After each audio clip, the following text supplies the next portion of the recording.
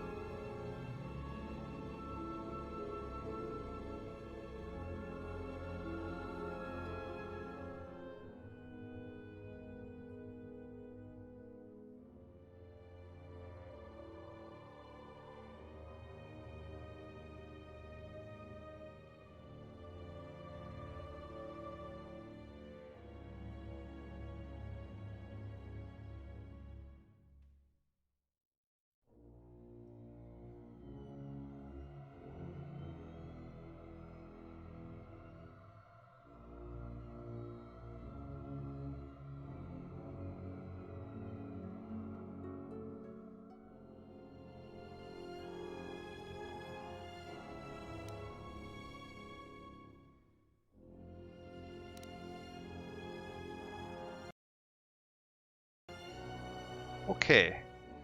Hopefully, if I go like this... Oh wait, I actually don't need this on anymore. I have the big screen over there, I don't actually need... Oh my god. There we go. That. So... KOTOR 2. We should have it working.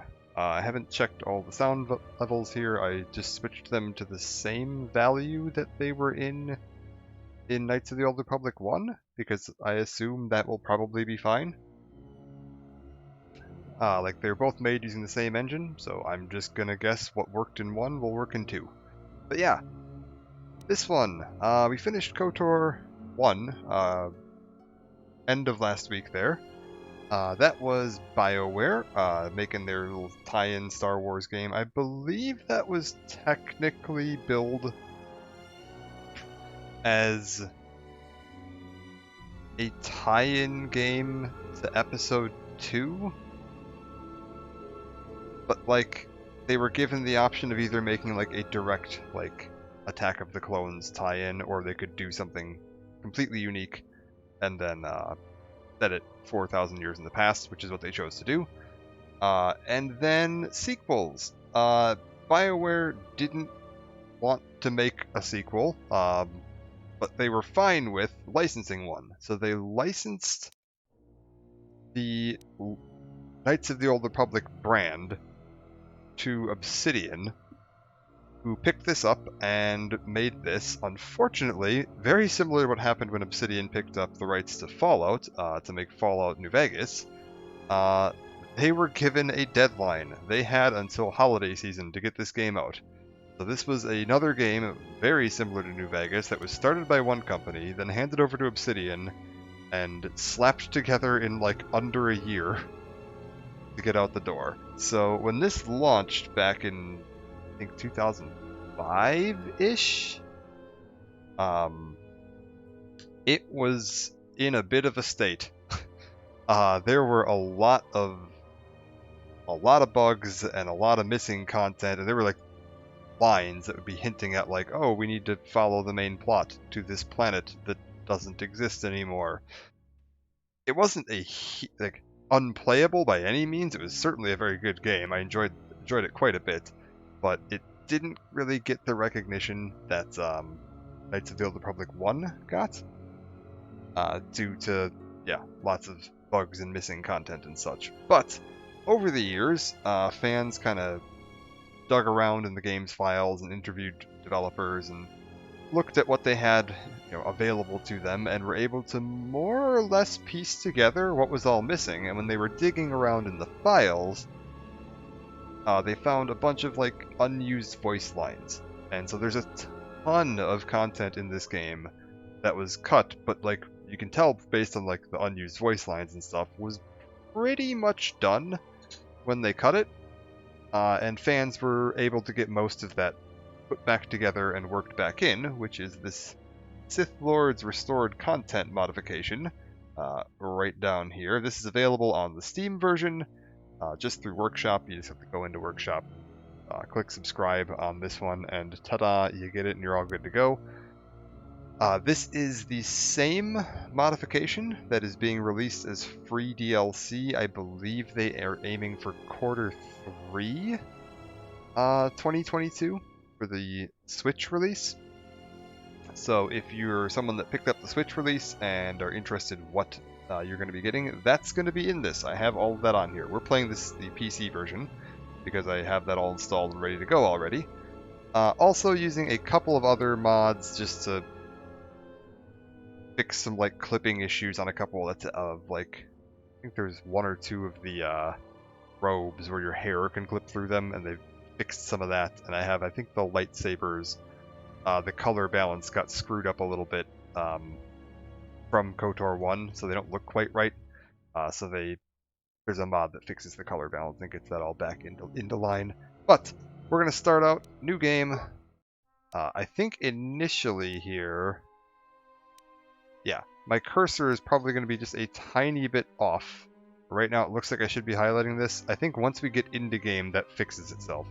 Something about the like forced full screen thing I'm using here. For some reason the screen and my cursor are slightly misaligned for this opening bit. By, I believe, about the width of the taskbar. Let's take a look. Okay, we're going to play a female Jedi this time, because this character does show up in the Old Republic Online, and has a name. I think I want to do Sentinel. Last time when we did it, we were basically playing Guardian. This game, you start out as a Jedi right away. You don't have the, like, soldier, scout, scoundrel class that your character starts out as. You are a Jedi right off the bat. But last time I did Soldier Guardian, and it was fine. It was very fun for, like, combat, but I didn't have any skills. And that got very annoying, because I had to constantly switch out party members to make sure I had somebody that could, hack computers or repair things or do whatever. I think I want to go for just a Sentinel here, because that's the one that gets you the most skills. I think this is the equivalent to Scoundrel, and this is the equivalent to Consular, recommended for advanced players only. This is if you want to use all force powers all the time. We're going to go with this one. Skills and a little bit of melee or ranged combat are kind of their primary benefits. If we do quick character, it's going to tell us it wants to do this. 12 strength, 14, 14, 14, and then 12, 12. I don't really need 12 strength, I don't think, and I don't need 14 con. I think we can lower that to like 10, 14, 12. And then put the extra points, maybe 2 into int, and yeah, I think that's the plan we're going to go with. Oh, we start with the portrait in this. I don't remember. Ooh. This is actually something I wanted to get right. I don't remember which one of these is the, like, canon accurate face.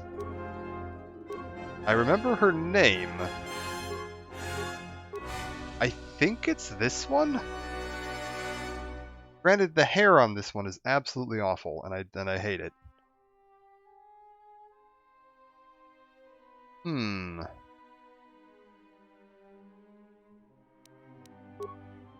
What if we go... We could go for something like this. This looks pretty close to the character you're going to see in Old Republic Online. You see her in Old Republic as a Force Ghost. And I think it's based on this model, but this hair is absolutely atrocious. Like, it is just clipping through itself all over the place and looks like it's made out of triangles. That is not going to work at all. I'm going to go absolutely insane. So we're going to need to pick a different hairstyle. What else do we got here? Anybody else that's standing out to me is like, ah, yeah, you'd make a good character. How about... No... Possibly you. You look like you might be the closest to what the canon character looks like. That doesn't have hair that makes me want to gouge my eyes out. Attributes. This is where we're going to change a little bit from what the game was recommending. I don't need 14 in that. Don't need 14 in that, but I will take 12. Constitution, having a little bit of extra health at the start of the game isn't going to hurt. We're not as reliant on health because, especially initially, we're going to be focused on ranged combat. Int, I think we'll go 14. Wisdom, we can go 12. And 12. And I've still got more points to spend, so we'll put Int up to 16. Ah, and those points start getting more expensive. It's 2 per level above 14. That's fine. So that looks pretty reasonable to me. We'll be getting quite a bit of skill points. Which means we should be able to put points into pretty much everything we're going to want. We're not really going to be using strength at all. This is chance to hit and damage, I believe, for melee weapons. But I don't need to worry about the chance to hit because we can take finesse. So dexterity, when we get lightsabers, is going to be all we'll need. Constitution, that's just your level up on health. Intelligence is skill points, which is fine. I'm not too worried about my force powers. I'm not planning to go like full heavy into force powers here. This does affect, and I think this is new to KOTOR 2. Your charisma affects your ability to use the opposing force powers. So like, if you're your light side character and you want to use a dark side power, the force cost adjustment that it makes is affected by your charisma modifier a bit. I don't remember the exact amount, but this should be fine here. Skills. Alright. What do you mean I have 24 points remaining? Excuse me? Oh my god. Alright. All these highlighted orange ones are my class skills, so I have a class skill in everything except demolitions and repair. Ah, I see. Level 1, apparently you just get a lot of extra points. I can put all of that in, and actually, if we just put a point into each of these, that's pretty solid to start out with. So when you're working with Draco Fire, how's it going? We are probably going to go light side this playthrough, because I'm trying to do a, like, relatively canon playthrough just for covering the story. Dark side is really, really fun in this game, and has a lot of some cool Easter eggs with it. Specifically, if you... I think you have to completely beat the game as a dark side character. It's either beating the game or getting, like, to the final planet of the game. Your character appears on the title screen. Because this game, as you go through the game and meet the different, like, Sith Lords, seeing as this game is called Knights of the Old Republic 2, the Sith Lords, it cycles through the different Sith Lords that you're fighting, and by the end of the game, if you've maxed your character out as a Sith Lord, you'll appear on the title screen, which is really fun. But for story purposes and just for covering the plot, we're going to go light side, I think. And yeah, having points here, where I have now points in everything except treat injury, if I equip items that give me a bonus to skills, normally, like say I hadn't put this point into repair and demolitions and instead just went like 4 points down that, if I equipped a, say, belt that gave me some demolitions skill, I wouldn't actually be getting the benefit from the belt, because in order to get the benefit from an equipped item, you have to have at least 1 rank purchased. So by going like this, all of the like interactive skills that you're going to be using for like skill checks and such, I will have access to if I equip items, and I can use items to boost it up to a point that I should hopefully be able to make, you know, sufficient use of them.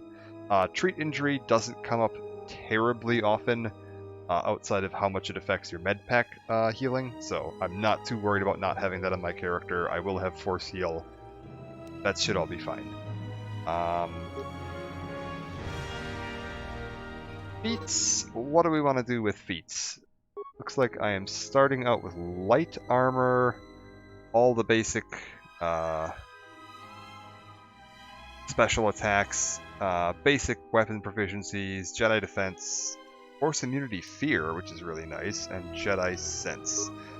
Let's take a quick look at those. Oh, we got, yeah, there's a bunch of new feats as well. KOTOR 2 added quite a few new feats. So we've got some returning classics that you might recognize, your 2-weapon focus, all your armor proficiency, where are we? Caution, yeah, demolitions and stealth, critical strike, empathy for persuade, awareness, and treat injury.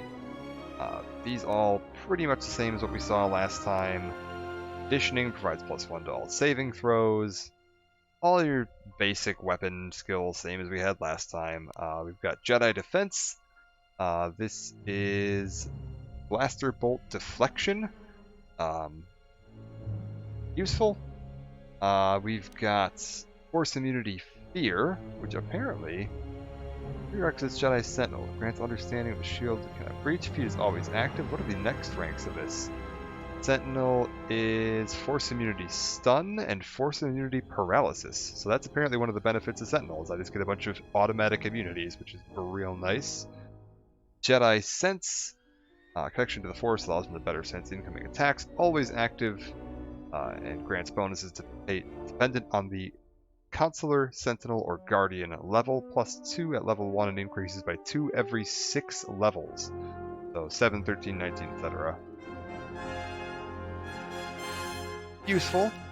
We've got dueling. This is the same thing we saw in the first game. Close combat is, I believe, a new one. It now gives you bonuses to your chance to hit when using a ranged weapon in close combat. It also reduces the... Normally when you're fighting with a ranged weapon and an enemy attacks you in melee combat, they get a bonus to hitting you. This reduces their bonus. So it's not so much about making you better at fighting in close combat, it's about making you better at not dying in close combat. You've got regenerate force points. Lets you regenerate your force points faster. You've got class skill demolitions. You can now add a skill as a class skill if you want to not have to worry about spending extra points to level it up. Same with repair. This is really nice. If you want to customize a character, just something that was a bit of an issue in KOTOR 1. The only way to get your repair skill high enough to fix HK properly was if you played Scout or picked Sentinel as your... Is it Sentinel? Consular. Scout or Consular was the only way to get HK high enough to actually repair him. This game, if you wanted to do... If there's a check like that, I don't actually remember if there are any that are super important like that, but you can now customize your character a little bit more. Dual Strike, you get bonuses to hit if you are attacking a enemy that other party members are attacking, which goes up as you go to a +4 and eventually +6. you've got your finesse lightsabers. This was kind of just functional by default in KOTOR 1. Lightsabers just automatically used either dexterity or strength, whichever was higher when they were calculating chance to hit. I'm not entirely sure if that was intentional or just a glitch in the code. It feels like it had to be intentional. It would be a very strange glitch, but this one, they added a perk. If you want to do that, you need to take a perk. We will be doing that eventually, because we're going primarily dex, but right now, we don't have lightsabers yet. It's not worth the perk. I'm not planning on sticking with melee weapons. If I was going to stick with melee weapons, it might be worth putting a point into finesse for melee weapons, but don't need it right now. Mobility, you just move 10% faster than normal, so if you're trying to run around quickly and not save some time walking around the levels, I guess it's worth your time. And then you've got your precise shot. Increased damage done with range weapons by 1, also applies a -2 to any attempts to deflect the bolt. This just scales up and up and up and up to bonus by 8 and a -10 penalty to deflect the bolt. If you're trying to go for if you're someone that wants to play a Jedi that uses blasters, this will help. Normally blasters kind of, by nature, end up being worse than lightsabers all of the time, and so there's really no point in using them. They gave you some options here. If you want to try to stick to a blaster build, you can do that a little more sensibly. We've got 1 feat to pick from. We're not going to be getting all that many of them because our character is lowered feats at the bonus of extra skills. I'm going to try to make sure we have the 2 weapon fighting locked down because I definitely want to be using dual lightsabers. I'm not as worried about armor because this time I think we are going to try to stick with robes so we can have access to our full range of force powers. The last up, I believe her official name is Mitra Surik. If I'm spelling that incorrectly, apologies to whoever wrote that name originally. And that's pretty much it. We're all set. And I think I just saw the game. I'm going to have to temporarily mute the audio. So that I don't... Oh! Apparently it skipped the cutscene when I did that.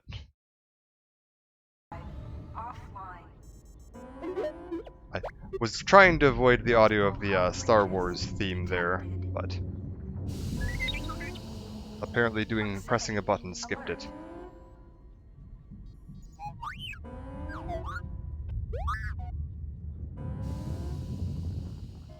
The Ebon Hawk is adrift in space after a terrible battle. Most of its crew are dead or dying. You lie in the medical room in critical condition. You won't survive long without medical attention. The hyperdrive is damaged.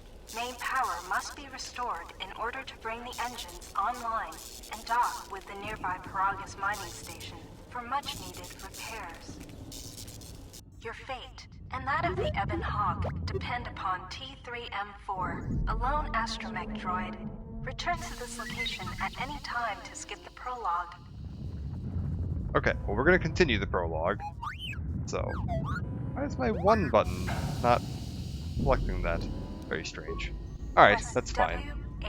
We're back on the Ebon Hawk. You can see this already looks pretty familiar. Some of the UI's changed a little bit. I think they added some slightly sleeker elements to the UI here. Moved some stuff around just a little bit. Overall, I think this game, like UI and user experience, is much, much nicer than KOTOR 1. Also, just because I do want to have the title crawl. I enable cloud save for that? Yes. Title. Yeah, I don't want to miss the title crawl because I feel like that's useful information to have if you're getting into a story-based game like this. So we're just going to real quick force it to play from here. And I've just got the audio muted just so that I'm not getting sued by Disney for stealing the Star Wars music. You'll have to imagine it yourself.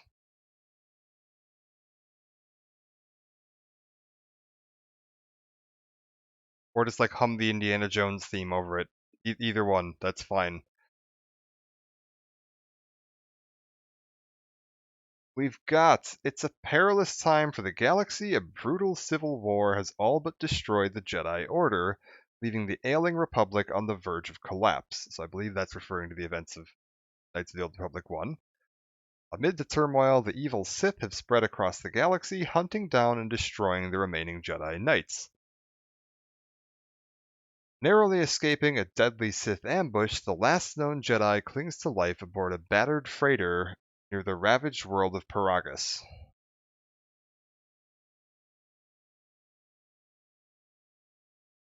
So the last known Jedi. So apparently since the events of KOTOR 1, everybody else isn't doing so well.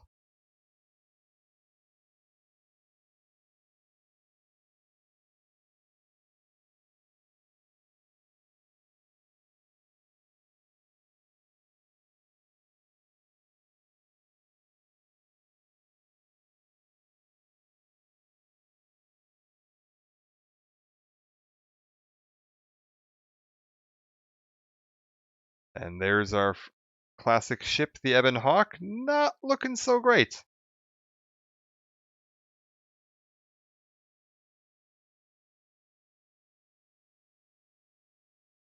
Alright, now, got that out of the way, let's get back to the actual game. I just didn't want to skip that because it is nice to have in there. Alright, we need to fix our ship. This is the cockpit.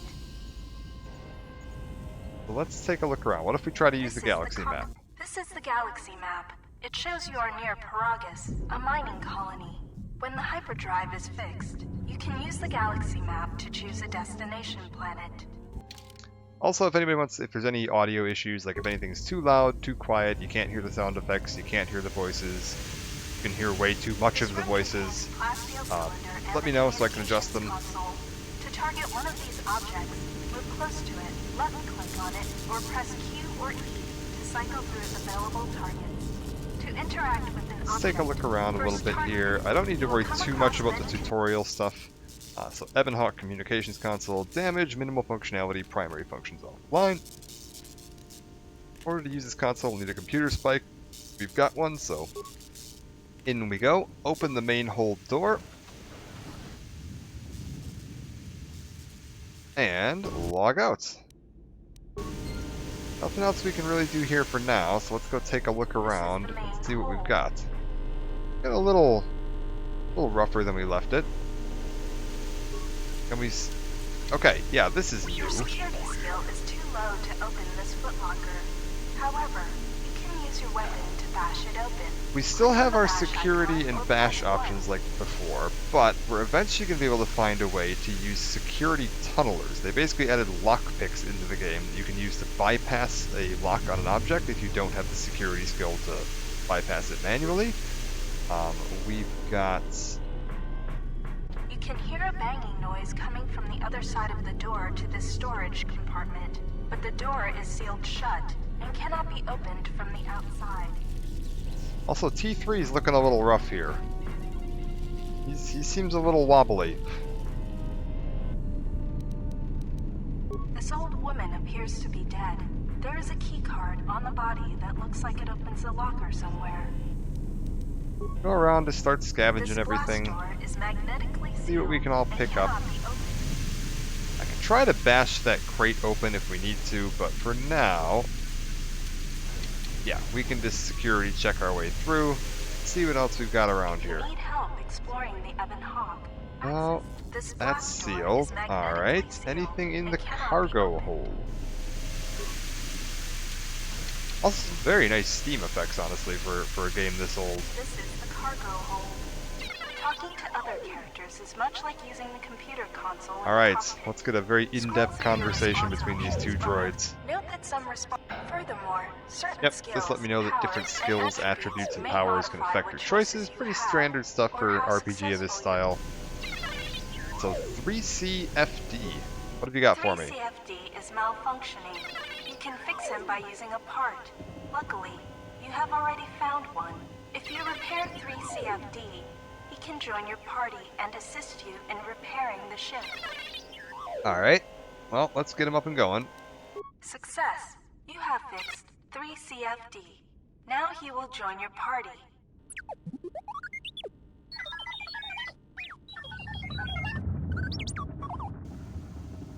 apparently I can invite him by saying Deet Treedeet. Ah, I guess that worked, because he seems to be following. Is now a member of your party. To change which party member you Let's control, wander around and see what we got here. We've got a combat training module, high security cylinder, I can't unlock. You'll need to use a security And yes, tunneler to security help tunnelers. If So you this encounter is the difficult new lock thing on we a can computer use if or we door, don't have the use security the skill security to be able to tunneler bypass a improve lock your chance of ourselves, which opening if we the take a look at our skills right here, which yeah, they've redone this menu. This menu is so much nicer to look at. Much better to, you know, instantly unhighlights whether items are new or not. Got data pads, weapons, armor, usable quests, miscellaneous, so you can filter your items in a much more sensible manner, so you're not just looking through an endless list of items like you were in the first game. Much bigger and easier to read everything. It's not as, you know, scrunched down on the screen as it was in the first game. Everything's just generally nicer to click through. Tabs on these menus instead of all being separate menus like that. This is our current companion wheel. We only have these two droids available at the moment. You've got your quests. You can sort by time, name, or planet. They've moved the message log down into here, and the message log is also filtered by either dialogue, feedback on your actions, combat, or if there are any active effects. So if you want to take a look at your characters, any buffs, debuffs, anything like that, that's all sorted into here. Nice map screen, looks pretty similar to what we had previously, nothing too fancy there. Settings menu, just like the first game, if you use force speed, it tends to look like you're looking at the game through a Vaseline smeared set of glasses. You can turn that off now under the force speed effects. They kind of label it a little better so you know what you're looking at. Other than that, everything's on high, everything's set to max. We're using a borderless gaming software to get the game into borderless full screen. You can set it to 1920 by 1080 right off the bat. Don't need to do anything special with that. And yeah, taking a look at this, security skill on this droid is at a 10, and apparently still not good enough to access this container. So let's take a look. If we scroll through, we can get the security tunneler and bypass the lock. Parts, components, and a computer spike. Very good. I want to take a look, actually. If I look at this security tunneler, does it tell me the exact bypass security measures creating electronic interference in the locking mechanisms? Does it still roll a check, or does it just automatically bypass it? I'm curious on that. Security 16, roll 20. It must just automatically bypass it because it doesn't look like it rolls a check at all. That's actually really interesting. I assumed that it was just rolling a check to see whether or not I succeeded. Field survival pistol. Oh, maybe I should have healed my guy first. Sensor droids emerged from this box when you opened it. These droids will make for excellent target practice. Use the weapon from this container to attack the droids. Yeah, fair point. We probably should heal first, but we're going to equip this pistol, blow up some target modules. You can skip all of this, by the way. Like, you don't even need to do this ship. You can just walk over to the front console anytime you want, tell it you're bored, and it'll get you out of here. But you can get some extra items. I don't even know if these carry over into the main game, but it's a good showcase of how this game works. We're going to walk you through your basics of combat here.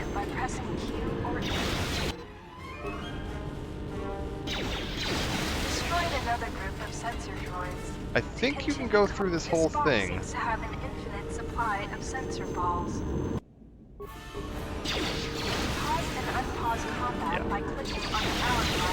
I think you get some items if you do all the rounds of this. I'm not actually sure.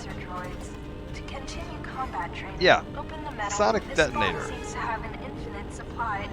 Let's back up a little bit and try chucking a grenade at him.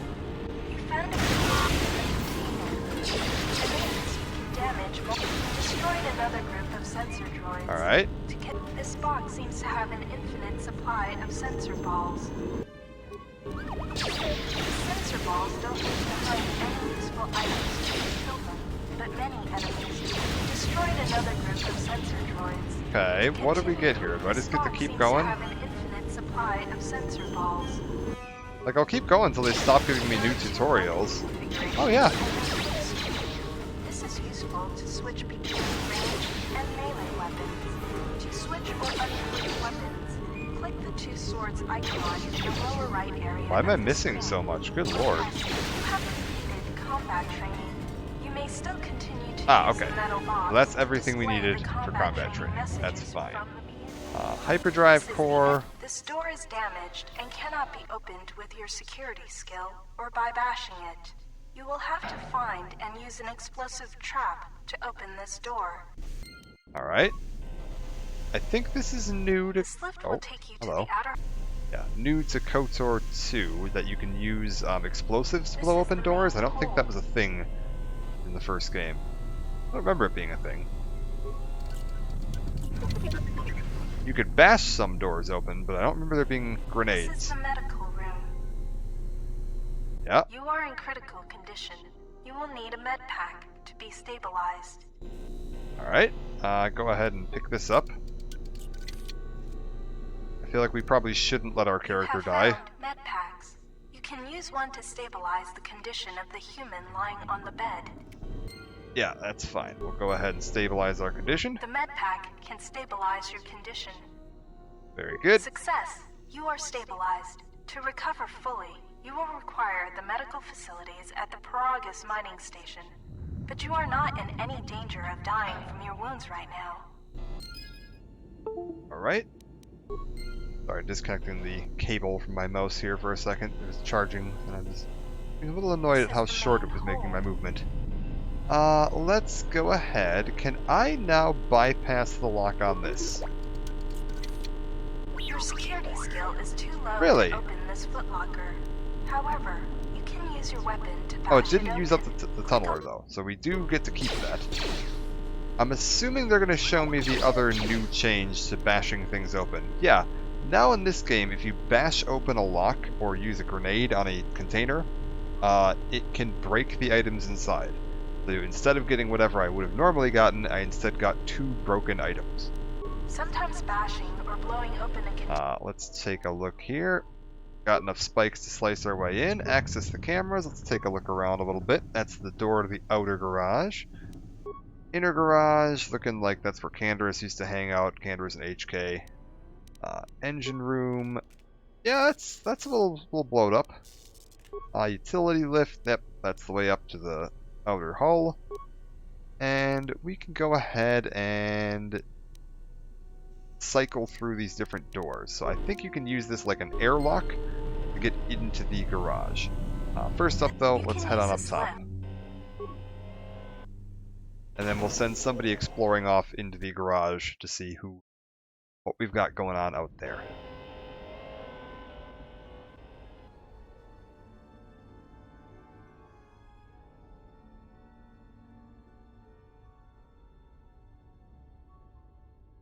Oh, that's another mod I have installed right now, is better skyboxes. Because some of this game's original skyboxes don't entirely hold up when you expand them to 1080. So this wouldn't look quite as sharp in the background without that. Let's take a look This is the starboard around. side of the Ebon Hawk. Exposed These wires. exposed wires control the door to the starboard dormitory. Ah. The door is currently sealed, but you can override it from here. Yeah, let's go ahead and override that. Success. The door is open. You can now open the dormitory, enter the dormitory through the garage, very useful. Open hatch with some This parts. open hatch has some parts that will be useful for getting made. What else do we got around here? Another open hatch, more parts. Another open hatch. Excellent. Engine port. A This bunch of busted parts. engine port has some needed parts for the Ebon Hawk's hyperdrive. Take the parts here back down below to get main power restored. I'm curious if I could have just used Don't any forget to parts.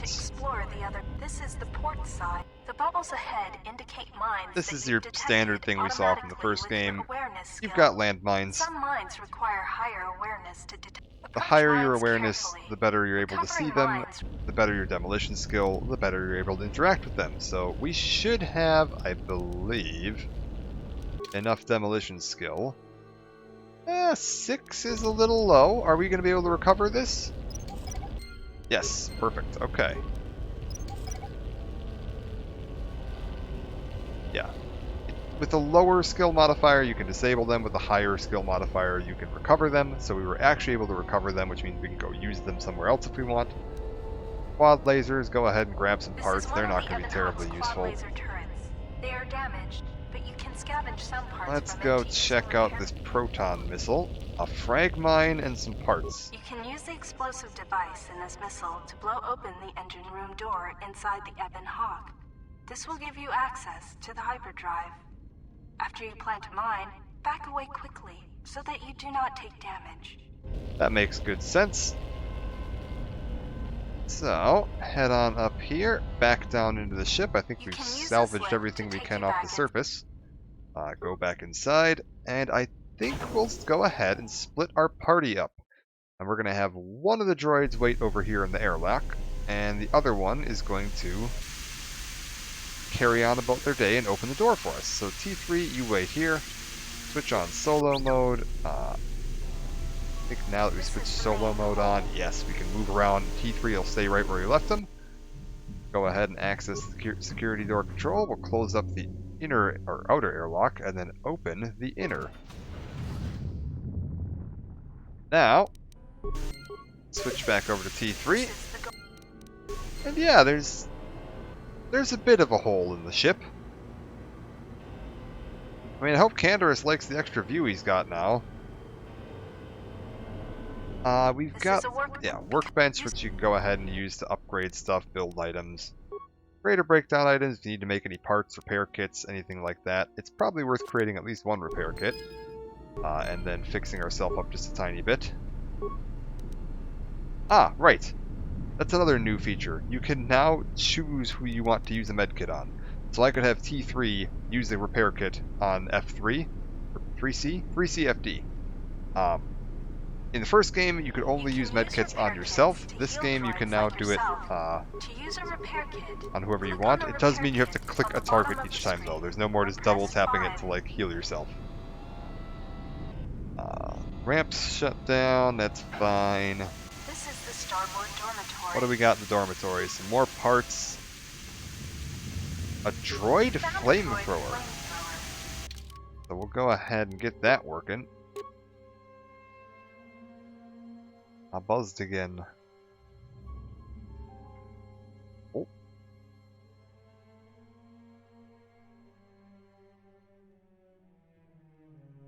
Oh, that's not good. Sorry, some apparently drama up the road.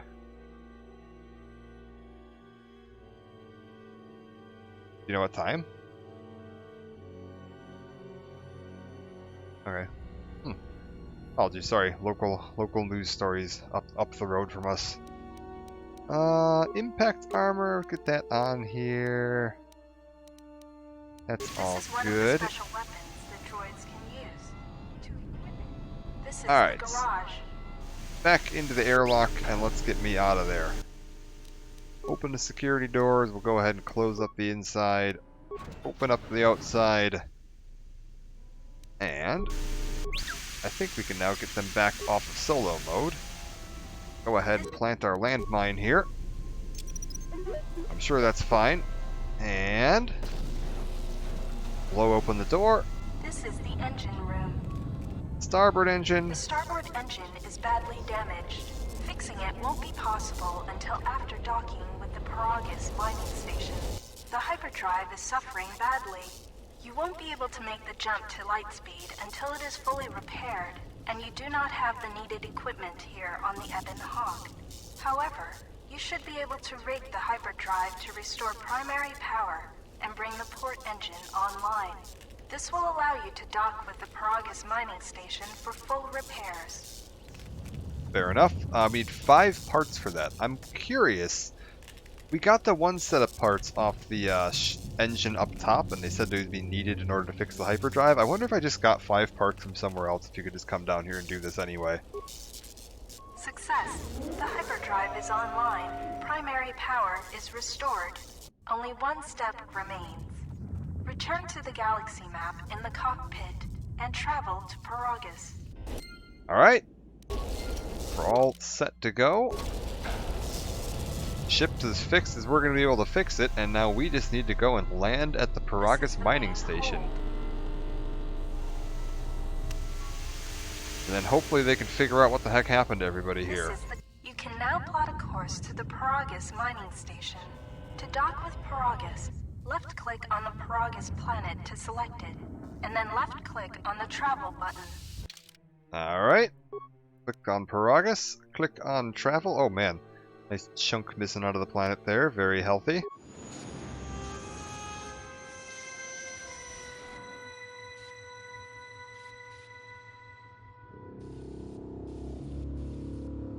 We've made it to the station.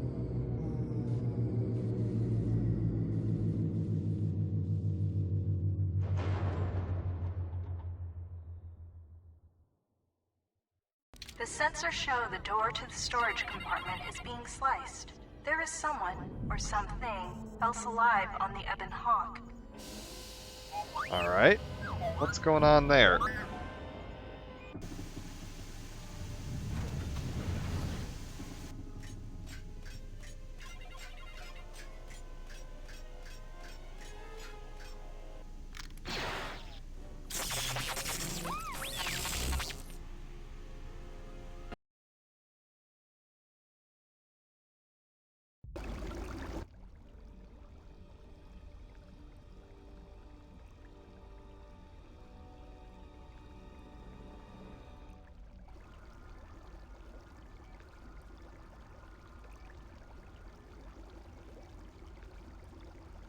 Awaken.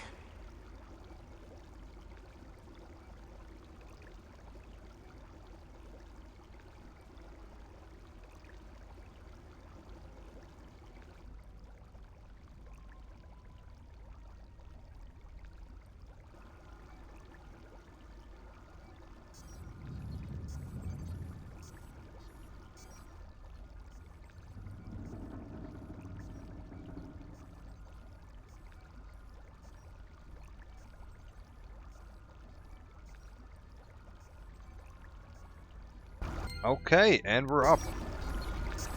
Inside the station. Apparently been set in a Kolto tank for a bit. And what do we got going on here? Nothing terribly notable. Version of Kolto tanks can heal most wounds. If you've lost vitality, you can rest here to recover your health. It's a bit of an odd choice. One of the changes they made from Knights of the Old Republic 1 is that you now have auto-regenerating health. I actually looked around for a little bit to see if I could find a mob to disable that, because I hate it. But I couldn't find one easily. So apparently we've just got health regen now. Which does make things like, yeah, Kolto tanks and these lovely med packs here a bit less useful than they were in the first game. Med computer. We've got, yeah, a bunch of logs and some, hello. Like that you've got no clothes, but you do have some style and red kicks. That's very true. I saw a really good cosplay of that opening scene where you're laying on the floor. Somebody went to a convention where they dressed up in that set of like pajamas and then just put on like red, like blaze red Nikes and then just laid on the floor in various parts of the convention. It was really good. Big fan of that. But yeah, we've got our patient life signs, treatment, all this stuff. Let's start with some medical logs. What do we got going on here? 253-12, 15, and 18. Let's start with 12. Still examining the survivors of the damaged freighter. Looks like it goes by the name of the Ebon Hawk. Only one survivor, placed in the Kolto tank for recovery. The carbon scoring on the vessel suggests it was in a battle, but no indication of who fired on it. Couldn't get much from the Nava computer. I'm surprised the ship was able to make it inside the Paragus asteroid field without the asteroid drift charts. Aside from the lone survivor, we recovered an old woman. No life signs. There was also a protocol droid and a utility droid on board. Sent both down to maintenance while security sorts through the other items on the ship. It looks like the utility droid, a T3 unit, was able to get the ship working enough to get to the colony. We're prepared to... Okay, so T3 unit got the ship repaired. Let's see what this log 15. So 3 days, 2 days, and 1 day ago. Could be a Jedi, but we won't know for sure until we get the transmission back from the Republic. If the survivor is a Jedi, that would account for the recovery rate. But I'm more concerned that a Jedi here may cause trouble. Some of the miners, especially Corta, are already Another accident today. A detonation in the ventilation tunnels. If the lockdown measures hadn't activated, the whole facility would have been destroyed. Got most of the injured to the Kolto tanks in time, but the rest had to go to the morgue. One of the wounded said a droid caused the accident, but we couldn't get any specifics. Alright. So, mining accidents that injured a bunch of the miners caused by one of the droids. And then 1 day ago... Miners about the Jedi. A number of the droids have been acting oddly, and not even memory wipes seem to be fixing the problem. There was a detonation in another one of the fuel vents the droids were working in. We deactivated several of them, and moved them down to maintenance. But we're still treating the plasma burns. That cuts us down to almost half shifts, and with the droids malfunctioning, we may not make the Telos shipment for this month. Fortunately, the detonation didn't cause a lockdown. Warning. There has been a fuel detonation in the mining tunnels. Emergency lockdown commencing. All personnel report to quarters and prepare for emergency venting countermeasures. No! If the ventilation systems are malfunctioning, evacuate the medical bay! Everyone evacuate! Some excellent dramatic timing. Like the holograms Chiss cosplay. Yeah, it's Star Wars holograms. They're all blue. Everybody's blue in this. Patient life signs. Patient 1 deceased. Patient 2 deceased. Patient 3 recovered. Patient 4 and 5 deceased. Seems like they're doing excellent work here. What do we got for patient treatment? All subjects being treated for severe plasma burns. Last treatment request resulted in death for all subjects except patient 3, who was reduced to minimal life signs. Yeah, check the last treatment request with my treat injury skill of 0. A lethal dose of sedatives was administered to all tanks, including 3. No record of who ordered the treatment. It's amazing that my treat injury skill of 0 was able to determine that, but go ahead and attempt to track the treatment requests. With 1 spike, I don't have any. Okay, we're going to need to go get some spikes. That's fine. Access the medical bay functions. We can go ahead and take a look around the cameras. The usual. Access the morgue camera. 2 people sitting in the morgue right now, including the 1 woman from our ship. We can go ahead and unlock the door to the morgue. And then for free, unlock the door to the storage room. I believe that's free no matter what your computer skill is, which is a little bit odd. And then access medical inventory. Number of medical-based items can be manufactured using the medical workbench next to the terminal. Gotcha. Alright. That's everything. Nothing in that canister. We can now get into here. Start taking a look through all this. 2 med packs. We're up to 4 now. And 25 chemicals.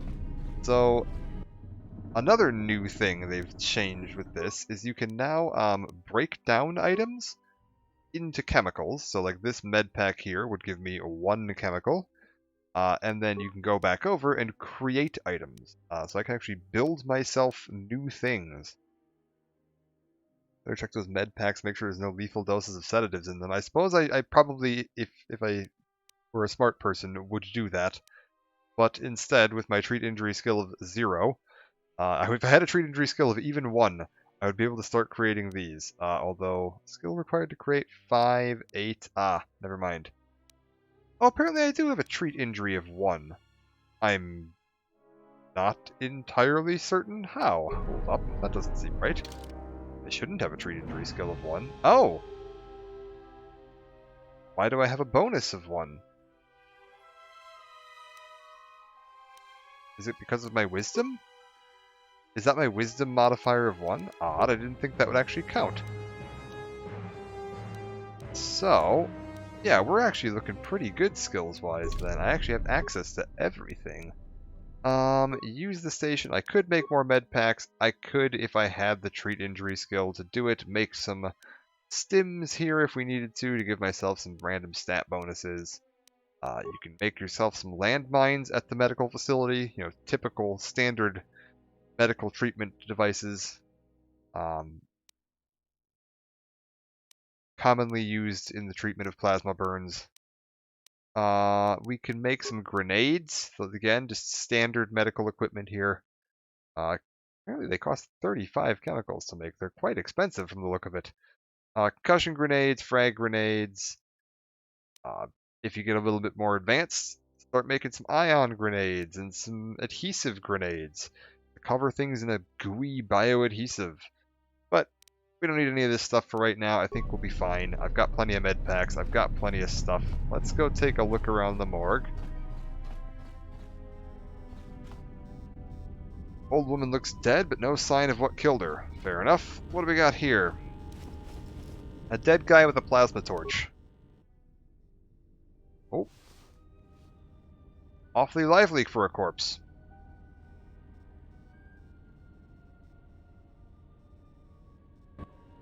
Find what you're looking for amongst the dead? Yeah, I thought you were dead. Close to death. Yes, closer than I'd like. You have the smell of the Kolto tank about you. How do you feel? A little disoriented. Was it your voice I heard in the Kolto tank? Let me a little drained. Who are you? Yeah, let's start with this one. Be nice. Yes, I had hoped as much. I slept here too long and could not awaken. It may be I reached out unconsciously, and your mind must have been a willing one. Or perhaps you have been trained for such things. You can touch minds and feign death. Who are you? I am Kreia, and I am your rescuer, as you are mine. Tell me, do you recall what happened? Last thing I remember, I was aboard a Republic ship, the Harbinger. What happened to it? I'm the one asking questions. How did I get here? So yeah, your character in this one isn't quite as amnesiac as you were in the first game. You do have some memory of your past, so you can actually occasionally infer a bit of your character's history from the response options you have available here. So we were apparently on a Republic ship known as the Harbinger. Your ship was attacked. You were the only survivor. A result of your Jedi training, no doubt. I'm no longer a member of the Order. How did you know I was a Jedi? Yeah, well, we'll go with this. We're no longer a member of the Order. Your stance, your walk tells me you are a Jedi. Your walk is heavy. You carry something that weighs you down. Jedi Order and I have a troubled history. That's certainly true. I do know this game's plot well enough that I know, what's going on here. But yeah, the troubled history would certainly summarize it. So it would seem. Keep your past and let us focus on the now. So yeah, what is this place? What's going on and how did we get here? I do not know. I was removed from the events of the world as I slept. A survey of the surroundings may provide the answers we seek. The ship we arrived in, the Ebon Hawk, must still be in this place. We should recover it and leave. Okay. Why do we need to leave? We were attacked once, and I fear our attackers will not give up the hunt so easily. Without transport, weapons, and information, they will find us easy prey indeed. She seems to know a bit more about what's going on than she's maybe letting on here. Sure there's nothing else you can tell me about this place. Awareness, you seem nervous or worried. Is something wrong?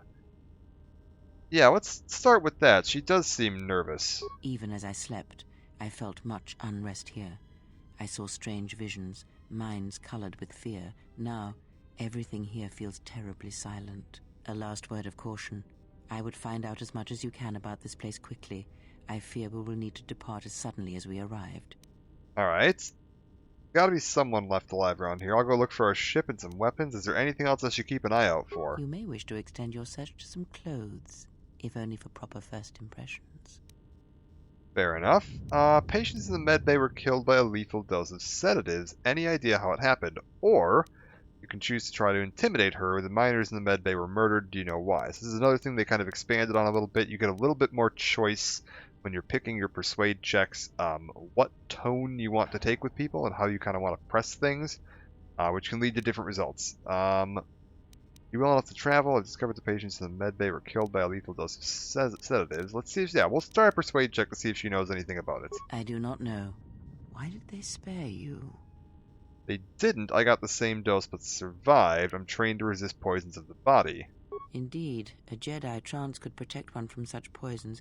In fact, the sedatives may have been intended to keep you unconscious for some time. It would prove lethal to those untrained in such techniques, however. Most curious. Yeah, you do seem to know quite a bit about Jedi techniques. And so do you. Perhaps we could discuss it at length later on. Now we have other concerns, among them finding our new enemy. Alright. I'll return soon to make sure you're alright. That's, yeah, we'll be nice. We'll pretend we're worried about her. I'm not, but we'll pretend we're worried about her. I leave you to the explorations of this place. Here I will remain and attempt to center myself. Alright, light side points gained. Taking my first steps on the path to the light side. We'll get a bit more into some of the changes on that too in a bit. They've changed how light side, dark side impacts things in this game. It has a significantly greater effect on the game in KOTOR 2 than it did in KOTOR 1. In KOTOR 1, the only thing it really affects is your power cost, your force power costs on the different abilities. It has a much bigger impact in this game. Alright, Vibro Cutter, excellent. Anything else around here we want to take a look at? We can get a droid deflector. If we become a droid, we can certainly put that to good use. Oh dear. Well, real quick, let's get this Vibro Cutter equipped and switch weapons, and then go give him a poke. I don't think I necessarily want a critical strike, but let's just get some standard attacks in for now. Oh, good lord. Well, this hits like a wet noodle. How about, instead of using the regular attacks, let's try power attacks. Hopefully this thing is, yeah. Ooh, a nice fancy flip on the power attack. Alright. Yeah, they got a lot of new animations and stuff for the attacks in this game. You get to see a lot more diversity in what you're doing than just doing the same swing with your weapon every time. I think power attack in the original game was like a ridiculous front flip. Also, some other things to note here. There's a few really common glitches that people tend to encounter when they're playing KOTOR 2 on PC that I've fixed. And we'll kind of go over a couple of them that you might be noticing already. If you've ever tried to play this game on PC, you might be like, my gosh, how did you get this to stop happening? This game is extremely prone to issues related to the frame rate. If you have your frame rate running, you might be able to just barely see my frame counter up there in the corner. If you have your frame rate running at anything higher than 60 FPS, this game gets very touchy. One of the really common ones you'll get is after combat, your character just won't be able to move for like between 10 to 30 seconds. And you're just kind of stuck standing there waiting for the game to decide you're free again. Locking your frame rate will automatically fix that. You can use any method of doing that you want to. I think I have it currently locked to VSync. And that is limiting my frame rate to 60, which instantly fixes the issue. I think you can go up to like 120 and it's not too bad. There is one other issue we might encounter, which mostly pops up if you've been playing for a particularly long time without resetting the game. There is a memory leak in this game that they have never fixed. Because Obsidian is no longer working on this, Spire took over and doesn't have access to the original source code, and so there is just a memory leak that will probably never be fixed. And it's not too big of an issue, it doesn't really affect things too badly, it doesn't usually crash the game will just keep running just fine, but after long enough time, it causes an overflow in one of the lines of memory access lines, that will cause all of the dialogue to instantly skip until you reset the game. The fix to that is just reloading a save and then resetting the game, and that will work completely fine then. Everything will be fine. We're going to make sure we're saving often, try to avoid that. It also tends to be slightly more prone to happening if you alt-tab a lot, so we're going to try to avoid alt-tabbing as much as possible. Check our security records. Bragas safety hollow orientation, alright. Is this thing on? Alright, all hands, especially you, Corda. Listen up, because I'm not gonna say this again. The next one of you Juma heads to try and smuggle a blaster, or so help me, any sort of military-grade frag weapons into my facility is gonna take a long walk out the airlock. Why? Because in case you forgot, Paragian fuel explodes at high temperatures. That's what blasted that chunk out of Paragus 2 and created this asteroid field. So if I catch any of you with anything other than sonic charges or mining lasers, I'll burn you and your contract. Security out. He seems like a pleasant fellow. Let's go ahead and check some of the other logs here. Accident report log. And according to one of the miners, it was because one of the sonic charges went off prematurely. And like before, it was one set by a mining droid. The 3 idiots were grouped so close to the charge it might as well have been a grenade going off. The blast turned their bones to dust. The blast wrecked the internal components of the droid that set the charge, though, so we can't even dissect it to see what happened. I don't like what's going on here. Ever since that Jedi showed up, things are getting worse. It's not just Corda and his miners, or the fights, but now the droids are acting crazy. If we don't find what's causing this, or who, this facility's gonna be space dust by the time the next Telos freighter arrives. Alright, so we know things were going downhill pretty quick. Let's check maintenance droid logs. So, you're in maintenance. Then maybe you can tell me what's going on with these droids. Sir, I don't know. It's like their behavior cores are undergoing binary decay, but I can't find the source. This shouldn't be happening. Well, that's reassuring. It isn't happening. So the next time we nearly have a breach in the ventilation tunnels, I could just close my eyes and pretend it's my imagination. You better give me some answers. I want to know the damage these droids can do if they start mining us instead of asteroid rock. Sir, these droids aren't combat models. Their mining lasers are weaker and less accurate than blasters.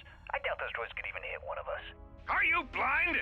What about the miners in Medbay? It's sabotage, and it started right after the commander said we weren't going to sell the Jedi to the exchange. So I want you to find out how these droids are being sabotaged. That'll tell me who's trying to clear a path to get that Jedi off the facility and stop him. In the meantime, make sure the security's armed with all the ion and sonic charges you can find. If those droids start coming after me, I'm gonna need more than low-grade mining lasers to take them down. Clear? Yes, sir. Maintenance control out. Idiot. Alright, they seem to be getting along real well. Administration console maintenance. I installed an override switch to shut down any droids on this level, just in case someone locks me out of the administration console. As added insurance, I tied the override switch into the circuit to the holding cell door. It'll make sure it can only be opened if all droids in the level are shut down. I doubt Corda or any of his men have the skill to pull off something like this, but I'm not taking any chances while we're sitting in the middle of this asteroid minefield. Whoever's responsible won't be able to have the droids rescue him after I lock him up. Nothing will cut through that door. He'll be trapped. Got it. So he was planning to try to catch whoever was sabotaging the facility, lock him in the prison cell, and then he's got the prison cell set up so that it can't be accessed unless all the droids are shut down, so that whoever's reprogramming the droids can't just spring themselves out of prison. Simple enough. Security room storage inventory. I secured the stealth field generator inside one of the footlockers in the security storage room. If I have the specs right, the interface field should be effective against the droid's sensors. All I need to do is equip the belt, and some skill with stealth in order to use it. As long as I don't get too close to the droids, they shouldn't detect me. If any more droids start malfunctioning, the belt should buy me enough time to get to the override switch I set up in the communications blister console. I'd rather shut them down than destroy them. I want to find out how these droids are being sabotaged. Maybe even turn them against whoever's sabotaging them. Alright, what else do we got here? Access remote camera controls, security office, yep, that's me. Security storage room, just a couple of friends waiting for us. Communications blister, yeah, it looks like what we saw earlier. The holding cells, we've got one person sitting in a holding cell. Emergency hatch to the mining tunnels, that's all sealed, and I think we just ran past that. And that's about it. So, I'm assuming this here is going to be our... Be careful. Hello. There is much energy in the room beyond, yet it stems from nothing that lives. Can you not sense them? Reach out. Cast aside your sight. Cast aside what you see, and instead reach out with your perceptions. Ah, you can feel them. The droids you cannot perceive, but the small oscillations of energy, that you can feel, echoing outwards. Okay, with Krea's help, you've gained the precognition power. When this power is triggered, you should save your game. Does that actually count as a power? Oh my god, it literally does. Precognition warns the Jedi when they're about to enter extreme danger. These warnings are quite rare. As far as I'm aware, that's the only one. There's a couple of powers like this in this game that you're going to get. There's like a Smuggler's Luck kind of power later that someone will occasionally say, oh, I've got a bad feeling about this. And you're supposed to be a warning that something's wrong and you should save your game. I think Obsidian was planning to have this be like a much bigger feature where there was going to be a chance that you could like avoid trouble with this, and it just kind of never came up. I'm assuming that because of the rush development time, they didn't really get a chance to implement this properly, but it's still here.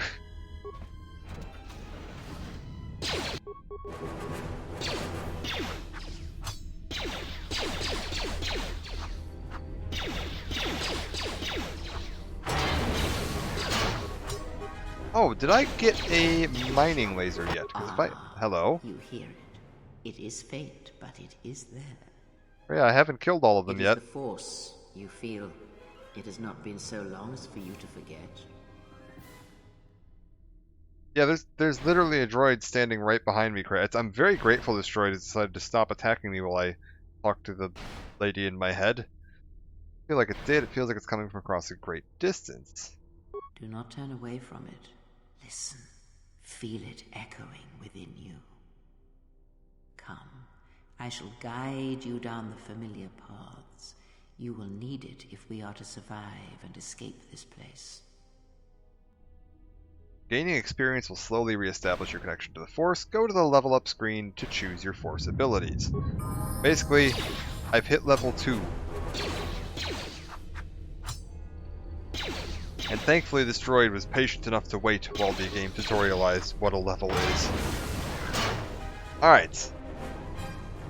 This is one of the things I think people tend to get frustrated with in this game, especially early on. This game is very linear and handholdy and likes to interrupt you every now and then to remind you of just like basic game mechanics. Now it does so with some very like in-universe flavorful text and stuff, so it doesn't feel too off-putting, but it can get a little frustrating, especially if you're playing the game multiple times like in a row.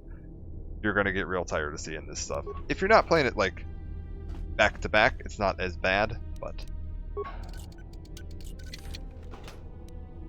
components, chemicals, ion grenades. We got a bunch of ion grenades.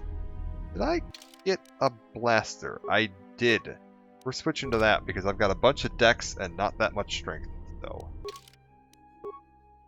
Force sensitive and unarmed specialists. Skills, we can start moving these along again. And I only think I want 1 point in each of these, just enough that I can have access to them. Although possibly it might be worth eventually putting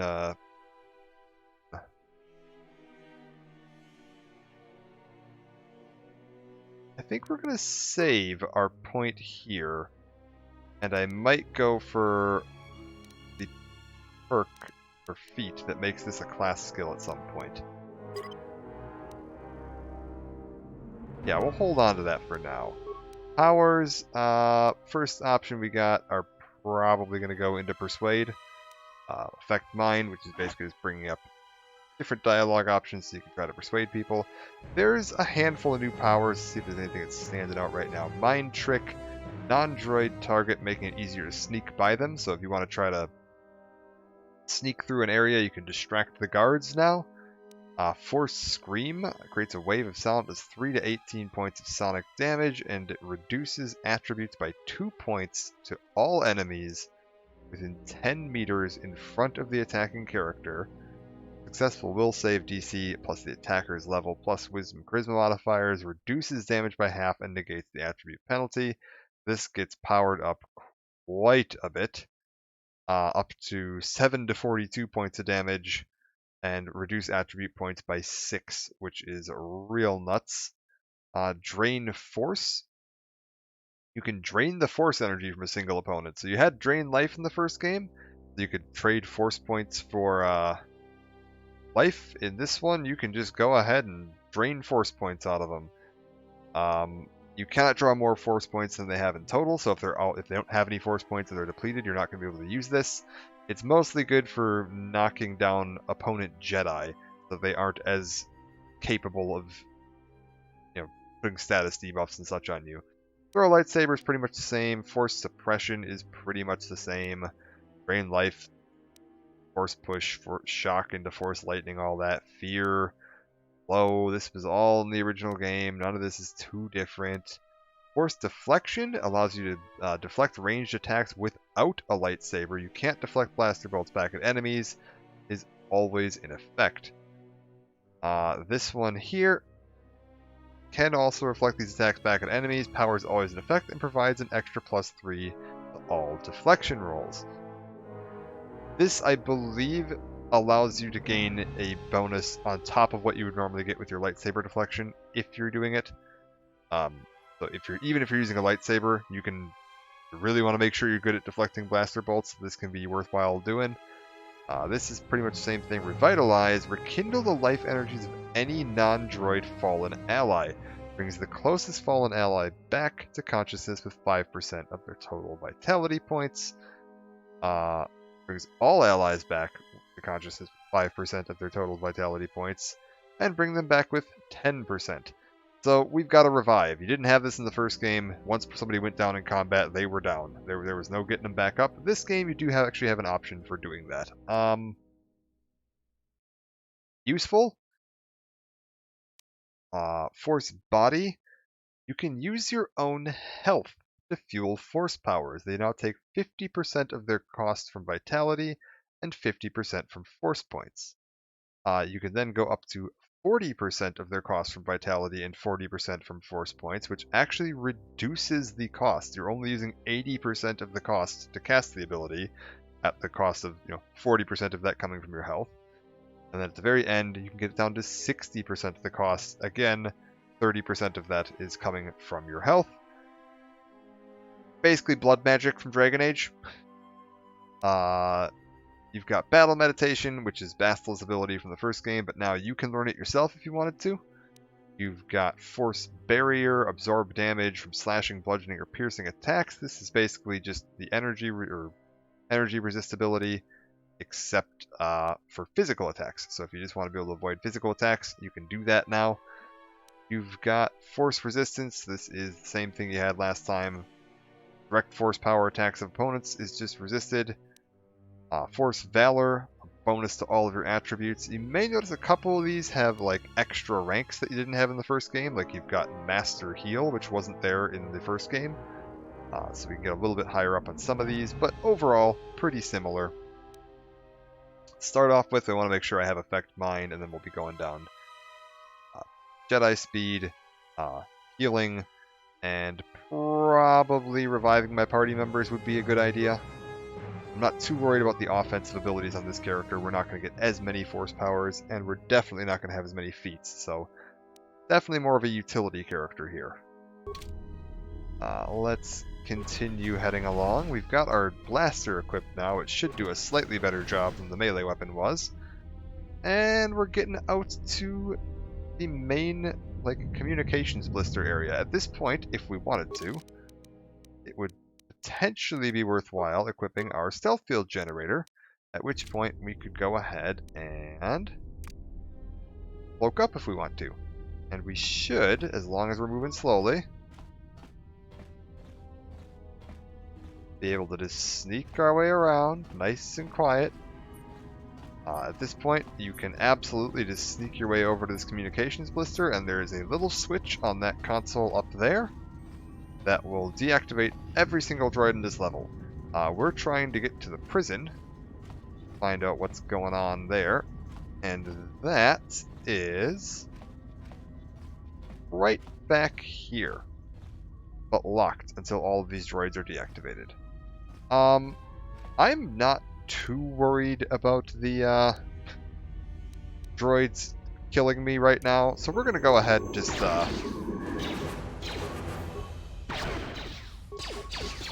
forget about stealth and just shoot our way through. I think we can take them all, not too much of a problem. Especially with this game having, you know, automatic health regeneration, I don't think we're in any real danger here. Alright. These drop anything when they die? Apparently not. Also, another new thing they added in this, you can now do the weapon flourishes with your blasters. You can get a fancy little twirl if you want to. First game only lets you do that with melee weapons. They have improved that in the second game to allow you to use ranged weapons as well. And there's different animations for using either one or two weapons. So if I get a second blaster equipped, it'll actually change the animation. We'll see that once we get around to having access. So let's continue to explore this for a bit. There's no reason not to just hunt these droids down. They provide XP every time you kill them, and there's a whole pile of them. Only open if a ship docks at the facility. Alright. As long as we're, you know, in the nice early game, there's no sense in passing up free XP. Oh. One shot, one kill. Very nice. Anybody down here? Hello? Perfect. Power shot here has a slight lower to your accuracy, but it gives you extra damage against weak enemies like these droids that are pretty unlikely to dodge my attacks, which we can again take a quick look at in the combat. Attack breakdown of 15, roll to 14, my base 2. Power blast reduces that by 3, dex up by 2. So my roll plus 1, basically, against the defense of 8. So I have to roll a 7 or higher to hit these droids if I'm using power attack, which, yeah, not too bad. We'll hit them about, you know, 2/3 of the time. And when we do hit them, it's going to be for enough damage to potentially kill them in one shot. You can obviously increase that to a 4 or higher if you stop using power attack, but then you're losing a little bit of damage. Right now, I can certainly afford the reduction in chance to hit for the extra damage.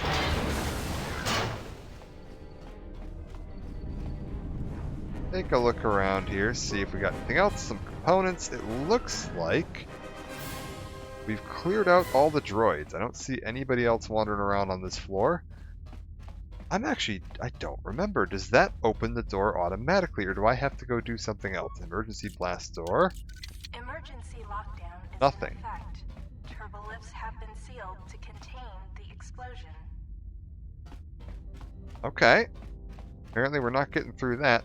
Because we've blown up all the droids, it did open this. Okay, cool. I wasn't actually sure if you had to use this switch over here or not, or if it would just open up if you killed all the droids by hand. Matter of fact, now that we've done that, look for the control override switch. Found a security officer switch. Do you wish to activate it? Yeah, screw it. Even though we've already killed all the droids and deactivated the force field, let's use the override switch to extra kill all the droids. Just in case they get back up. We don't want zombie droids running around here. And I think we're going to get a little throwaway bit of Easter egg dialogue here. Beyond this door, someone yet lives. Be mindful. His thoughts are difficult to read. But you have nothing to fear from this one, and he might yet prove useful. So if you're playing as the female Jedi Exile, he's going to flirt with you in a throwback to Anakin meeting Padme in Episode 1.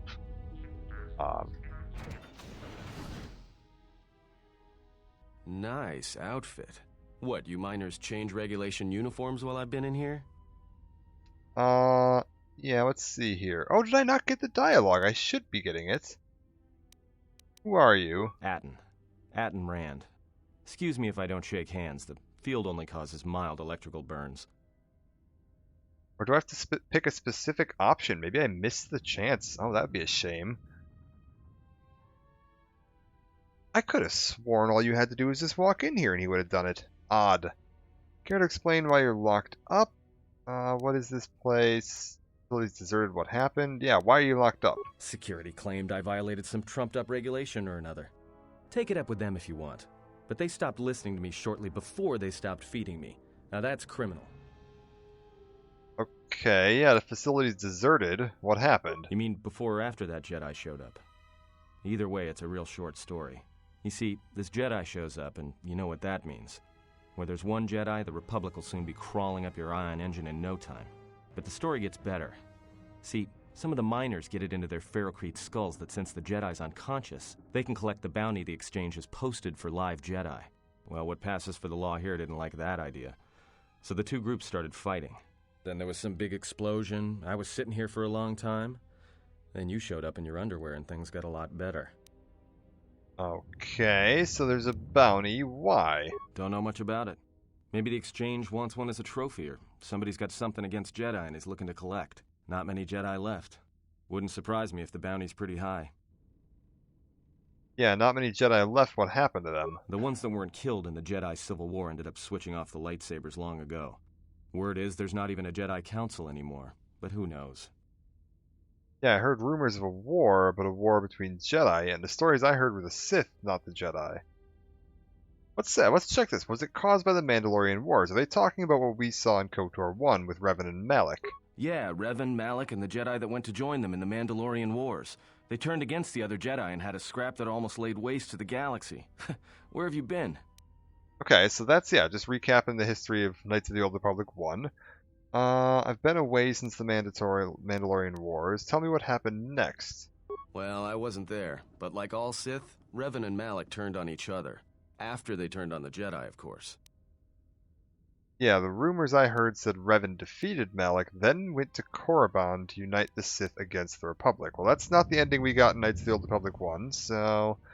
Let us believe that Revan saved the Jedi and the Republic, yeah. I guess. There's rumors all over space about it.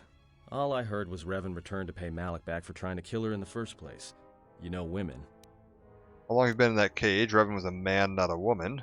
Maybe you're right. Maybe I just hoped Revan was a woman.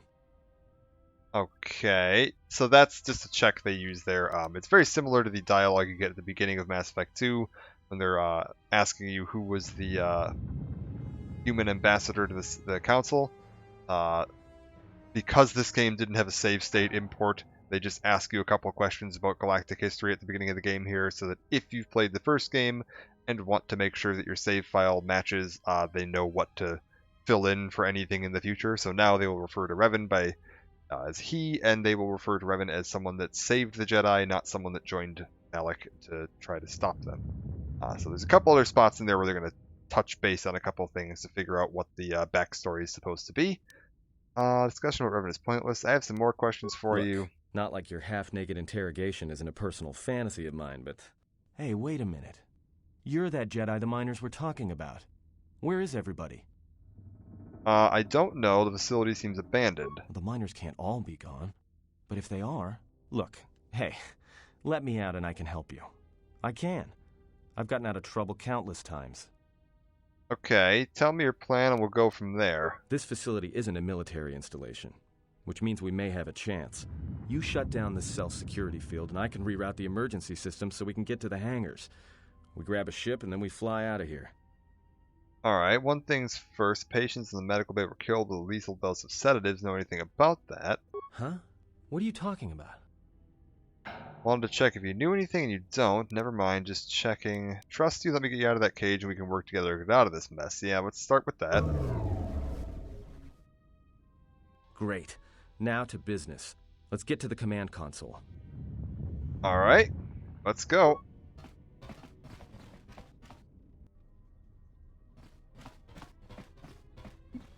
Alright, here we are.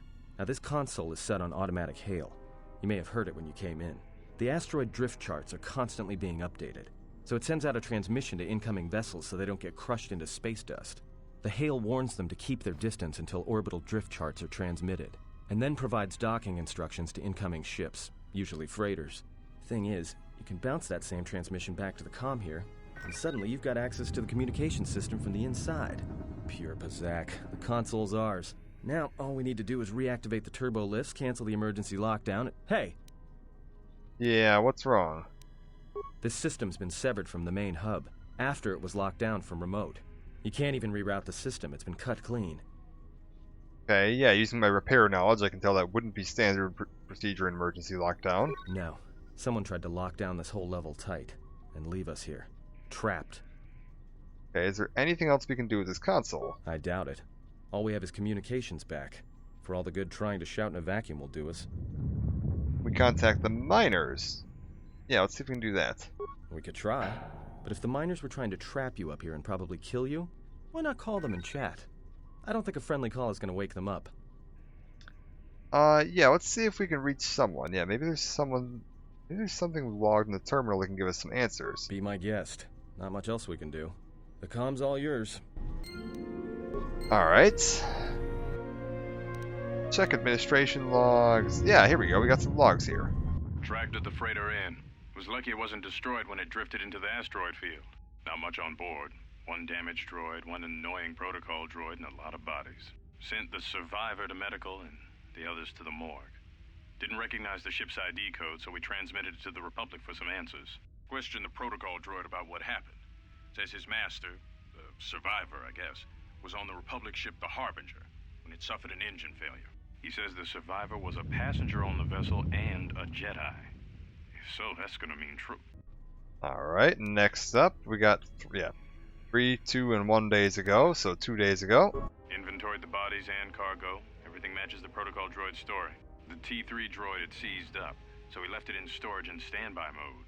Don't know what code will access it. It could be it's voice activated for all we know. We put the protocol droid to work in maintenance, sorting the mining droid comm routines and updating the recognition sensors. And to shut him up. When the survivor recovers, hopefully we can get him off this station before there's a... Alright, last log. So that was right around the time things started to go wrong, according to the medical bay logs. Let's try this one. Trouble between the work shifts. Word of the Jedi leaked out and the miners aren't sure what to do with her. Quarter's mining crew wanted us to collect the creds for the bounty the Exchange has on Jedi, but I put a stop to that. We're contacting Telos to get the Republic records on the Jedi, but nobody will... No word from the Republic. But I've sent out a broadcom transmission for records on this Ebon Hawk. One of the miners said it used to be a smuggling vessel. Accidents are making the miners restless. The droid behavior course must be undergoing some kind of binary decay. 2 miners were drilled by a droid's mining laser, and those blasts in the ventilation tunnels nearly caused the whole facility to blow. Alright, back to the main functions. Let's try the comm systems. Yeah.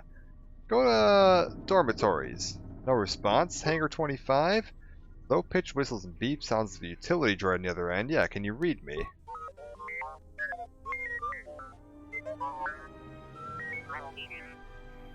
Do a diagnostic. Yeah, are you operational?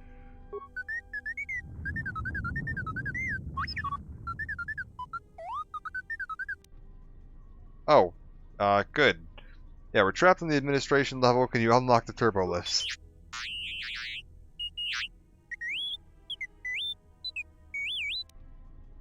Okay, I'm assuming that was a no. Is there some other way out of here beside the turbo lift?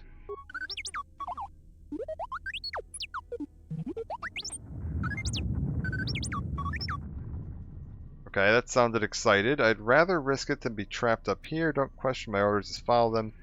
Yeah, that's fine. I'll risk it.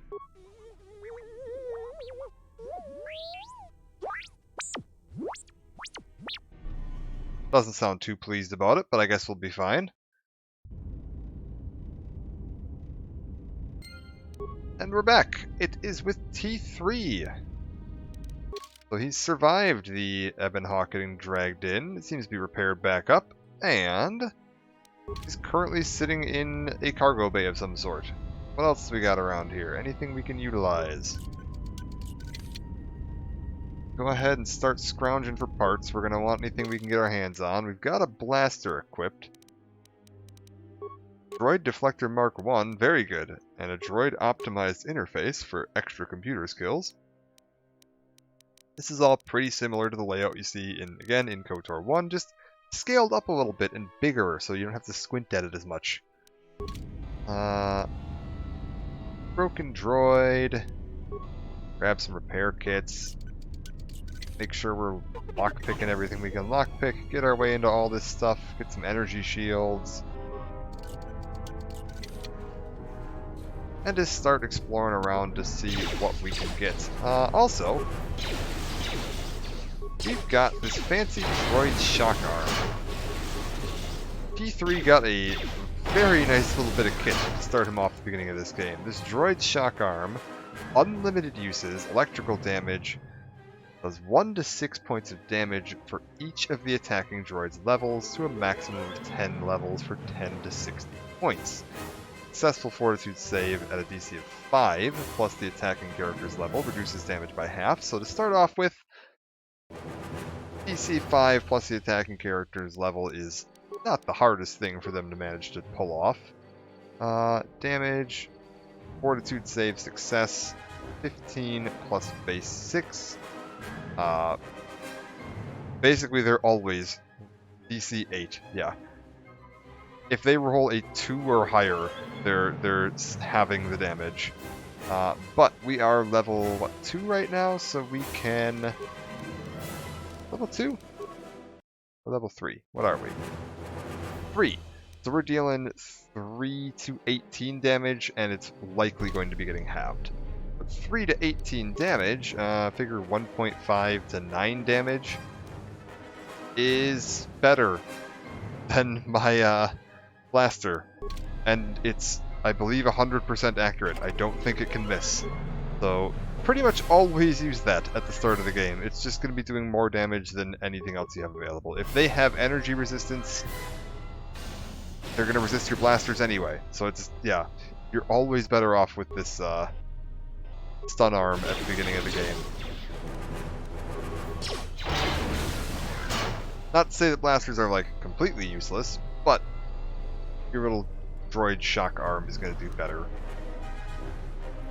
A Greenham grip and a mild Devaronian edge and a repair kit. I believe those are weapon modifications for melee weapons, because they've massively overhauled how the modification system works in this. It's much more in-depth. It has a lot more diverse options. We'll take a look at that once we get some weapons and armor we can modify. In the original game, there were 4 slots on weapons and 2 slots on armor, and there was a specific thing that fit into each slot that gave a specific bonus. That has completely changed in this one, just to give you more options what you want to do with your weapons. Go ahead, Deadly Ion Striker, mine, a data pad.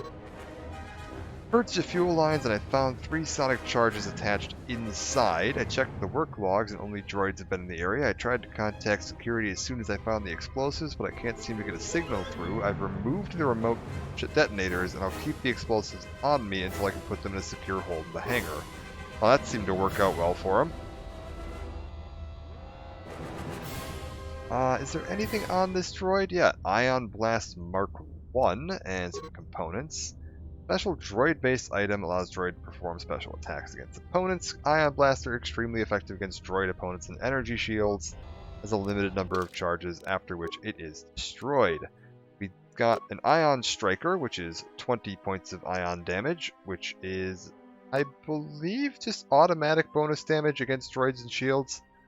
So, like, this says it does 15 points of damage. I think if it's because it's an ion weapon, that doubles to 30 against droids and shields, if I'm not mistaken. Also, this one has a stun chance, 100% chance to stun for 12 seconds, on a DC of 10 to ignore it. So, really, really high chance to stun, slightly less damage. We'll go ahead and put the stun chance one on for now. These are worth keeping an eye on. You can definitely use your droids to help set up combos for people that have like sneak attacks and stuff like that. Which makes, yeah, these weapons quite useful, especially that 100% chance to stun. going to give you a lot of options for dealing with situations when you have a full party working together. Right now, not the biggest deal. If we're fighting something particularly tough, stuns are good, but not the end of the world. And we're just occasionally going to drop a little save here in case we start getting any weird glitching or anything. I don't want to use the Ion Blast, I think, because that uses up charges, so we'll just start with the Droid Stun Arm. This one does have an energy shield up, which means that they are going to resist some of the damage. And in fact, let's take a look at how that's playing out. Damages for 6 electrical damage. First one was Shock Arm. Damages for 4 electrical damage. Attack. I'm not actually getting to see how the shield is reducing the damage, but the shield is definitely reducing the damage. That's fine. We've still got plenty of damage output on that stun arm to keep them more than dealt with. We're at level 3 still. We're going to need quite a bit more XP until we get to level 4, so I don't think we're going to be getting into that anytime soon. But for now, carry on about our way. Landmine the door open.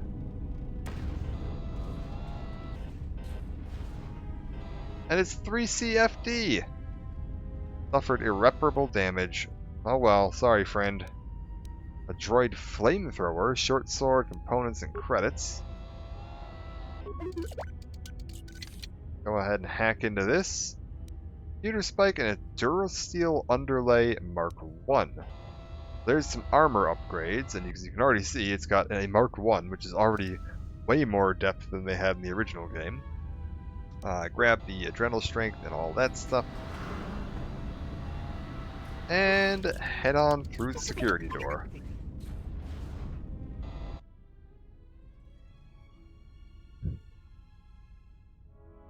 And we found our ship.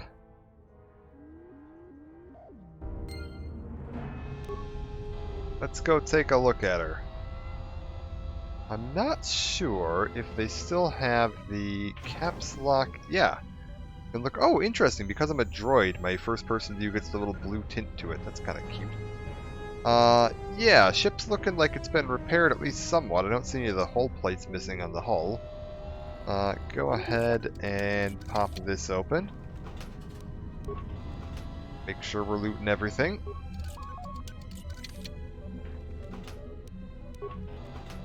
What do we got here? Several parts have been removed from the console, and a laser drill has been used on a number of subsystems. Despite the sabotage, however, the console's basic functionality was intended to be restored quickly by replacing the missing parts.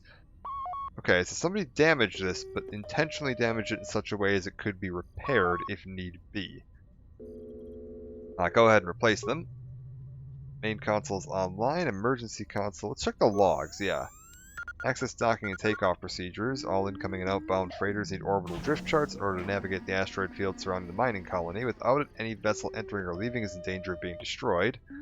We can transmit them to the Navicomputer. Access denied. Navicomputer locked. Alright. Access... Yeah, download the drift charts. Constantly being updated. If you download now, they'll quickly become obsolete. Download the charts just before takeoff.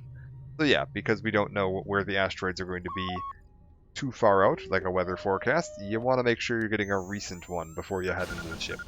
Access our logs. Let's see what we got. Contraband, maintenance violation, and a Navicomputer lock. A lot of cargo from the Jedi's freighter is being stored in the secure cargo hold until we can pass it through the quarantine checks. And as requested, all the programming spikes the security officers wanted confiscated have been stored there as well, to prevent further system compromises. The secure cargo hold should be safe enough. If anybody wants to break into it, they'd have to blow it open with explosives. Well, we've already done that. Maintenance violation. Who ordered the mining droids to repair that Jedi's freighter? I come in here off the work shift and 3 of them are repairing the port stabilizers? Did I miss something? Is somebody planning a trip? Because orders were that the hangar was to be locked down ever since that Jedi arrived. I don't know what maintenance is up to, but you can't just commission droids for repairs, especially with half the work shifts in medbay. Those droids are needed to repair the ventilation tunnels before gas builds up to terminal levels. It's not like that ship can go anywhere anyway. Even if it had the asteroid orbital drift charts, the Navicomputer's been voice-locked. You'd need the access code to get it spaceworthy. Considering this latest droid commission breach, I'm putting the droids in this section under the control of the current dock officer. If anyone sends commands to the mining droids outside this terminal, I'll be forced to enact full override. Got it. So they were having droid problems up here, too. Looks like those droids got the vessel working again, even with all the damage it had taken. The maintenance officer still won't admit ordering them to fix it, though. Regardless, still no luck accessing the navicomputer. It's been voice-locked, maybe by one of the corpses we found on the ship, like the old woman. If so, that ship isn't going anywhere, unless we rip out the navicomputer and put in a new one, if we even had one to spare. The only reason someone would lock their navicomputer is to hide their astrogation charts. Someone didn't want us to know where that ship was going, or where it had been. Only smugglers do that, or someone with something to hide. That Jedi's got a lot of questions to answer. Alright, back to the main functions. Camera controls, take a look around. Yeah, look at the ship. Back to where we were there. Secure cargo hold. Decontamination area. Looking a little gnarly. And comm system, yeah. Can we run a diagnostic on it? Signal unit destroyed. Comm system from main hangar inoperative. Alright. Anything else we can do? Emergency control commands. Run diagnostic. All emergency subsystems rerouted. Fuel depot terminal. Access to the Peragus emergency subsystem has been rerouted to a fuel depot computer terminal, and the connecting circuits have been burned out with a mining laser, preventing remote access. So, all of the functions this thing normally would be able to do were transferred elsewhere before it was disconnected. So it's still possible to access, we just need to get to the fuel depot terminal. Check status of emergency subsystems. Can we open the door to the hangar? Failure.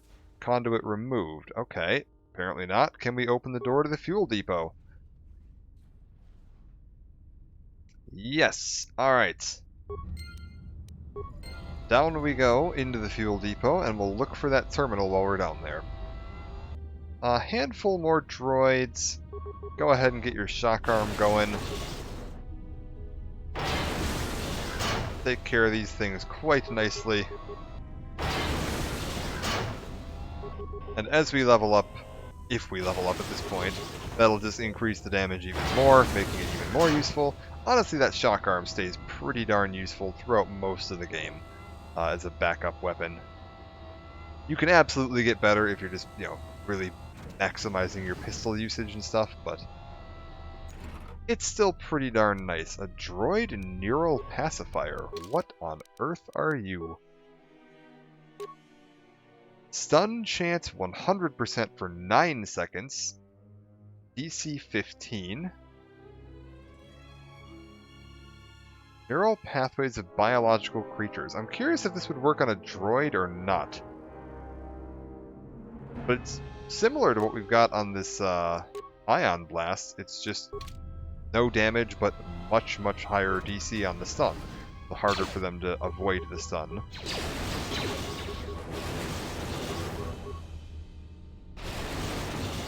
Alright, even more robots down. Security failure. Success of your security skill is random. If at first you cannot unlock a container or door, try again. You may succeed in the second attempt. Really? Is security not just given an automatic 20? I think in the first game they just gave you an automatic 20. Yeah, we rolled a 6 there, and we could definitely beat a 21. We just need to roll an 11 or higher. So, go ahead and, yeah, on the second try we got it right away. That's good to know, though. That means if we are failing to pick a lock, it might be worth popping open the log and see if we're even going to be able to pick the lock. I'm assuming it'll just say impossible if it's not something we can pick. But I'll keep an eye on that. That might be worth checking into a little bit as we go through. Containment field. I'm assuming, again, this is just not something I can lockpick. Yeah. No way to open it. I think we're kind of up above where we were earlier. There was a part earlier where we were down collecting the bits off the corpses of those droids earlier, and I think that is literally just down below us right here. And we found that fuel control station console. Access remote cameras, fuel line sensors. Fuel line deposits fuel into docked ships. Since no ships are currently docked, it is sealed. There appears to be some sort of metal case inside the pipe, but you can't make it out. Maintenance level, yep, that's where we were earlier, and you can kind of see where this is in relation to us. We're up in the upper central part of the thing there, and that room down below us is where we were earlier. Droid maintenance area is sealed off behind 3 separate force fields. New programming has been introduced to keep it from opening even if the lockdown is cancelled, so that is permanently shut down. No way to shut down the field you can see from this terminal. That means anyone inside the facility is effectively cut off from the hangar bay. Ah, so this is the only route in and out of the hangar bay on foot. Return to main console functions. Yeah, call up the system log. The past day, a series of explosions within the Peragus mining facility has acted an emergency lockdown. Someone has sliced into the fuel depot computers and created a phantom fuel leak, sealing off the area with force fields to contain the blast. Looks as if someone has been using this lockdown to systematically isolate sections of the facility. Alright, check your emergency system schematics. We have access to the emergency hatch in the administration level, which was normally done through the hangar console, but because all the emergency functions were routed over here, we can now do that here. Go ahead and open that up, and we're good to go.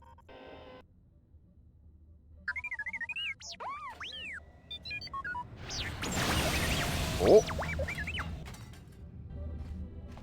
Free's not alone down there. So, how long have you been a Jedi? Must be tough, you know. No family, no husband. No tougher than enduring your false sympathy while you're staring at my chest. Fair enough. I don't really want to talk about it. Hey, I wasn't trying to...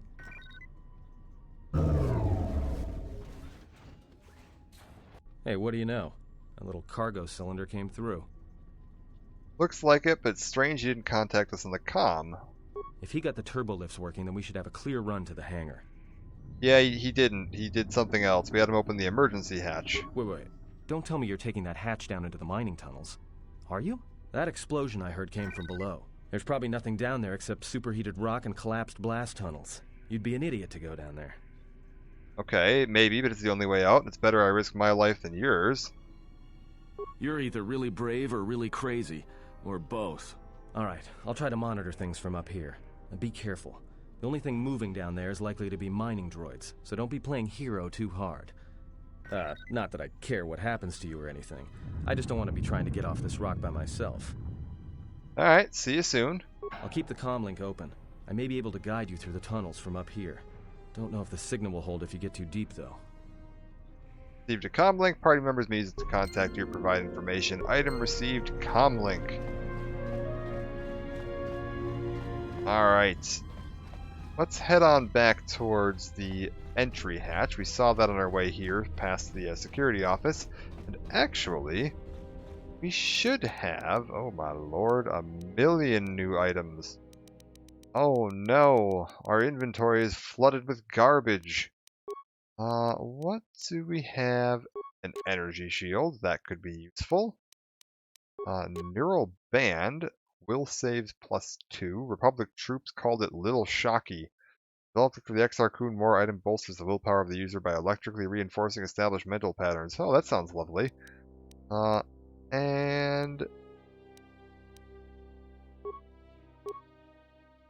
cannot equip this weapon while an incompatible weapon is equipped in your other hand. Ah! I have the plasma torch equipped. We can absolutely get some dual-wield melee weapons set up. And now, yeah, that's another thing they changed. You have 2 different weapon setups, so I can now have a ranged weapon or melee weapons, and I can just toggle back and forth between them. This here is the door we opened. However, should also have miscellaneous. Where is computer spike? I've got 2 of those. And back when we were at the medical bay, there was that computer terminal where we could check the patient treatment records. And there was a single entry we weren't able to unlock because we didn't have a computer spike to bypass it. Now, with this computer spike, we can head back on into here. Check the medical patient treatment records.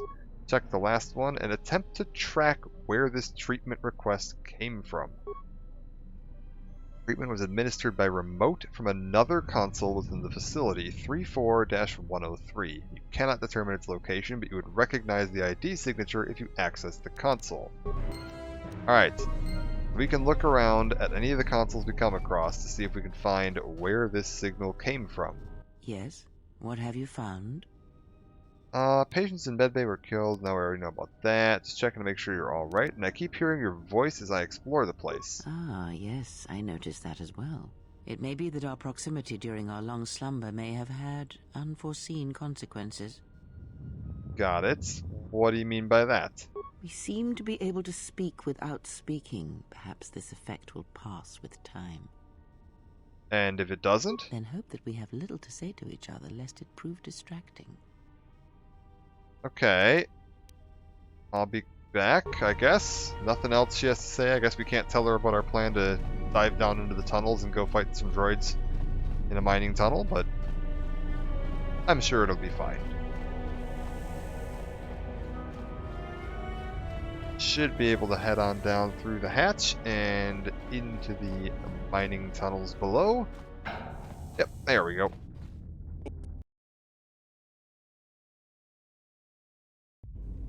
Also worth saving again every now and then just to make sure we don't lose too much progress in case anything starts glitching out on us.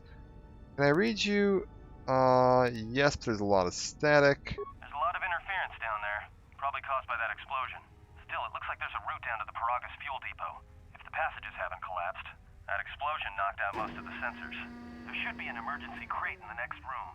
Watch yourself. There's a lot of droid broadcasts in that area, but I can't pin them down. Okay, I'll be careful. If you detect anything, signal me. Will do. And be careful down there. Alright. What do we got waiting for us? One cylinder with a uniform, a med pack, some survey gear, mining shield, and a safety harness. A bunch of equipment. The neural band is going to be +2. This will switch it to awareness +1 and some sonic damage resistance. I have noticed, a lot of the gear we've been seeing down here is sonic damage. That's probably worth switching over to. Mining uniform will give me a defense bonus of +1, which is better than nothing. And this energy shield I have is 40 points of electrical and energy, duration of 200 seconds or max damage, or heat of 20. So if we need to avoid any heat damage, that could be useful. Nothing else yet as far as a second weapon. We did get this safety harness, so instead of stealth, we can have demolitions +1. Probably worthwhile. Yeah, looks like there's some clothes in here. Damn it. Good to hear it. No sense in you running around half naked. It's distracting. For the droids. Look, there may be some survey gear and a safety harness inside the crate, too. The miners wear them when staking claims on the asteroids. The survey gear is designed to spot and protect you against sonic mines, and the safety harness can be helpful if you try to disarm them. Alright, some kind of energy shield, too. Yeah, it's like a military-issue energy shield, except it's designed to protect the miners against lasers and heat. Should work against the droid mining lasers. It won't last forever, and certainly not against multiple laser hits. But it may buy you some time if you get ambushed by a battalion of droids. Alright. How do I use it? Just equip it on your wrist, and then you can activate it like a med pack. Again, it won't last forever, so make it count. Anything else? Just one more thing. I've narrowed down some of the ID signals, and if the numbers are right, you're sharing those tunnels with a battalion of mining droids. Got it. Any advice on taking them on? Well, these aren't construction models. They shoot like a moisture farmer militia. Since they rely on ranged weapons, get in close with a melee weapon and start bashing them. In close combat, the guy with the vibroblade has the edge over the guy with the rifle, droid or not. Otherwise, just drill them from a distance. If they're not shielded, that is. Yeah, and how could they be shielded? Yeah, it's possible some of the droid models may have mining shields on. If so, the shields may absorb laser fire. You can usually tell when a shield is active. It'll make an electrical field around the target. If they activate a shield, the best thing you can do is hit them with a melee weapon or try to burn out the shield with continual fire. But that could take a while, and it leaves you a target. Alright, fair enough. Anything else? There's gotta be some central controller down there. See if you can find a terminal by the main access shaft. That'd be governing intelligence. So you can absolutely try to sneak through this right now. I think if we go in Affect Mind, yeah, skills. A stealth skill of 7 with that camo belt that I've got. We could probably sneak through this whole thing. What he was mentioning there was shields. Most of the shields they're going to have equipped are energy shields. Those will absorb incoming damage completely, so until you burn through the shield, you're just not doing anything to them. So switching over to some melee weapons, which are not dealing energy damage, could be a reasonable idea. That said, we do have +2 to all of our hits on ranged weapons and +0 on melee. For now, it's probably worth sticking with the blaster pistol.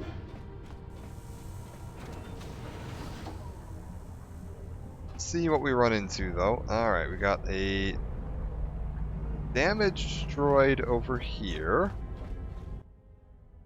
I could reactivate it. I don't really need to do that right now. I don't see much of a reason to intentionally reactivate any of the robots. Go ahead and grab some components and parts. And some mines. Where you step. I'm picking up a lot of sonic mines down there. Don't run unless you have to. It makes them harder to spot. If you have any skill with demolitions, you might be able to recover them and use them against the droids. That is, if the mines don't get you first. If you have survey gear or a safety harness, put them on. They'll make spotting and disarming the sonic charges a little easier.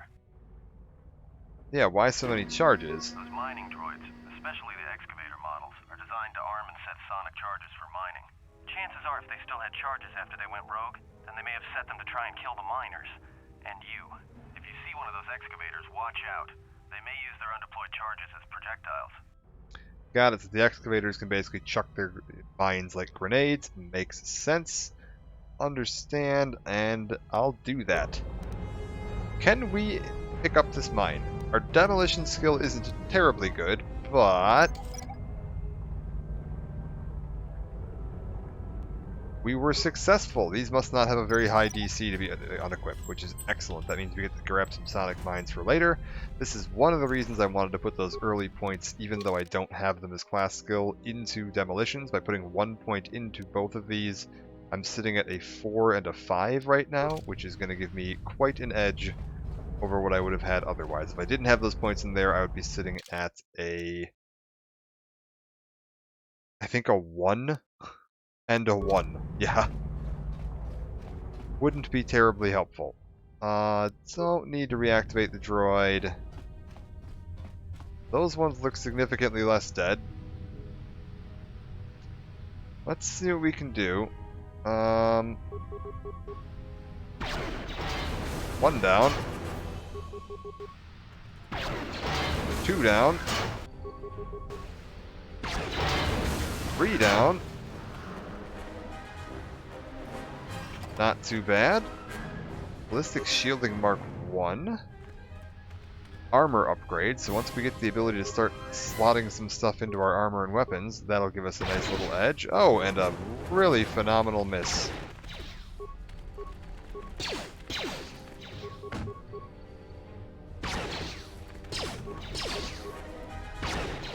Man, we are just missing all over the place now. Apparently we've run out of luck.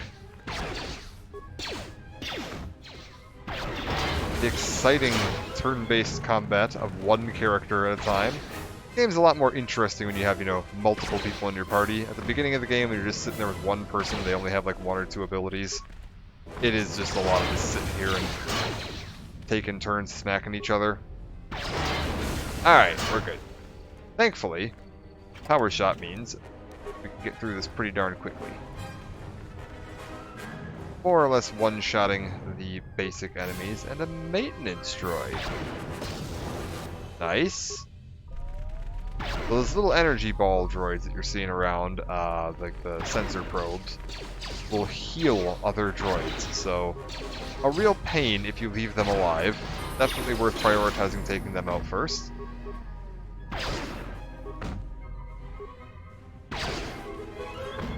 Come on. Oh good, this one has a flamethrower. That's good. We're taking a bit of damage down here, but I think we ought to be able to get through this. Energy shield is still absorbing pretty much everything. There we go. Finally starting to get through the energy shield and use it down. Let's see what we can do with this. I'm going to save the points here. Once we get a feat, I will probably, yeah. Options I have. Armor. Bonus to saving throws would be a reasonable idea.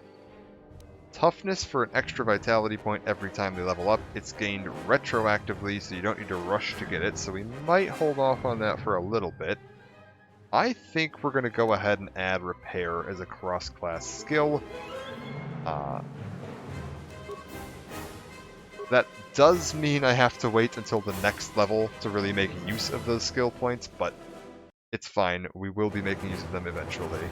I do want Burst of Speed, which right off the bat, movement speed doubled, 2 defense gained, and then next round we start getting an additional attack, and then the 2 additional attacks. So speccing into that early on is quite helpful. Go ahead and pop a force power to get myself some extra speed. And move around a little faster now, which just makes this all a little bit easier. I don't think there's anything behind that. Nothing over here. A bunch of credits, energy shields, and med packs. That's all very useful. And yeah, I think... Hey, watch out. That explosion has superheated the tunnels ahead. That steam will cook the skin off your bones. If you can find a mining energy shield, switch it on. It should protect you against the heat if you move quickly enough. Got it. So we can go ahead and switch that mining shield on. And run on through. As long as we keep moving, we shouldn't be in too much danger here. I took a little bit of damage, but not too bad. Burst of Speed wore off at like just the wrong second there. If we would have had Burst of Speed on the whole way through, we probably wouldn't have taken any damage. And yeah, you can see my health regenerating at a reasonable enough clip that it does somewhat negate the need to use stim packs early game. It also somewhat lowers the importance of force heal. Like, as long as you just take a second between fights to heal up, you're probably fine. Oh, good lord, where are we going now? Where is my character taking me? We are going on quite the little jog here. What? Why are you disabling this mine? Okay, no, hold up. Stop trying to disable. What are we doing? My character has just decided to go on quite the adventure today, apparently. Alright, you over there. Let's get this droid down. And this droid down. Now that we've gotten the droids taken care of, what about... Okay, you in the back, what are you doing? It's like hiding from me behind this little terminal. There. Done. It saw what I did to its friends and was like, nah, I'm out.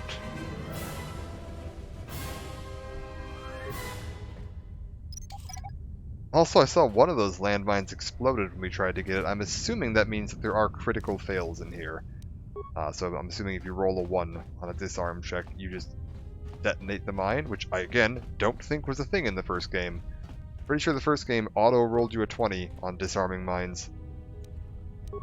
I don't think you had to just sit there and like try it over and over again to see if you happen to get lucky. Oh, that's annoying. Cancel this. Get the maintenance droid down first. Yeah, you can see that maintenance droid there healing its friend.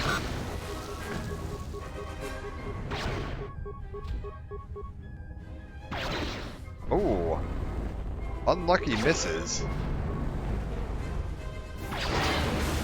Alright, just barely. We're good. Took a fair amount of damage there. Matter of fact, I might actually want to look at using a med pack. For now, let's just save. See what we've got going on up ahead. You're getting close to something big. I think it's the main ventilation shaft. so, the central droid controller should be somewhere nearby. Keep an eye out for it. I'm picking up a lot of droids. If you still have a mining energy shield, I'd equip it and switch it on.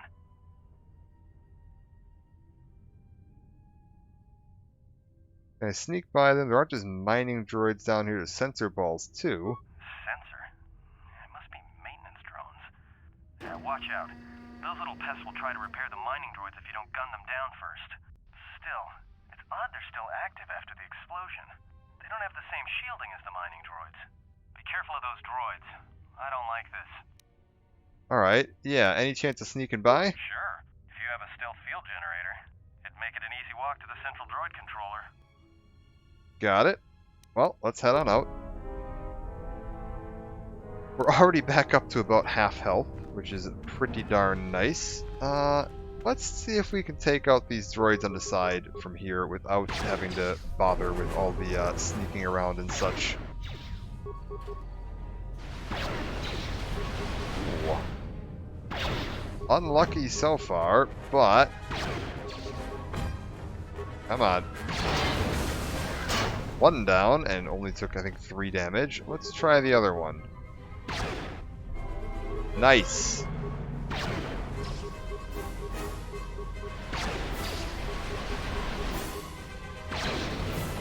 Alright. So, a bunch of energy fields with a bunch of droids behind them.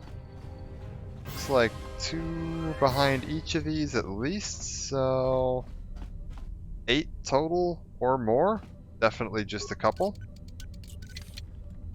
Lockpick our way into this cylinder to grab all this fancy stuff, and let's see what we got here. Access camera functions, hatch to administration level, that's open. Hatch to fuel depot, currently closed.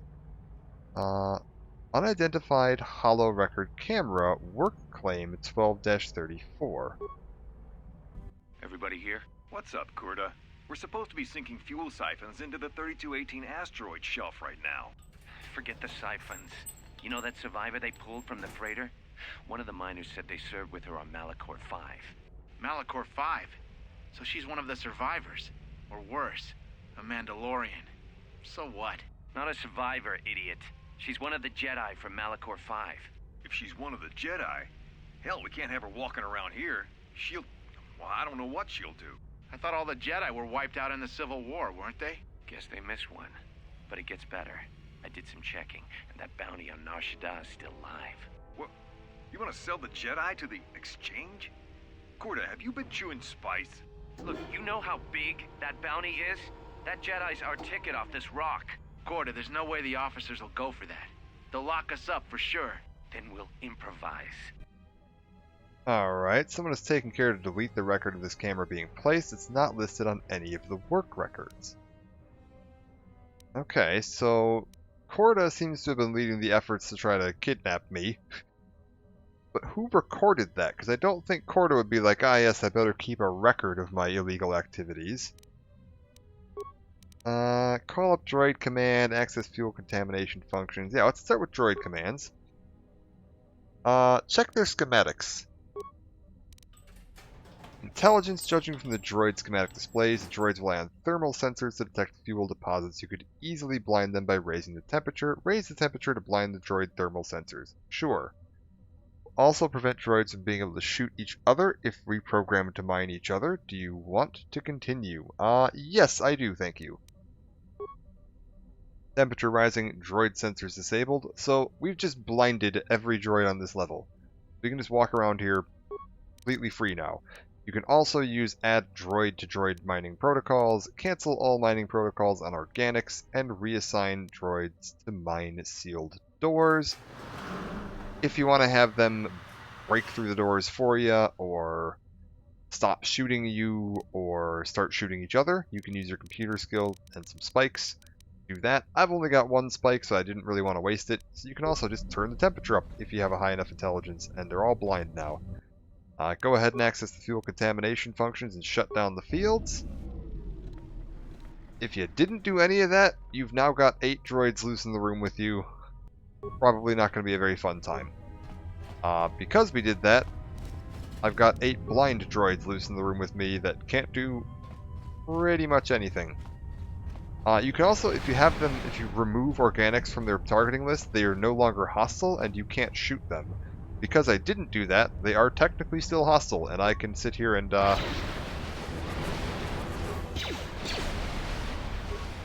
yeah, farm them for XP. Like, that's 100 XP a robot.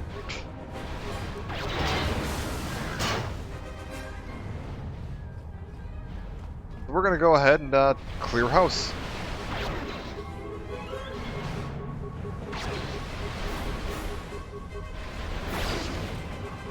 If I'm not mistaken, this game doesn't have a level cap. The first game had a level cap of 20. I think this one lets you just go as high as you want to. So, worth getting the extra XP off of all of these. Oh, and we get some parts too, a sonic grenade. Yeah, we can head on down this way. I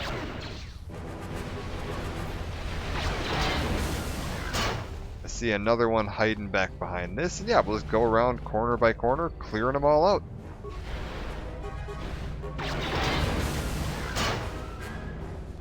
I think I saw, yeah, a targeting icon appear. This is another thing you'll see if you're playing the game without capping the frame rate, is that not only are you unable to move for a bit after the fights, but sometimes the loot just doesn't show up for, like, a pretty good amount of time. Like, you can sit there and be staring at a corpse for a good, 20-30 seconds before the loot decides to appear, if you have the frame rate uncapped. I don't know. Personally, I think 60 FPS is just fine. This game was certainly designed with 60 FPS being the highest potential target. Monitors back in that day weren't really doing the high refresh rates we have these days. So I don't think they designed most of the animations and stuff to play at a higher rate than that. They'll do it. All works fine, but it just tends to cause a few other issues that make it not worth your time.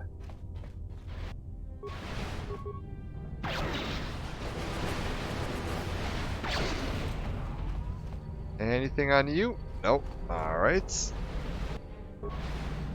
One last droid hiding back here.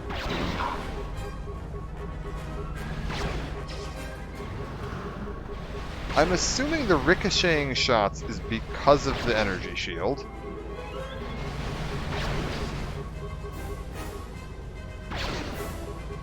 Good lord. How is this thing not taking any damage? That energy shield just tanked an absolute pile. Alright. Security door, get me through that. Security failure? Alright. Try a landmine. How do you like that?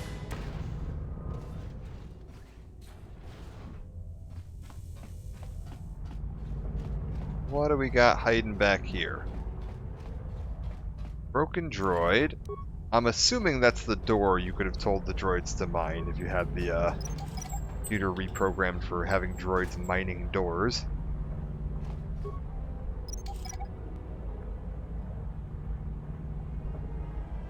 But for now, keep poking our way through, grab ourselves some more free landmines, and a corpse at the end of the tunnel here, with a heavy mining laser, cardio regulator, and an ionite edge. Those all look pretty darn handy. At the moment, blaster rifle. I don't have a second blaster. Eventually we're going to go for 2 dual wielding weapons. So dual blaster pistols will be the most optimal. At the moment, we don't really have a second blaster pistol, so going for a rifle is actually not a terrible idea. 2 to 16 damage, range of 28, 20 to 20, or 1 to 12, 19 to 20, so a slightly better crit, which will double your damage. So about 1/10 of the time you double your damage. So we'll go to 1.1 to 13.2 damage versus a 2 to 16. This is better. This is a better option. For now, we'll stick with the heavy mining laser, which looks remarkably similar to Canderous' old gun.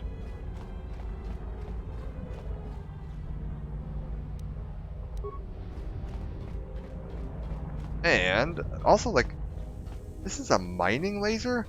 Good lord. Like, who used this? What Hercules did they have working down here with them? Yeah,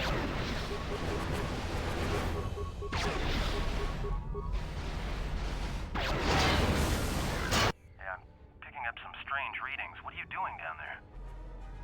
What kind of readings? The containment fields in the mining tunnels are shutting down. You need to get out of there before they vent fuel to the surface of the asteroid through the tunnels. Okay, so containment fields and the mining shells are shutting down. I did shut down the containment fields. That may have been me. How much time do I have? I may be able to keep it contained until you get the turbo lift to the fuel depot, but not for much longer. I'm locking down the turbo lift to the administration section now to keep the blast from spreading. If you've got anything left to do down there, make it quick, because where you are is going to get real hot real soon. I don't think this can actually, like, screw you over. I don't think there's, like, a way to die from the thing exploding, but it's possible. I've never seen it happen. Oh, right. I was like, why is this droid not doing anything? I forgot they were blind.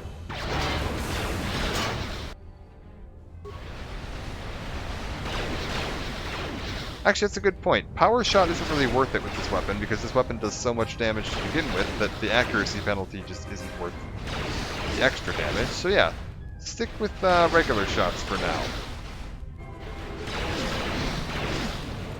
Very good.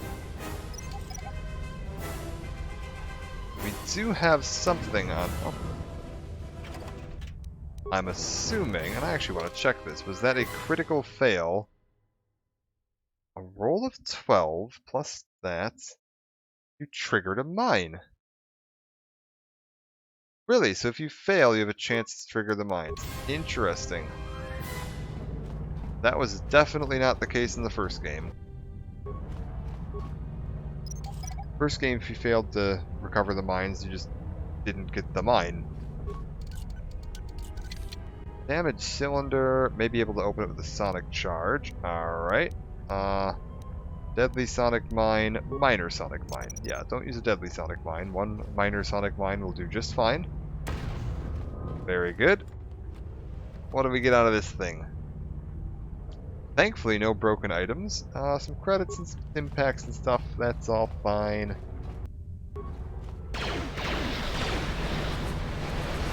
Finish gunning for all these robots. Oh my god.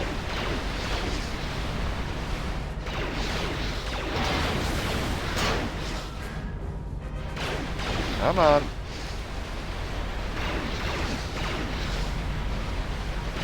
Oh no. We broke the robot. It's just a little confused. He's fine. Oh, there's even more of them back there. Good lord. This would be a real pain if you didn't have them blind.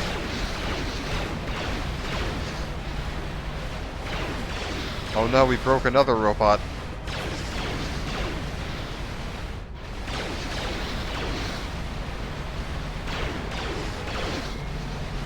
Come on.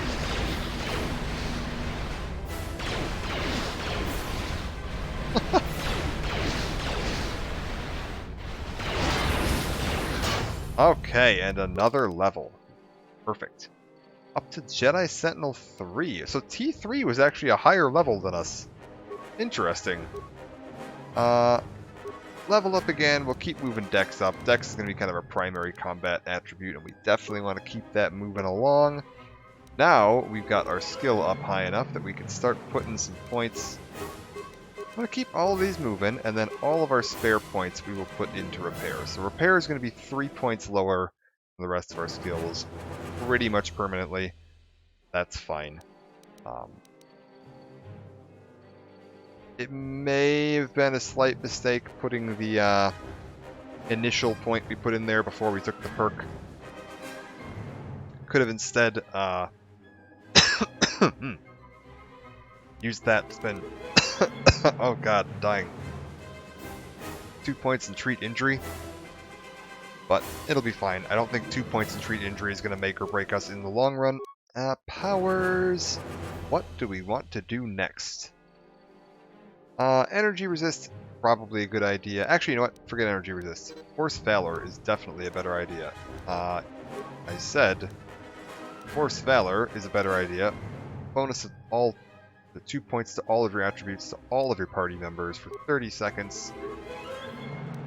If you get into a situation where you either need to boost one of your skills or you need to make sure you're dealing extra damage or taking less, that is definitely the best way to go about doing it.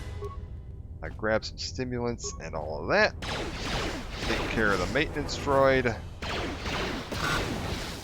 Yeah, like Atton was like, "Oh gosh, we need to get out of here. We're gonna die. This whole facility is about to explode." It doesn't seem to be in too much of a hurry. Like, kind of casually walk around here and you're fine.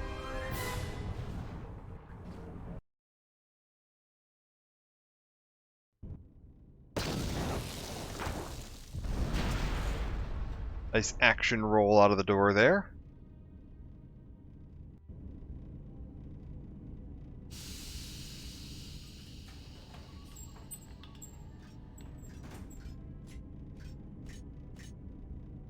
Greeting.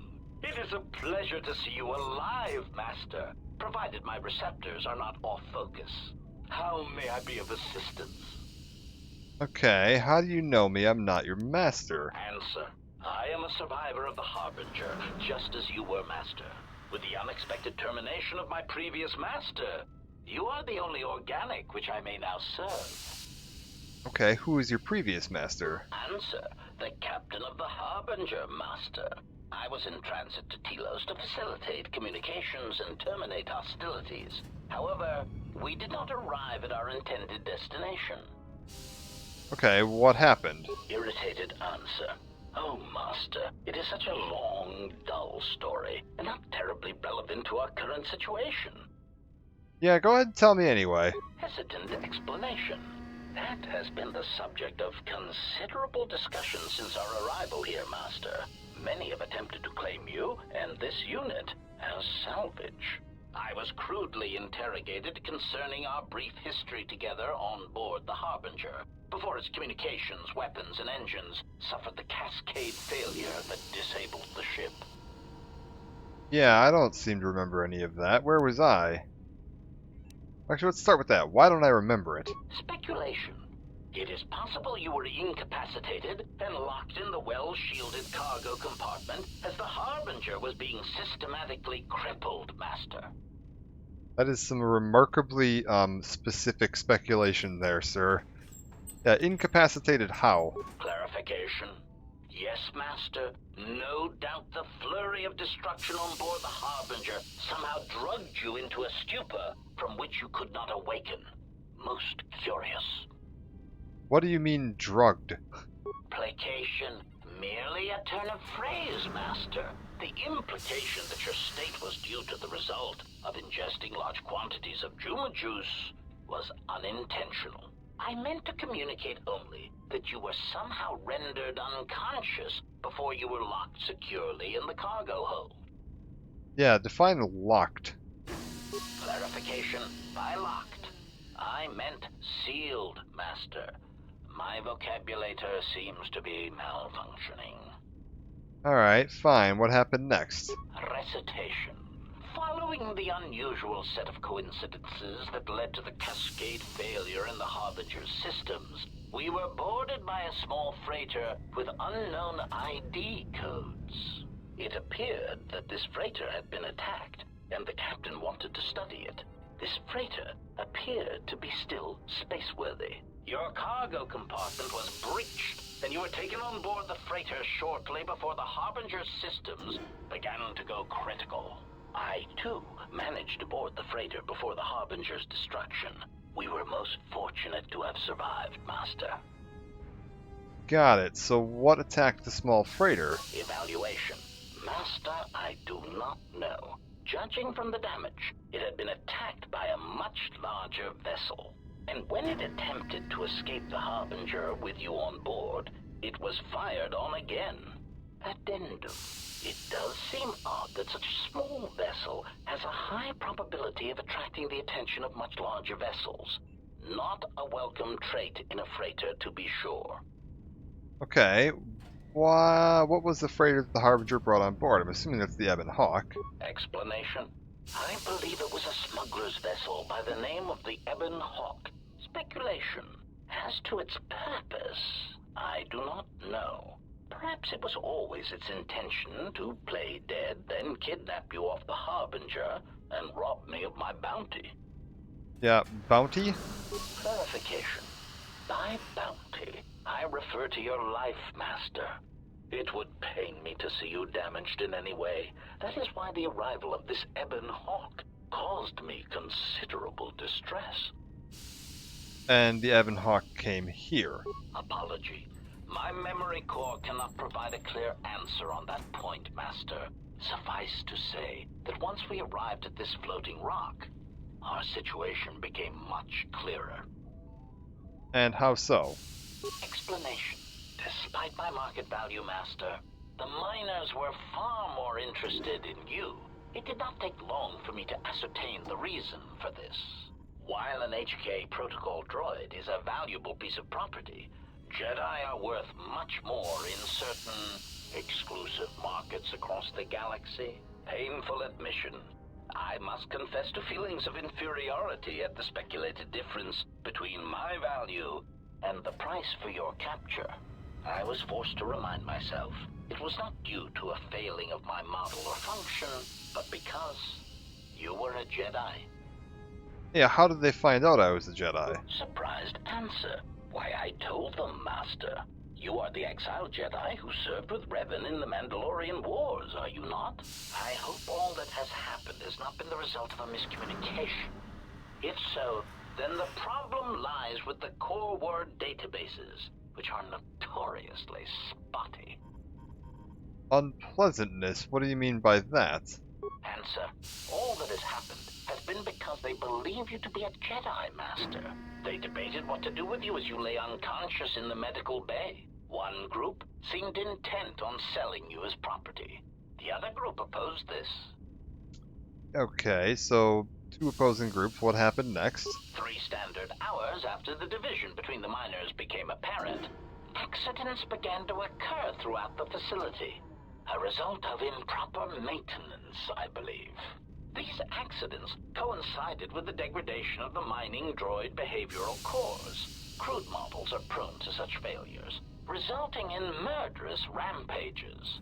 The mortality rate of organics in the facility rose quickly. Got it. So what happened to the rest of them?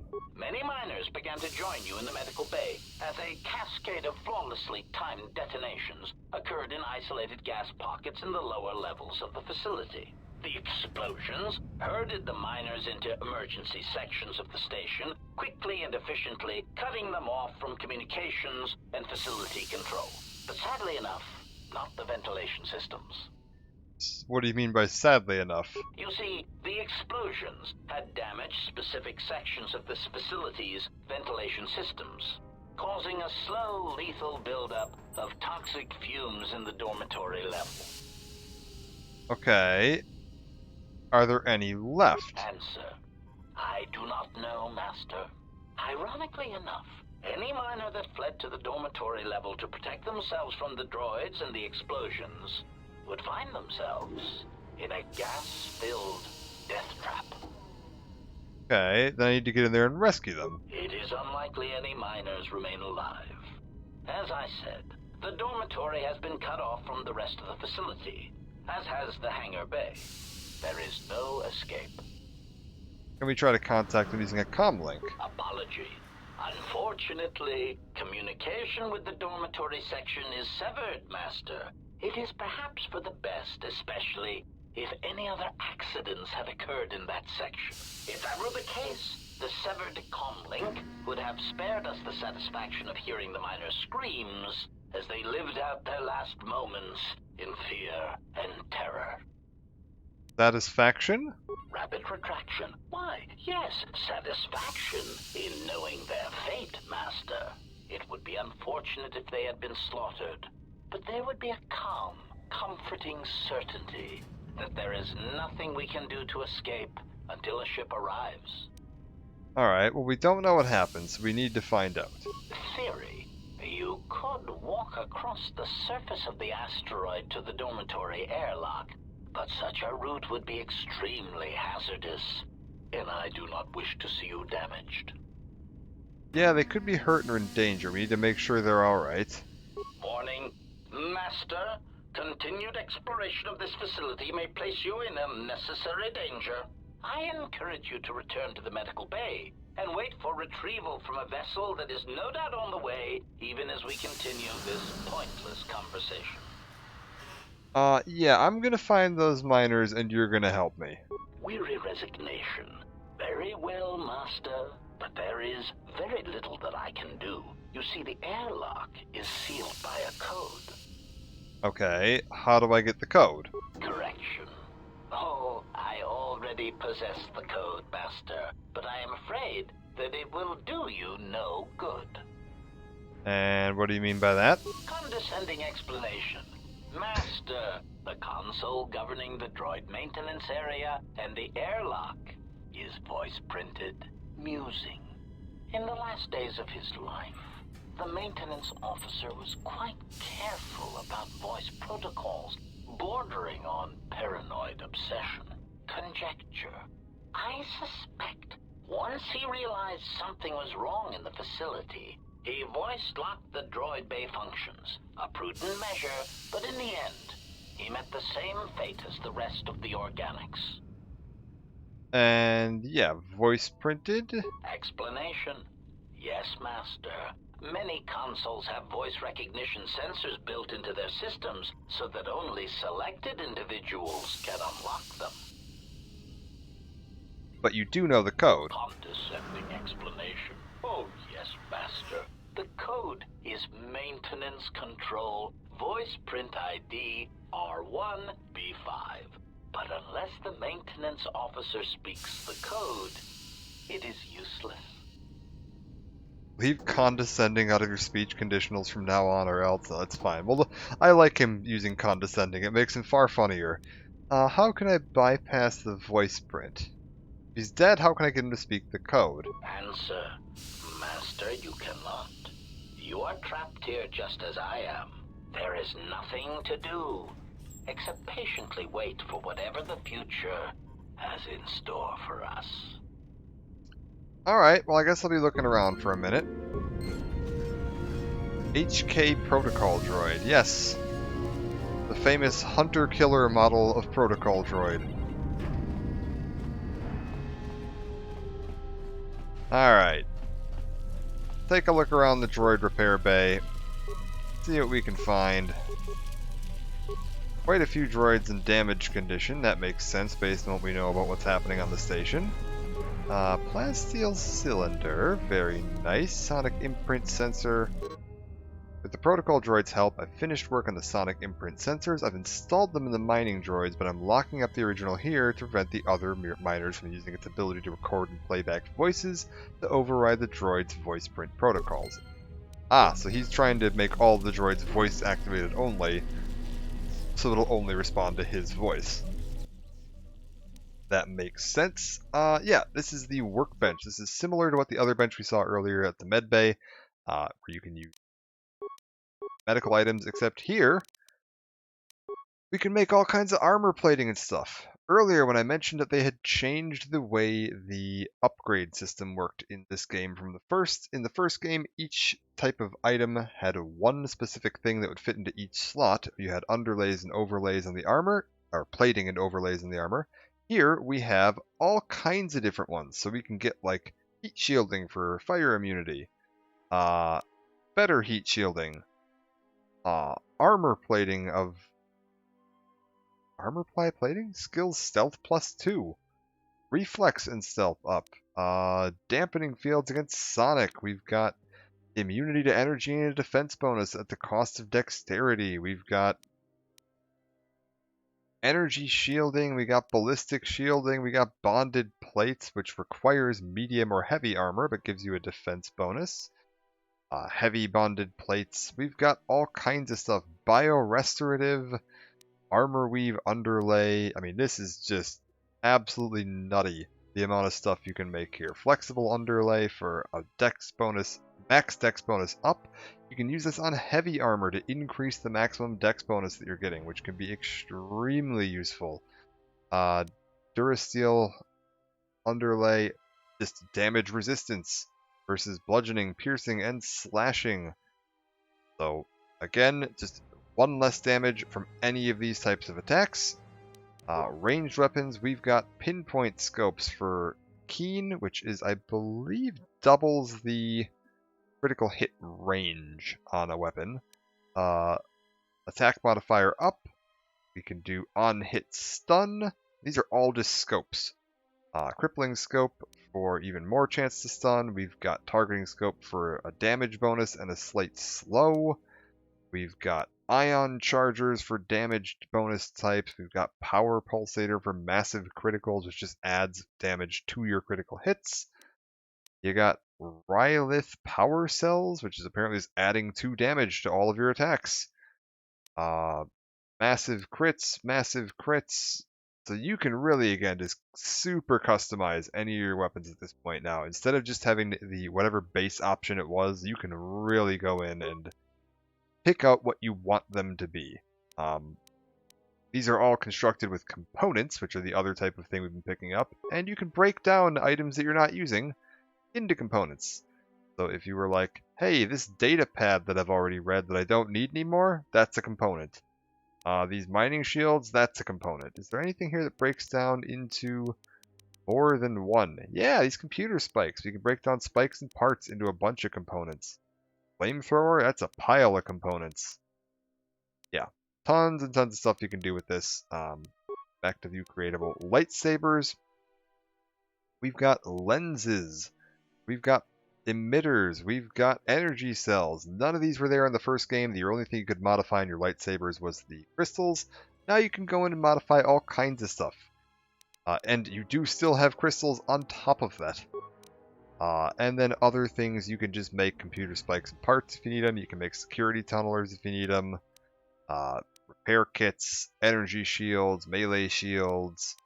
If you need just a basic blaster pistol because you don't have a second pistol laying around somewhere, you can go ahead and make one of them. I mean, it is basic melee weapons. Again, if you just need something standard, this is upgradable as well. So you can go ahead and make yourself a gun and then upgrade it with all the parts you make from here. You can really go nuts with this. I don't think we're going to go too in-depth into that right now, but it is something that is worth keeping in mind if we're ever like, man, I'm struggling in an area, or I feel like I could use something extra. You can go in there and do quite a bit. And then upgrades, we'll take a look at how that works. Things I have that are upgradable. Go in, sort it by individual things if you want to, or just look at everything that's upgradable. My mining uniform. Overlay, I have this incompatible with this item. That's fine. And then underlay, again, incompatible. I'm assuming because this is looking for armor and the thing I'm wearing is classified as clothing instead of armor. Short sword, this one we can do a little bit more with. Grips, we could either add a bonus to slashing damage or a bonus to slashing damage and attack up, defense down. So while we're using this, we take slightly more likely to get hit, but do more damage. I think we'll go with this for now. Actually, go with this. We have high dex, so we can take a defensive hit, and this will give me a chance to dodge. I didn't see that listed on there. What does that do? DB dodge. Not sure what that entirely is all about. But we do have our high defense, so that'll give me, with a low strength, a slightly better chance to hit with this thing. On the edge, massive crits or ion damage. Lots of droids around here, so let's get the ion damage. If we switch weapons over now, yeah, upgraded our weapon a little bit. Can we create any armor? Can we make actual armor, or any underlays or plating that will work with clothing? Upgrade item medium or heavy armor. Armor or robes? I'm going to assume this counts as a robe. So if we create one of these environmental underlay, it costs 1 component. I've got 74 of those, and it'll give me some immunity, 15% versus fire and cold, and 5 damage right off the top versus fire and cold. That is quite useful. Can I slap that in my mining uniform? It would look like I can. Yes, so this counts as a robe, apparently. I suppose that makes sense for, like, power check purposes. They would just put clothing and robes all under one category. Greeting. It is a pleasure to see you intact. Switch over to this thing.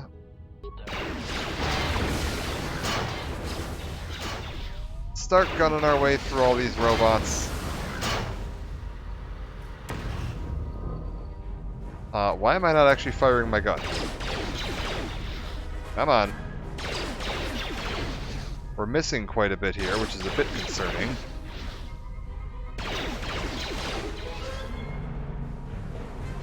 Why are we missing all of our shots? Like, we're missing every shot we take here. That's a little unusual. We're getting a little closer.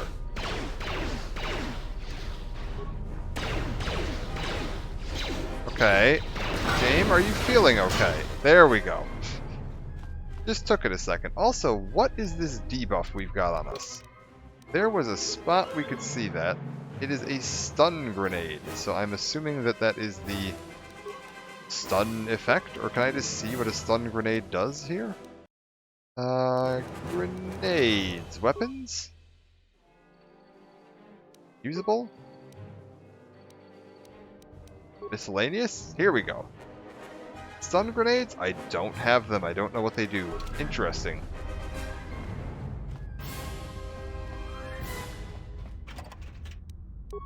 I'm gonna guess it's just one of my stats lowered by a tiny bit. Looks like its dexterity lowered by quite a bit. That's actually quite bad. That would explain why we were having such a hard time hitting things. Let's see what we can do about fixing that with a force failure and a burst of speed. And now, how are we looking? Oh yeah, much better.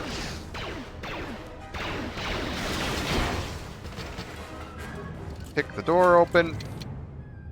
Security failure. No, we can do it. We can do it. If it's saying failure, that just means you need to try again. If it's saying impossible, then you're not getting it.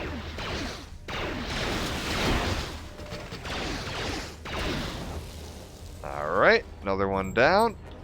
Room seems reasonably empty to me. Oh my god, are we going to try to shoot this door open? Oh god, please stop.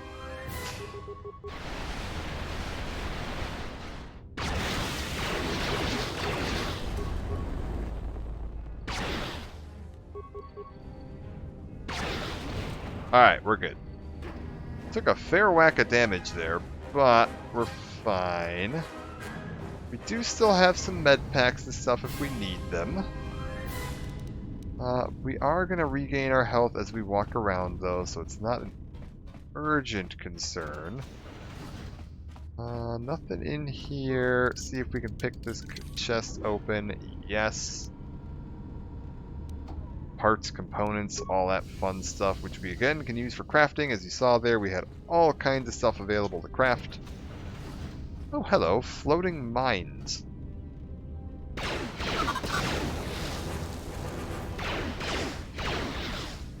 Hello? I was like, how hard can it be to hit these things?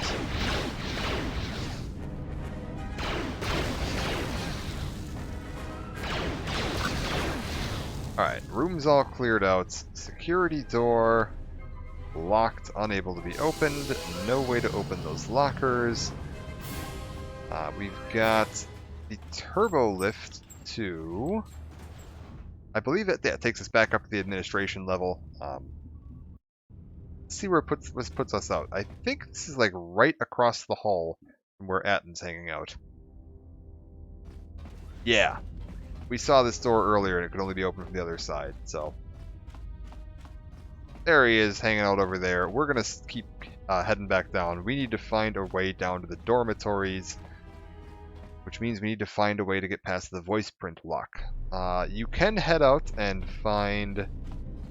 We have that little voice recorder device we found. Check system ID signature. Matches the console signature from where the sedative command was issued that killed all the miners in the medical base. So, whoever knocked everybody out, killed everybody, and knocked me out, issued that from down here in droid maintenance. Order was given from this terminal a few minutes before the emergency lockdown took place. Numerous safety overrides were bypassed under the guise of issuing emergency treatment. Furthermore, it appears 2 cameras within the medical bay were linked to this terminal, then locked in place. Camera to the morgue and camera in the room with the Kolto tank. So someone was keeping an eye on things from down here. No record of who issued the commands, but whoever issued the command had to have full access to the terminal. Back here, maintenance logs. Oh, we got a bunch here. Let's start seeing what they got to say. Finished the sonic imprint sensor prototype for the mining droids. Everyone knows they need an upgrade. The sensor should allow me to issue voice commands to them rather than manually adjusting their routine each time the mining specifications change. I've been keeping the sensor in the maintenance workshop for the time being. I wanted to test it first by recording and playing back some simple voice commands. Alright, what else you got for me? Finished my examination of the droids from the Ebonhawk freighter. The T3 unit looked like it had shut itself down. The protocol droid, however, made up for it. It talked my ear off for most of the hour, asking questions about the facility, the personnel, and so on. Still, it wanted to make itself useful, so I put it to work until its master wakes up from the med bay. It seems to have some skills in speaking to droid behavior course, so... There's been some trouble with some of the mining droids, so I'm signing off. Got it. Next up, the Jedi. The protocol droid about the Jedi and med bay? I thought they'd all gone away or been killed in the Jedi Civil War. The droid told me that his master is the only Jedi he knows of in all the galaxy, and that the Jedi had served in the Mandalorian Wars almost 10 years ago. That would have meant that the Jedi served under Revan for a time. Maybe the Jedi knows what happened to Revan after the end of the Jedi Civil War. Okay, so Mandalorian Wars were about 5 years ago in KOTOR 1, so I'm assuming this is about 5 years after KOTOR 1. I'm not entirely certain on the time frame on that one. I haven't looked at a timetable in a while, but this seems like it would be about 5 years later. Exchange bounty? Been too busy to enter a log for a while. There's been more and more accidents since that Jedi arrived. The miners are starting to get restless, especially Corda. Corda said the exchange is offering a huge bounty on Jedi Knights and that we can make a fortune if we sell the Jedi to Nar Shaddaa. Security shot down that idea pretty quick, but I don't think Corda and his men are going to give up that easy. I mentioned the trouble to the Jedi's protocol droid, and he seemed concerned about his master's safety. I told the droid not to worry. The Corda wouldn't... Yeah, okay. And sensor update.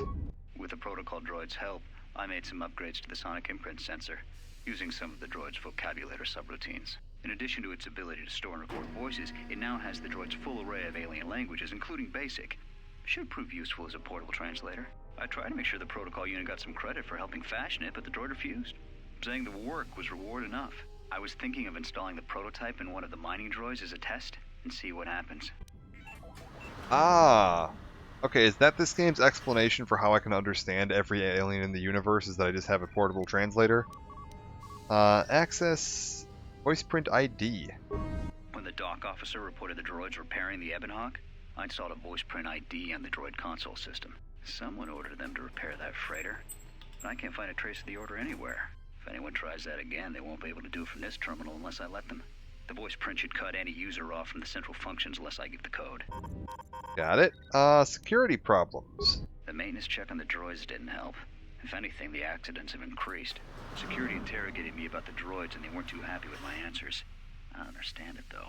These aren't combat models. They shouldn't even know how to attack. I can't help but think, what if somebody staged the initial trouble with the mining droids just to get them all sent to maintenance, and then did something to them? I think security's right. Someone's trying to sabotage this facility and they're using the droids to do it. But why? Alright, back to console functions. Emergency subroutines. Check for exits. Administration turbo if active. Containment field is also active. Can we shut down the containment field? Trace source of breach. System is reading a blast from one of the main fuel lines. Containment field has been activated to keep the explosion isolated within the hangar bay. Supply the fuel lines connect directly to the hangar bay. If you could access the fuel lines, you could bypass the containment field entirely. Check the fuel lines. All the fuel lines are currently sealed because no ships are docked. That would automatically open if a ship did arrive. Alright, check other exits. Turbo lift, administration. Check the airlock. Open door. Voice print identification required. Alright. Don't have that yet. Comm system. Can we do anything with this? Communication system damaged and inoperative. Repaired diagnostic. Comm system. Fuel line. Signal unit destroyed and inoperative. That is destroyed. Cameras, anything else we can see here? Containment field, yep. Maintenance level, yeah. Fuel line sensors, hello. Fuel line, since there's no ships currently docked, it's sealed. There appears to be a damaged T3 unit dumped into the fuel line. It may be your missing T3 unit. Also some sort of metal case next to it, but you can't make it out. It may have been deliberately dumped down there. Alright, airlock now. Let's see what we can do. So we need to get the voice print ID we need to access this console. You can go around all of the different consoles in the facility, finding anybody that has a log of the maintenance officer talking, and you can eventually piece together all the bits you need in order to get that door open. It is a pleasure to see you intact, Master. Or there's some It is a pleasure slightly to see more you direct intact, method of Master. doing this. How may I be of assistance? Yeah, I found a T3 unit in one of the fuel pipes. It looks damaged. Alarmed query. Indeed. Master, how is it possible that a T3 unit got dumped in such a place? Like a piece of unwanted garbage? Thoughtful extrapolation. Perhaps it ran afoul of the other droids in this facility and was attacked. Most distressing. It is too bad that there is no way to reach the droid from here, Master. Otherwise you might be able to determine what happened to it. Yeah, more questions for you. Master. How do you know me again? What are you? Yeah, let's ask him that. We haven't asked him what he is yet. Proud answer. I am an HK series protocol droid master, skilled in transorganic relations and communications. This model has been responsible for the facilitation of communications and termination of hostilities across the galaxy. I am fluent in over 6,000 forms of communication and am also capable of nuances of expression ranging from irony to veiled threats.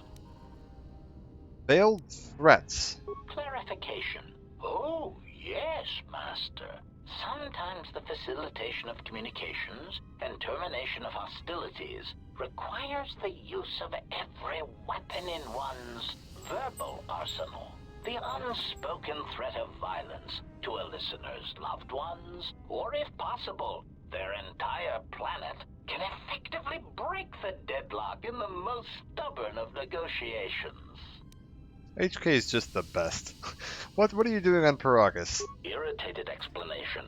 That question has been looping through my query module with alarming frequency, Master, and no satisfactory answer has been forthcoming. As a result, I have chosen instead to turn my efforts to answering the question as to how I may depart this drifting disaster area as quickly as possible.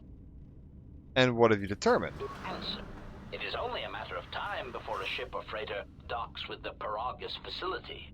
When that occurs, we shall depart this place forever. Alright. Wait all you want, but I'm getting out of here on my own. Condescending retraction. I believe you will do your best, Master. This facility would have to be nailed down with a droid-level precision to prevent your escape. Alright, yeah, more questions for you. Of course. Voice print protocol, T3, how can I get to the hangar bay? What's that body there? Answer. That is all that remains of the maintenance officer, Master. At the end, he was quite incoherent from the pain, and attempts to facilitate communications with him proved useless. I heard his dying screams as the droids he tended turned on him, mining him like a piece of asteroid rock. Did he say anything at the end? Recitation? Oh yes, Master. The record of his last moments were... 5 droids, burning through the outer door. They're forcing their way into the bay. Please, someone Oh no, they're through! Oh, my leg! They're burning through my leg!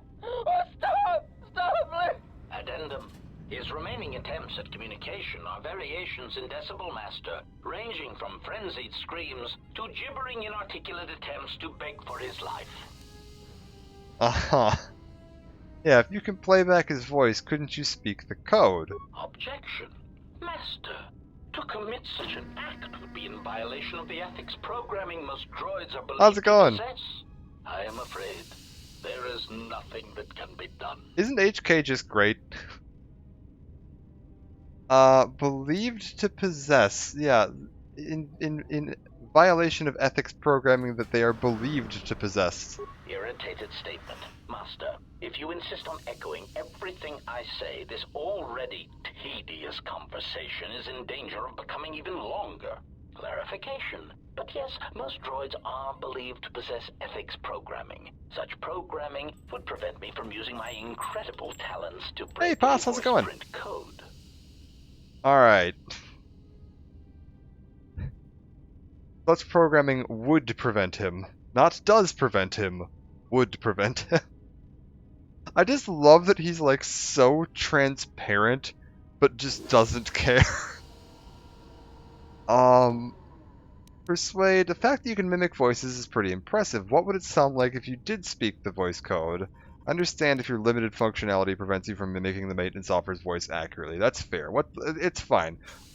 We can be fair with him. Irritated objection. Master, there is nothing wrong with my communications functionality. I will prove it. A recitation. Maintenance control voice print ID R1B5. There. Was that sufficient, Master? Yeah, I think that's all I'll need. Confused query. I am sorry, Master. Were you speaking to yourself?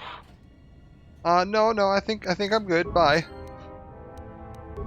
Take care, HK. Alright. So, at this point, it should be pretty clear who's sabotaging this station. And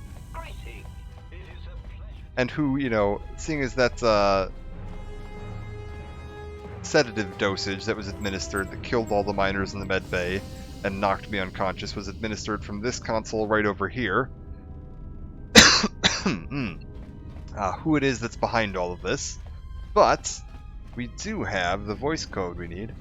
A nice walk, and I'll probably do nothing else today. How you feeling, Poss, by the way? Are you I mean, up for a walk sounds like an improvement. I'm doing well. Sonic sensor, enter voice print ID code.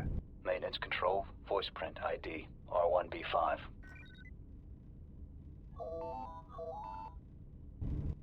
Beeping from droid console, very good. Open the airlock. So this should allow us to get around to the dormitories. So let's swing on around this way.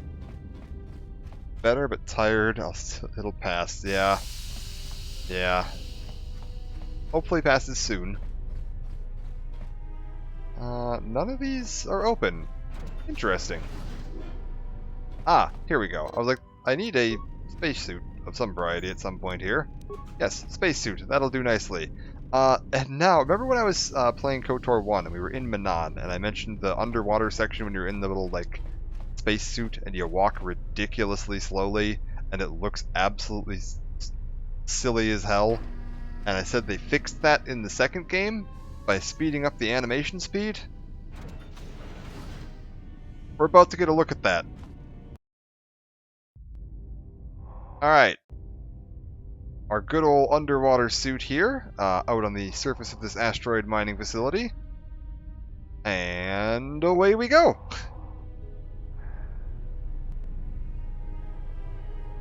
Alright.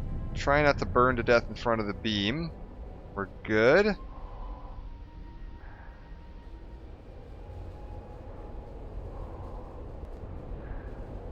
Yeah, I love it, man. It's so good.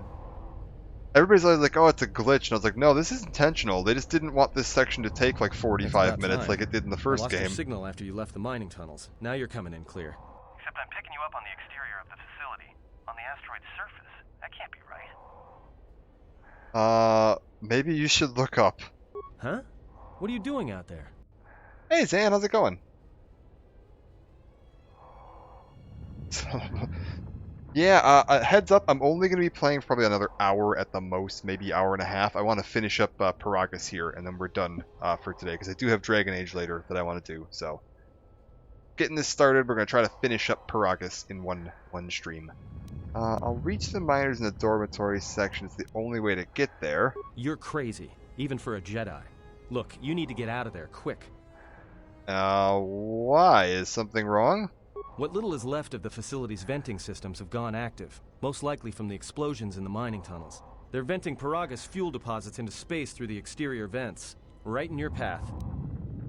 Alright, well, then I better hurry. The vents look like they've been purposely rerouted to vent the gases to the exterior, and only in the last few minutes. It's almost as if... Now, what now? I don't believe this. There's a ship coming in. Sending a docking code. I have a bad feeling about this.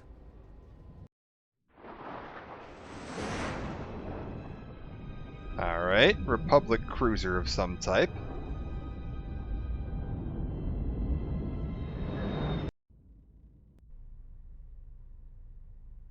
That looks like it's going well on board.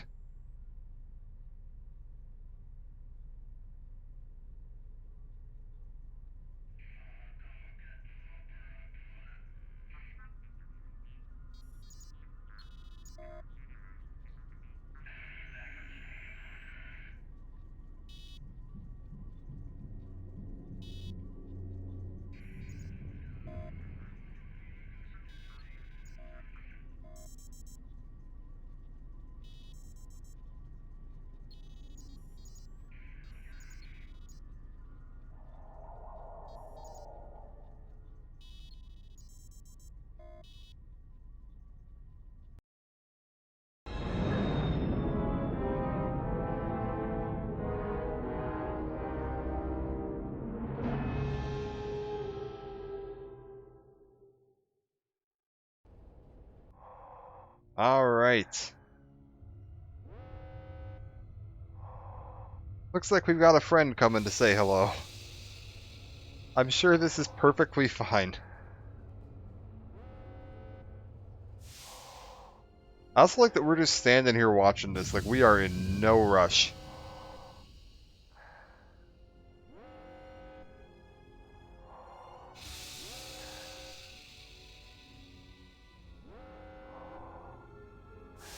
Also, if I'm not mistaken, in the unmodified version of this game, like the original version, a few of these cutscenes and like cinematic sequences play in the wrong order or twice.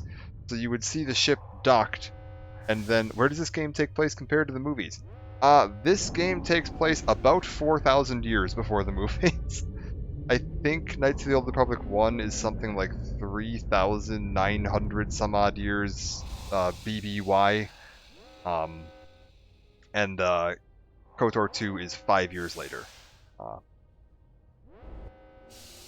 And yeah, you may recognize this ship looks remarkably similar to one of the ones in Rogue One. He has come. Oh, Kreia seems to know who this is. So yeah, technology's come a long way in 4,000 years. I love KOTOR because it's like, it's so different than the movies, because it's not just, you know, reusing the same characters and plot and story and settings as the movies. It shows that this universe, like the Star Wars setting, can function outside of just the 6-9 movies, whatever, that we've seen, which is really nice. I really like when Star Wars media doesn't just rely on like everything has to tie directly into one of the movies. Unfortunately, they didn't choose to set it this far back. Lucasfilms told them they had to set it this far back because they didn't want it to interfere with movie canon. But it does make the technological progression a bit silly. Oh, we might not want to walk through that. Okay, hold up. That looks kind of dangerous. Maybe we just wait for a gap and then run through in the gap? Yeah, we're good. Okay. SWTOR is a couple hundred years later than this. I don't remember the exact amount. I think it's like 200 or 400 years later, so it's about 3,600 years before or at the movies. but similar time frame, and definitely like ties into the events of these games quite a bit. I'll look into exact like timetable stuff on SWTOR if we go to start playing that, like how it ties into this one in the movies. But definitely much closer to it's. I think it's 400 years after, and then yeah, 3,600 years before the movies. So definitely much closer to this time frame than the film time frame. But there's some pretty major changes.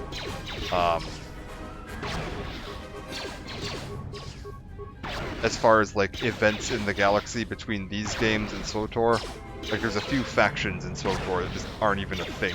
Oh, good lord. Okay. Maybe I should have been paying attention to my health just a tiny bit there. That's fine, we'll just skip all the dialogue on the way through here. I'm sure we'll be fine.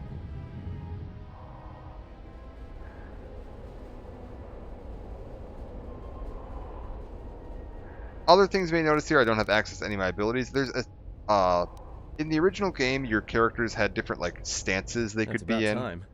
Yeah, that's fine. Look up. I need to reach the dormitory section. Is something wrong? Looks like we'll have to hurry then. Skip the cutscene. I don't think I can skip this, so we'll do this. Yeah, anyways, your characters had different stances, which is basically their behavior. You could set them to like aggressive or Jedi or whatever. In this game, they added that directly to the action bar. They didn't miss anything. No, a ship docks. It's got this fancy Sith guy sitting on it. He looks real nice. He's actually a really cool character. I really like this guy. We're gonna get to see a lot of cool stuff with him once we get onto the ship, which we should be doing today. I think accessing the ship is going to be part of our escape from this station, so we'll get to see a little bit more with him when we're on there.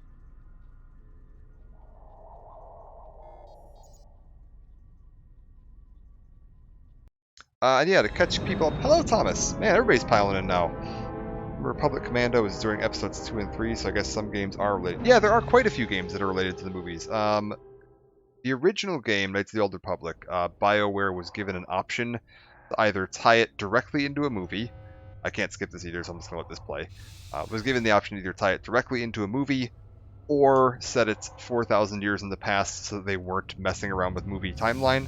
And they chose to set it 4,000 years in the past because that meant they could write their own story and their own characters and really have more freedom with it without having to worry about whether they were interfering with the movie. I have been well. Hope you're doing well too. But yes, they wanted more freedom with the story, so they picked the set me way in the past so that I'm not interfering with things method for doing that. And yeah, to catch everybody up, if you're just joining now, because it seems like everybody's just joining now, I should have started later today. The basics of this are we woke up on the Ebon Hawk as T3. Ship was damaged. Couple bodies on board. We were unconscious in the med bay. T3 repairs the ship, gets it onto the station here. We wake up in a Kolto tank. Everybody on the station appears to be dead except for a Jedi woman we encounter in the med bay. He has come. Her, Kreia, who's a bit enigmatic, and then one guy, Atton, who is standing right there, who we found in the station's security chambers, locked in a jail cell, because apparently a bunch of the crew members of the station found out that I am a Jedi that had served under Revan in the Mandalorian Wars, and there's a bounty out on Jedi. So they wanted to try to kidnap me and claim the bounty. It's starting to look like perhaps they were all killed off in a series of freak accidents caused by an HK droid that we... Oh, I took a little bit of damage there.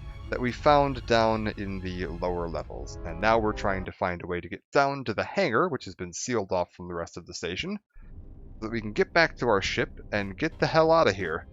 Because Kreia thinks we're being hunted.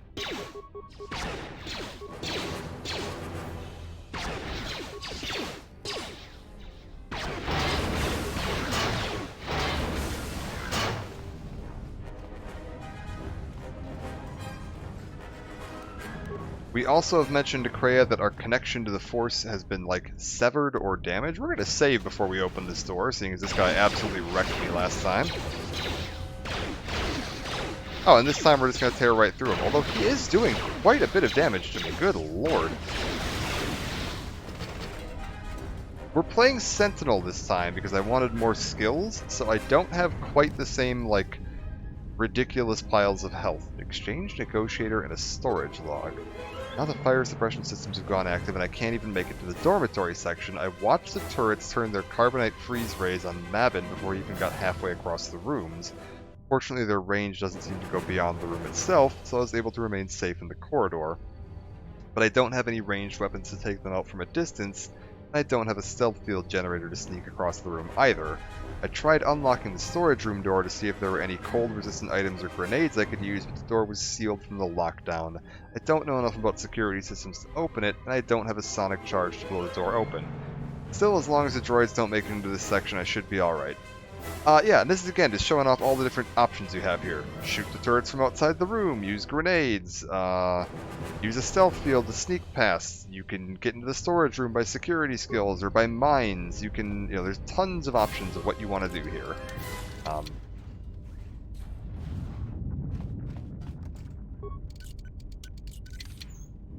Go ahead and grab this. Opening everything we find around here. We've got another workbench.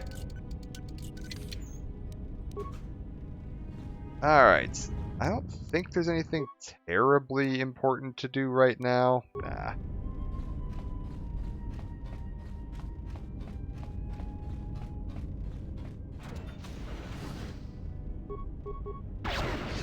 Yeah, we can just sit here, take these turrets out from the other side of the room. We're fine.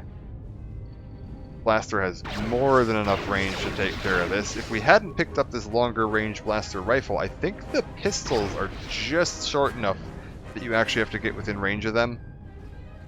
But with the longer range blaster rifle, more than capable of sitting outside of this thing's range and just taking pot shots at it.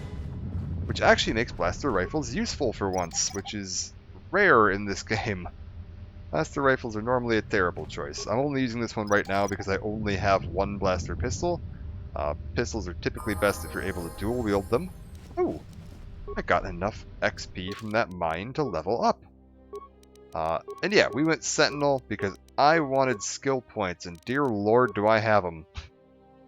I don't think we're going to have to worry about having to rely on other characters for skill checks this time.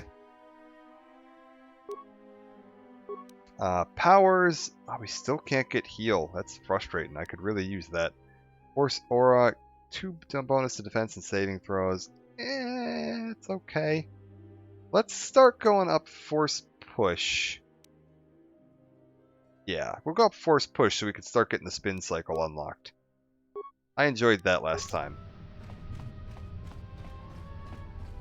And we've got a decent, I think, yeah, Wisdom and Charisma modifier here, so we're getting +2 to all of our things. It's not the worst. Oh, hell. How bad is this?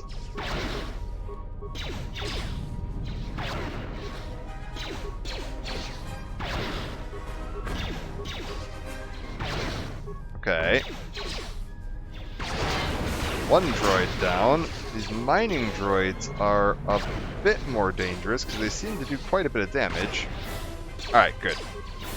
One more solid hit and he goes down. Come on, you got it. Crap, there's another one.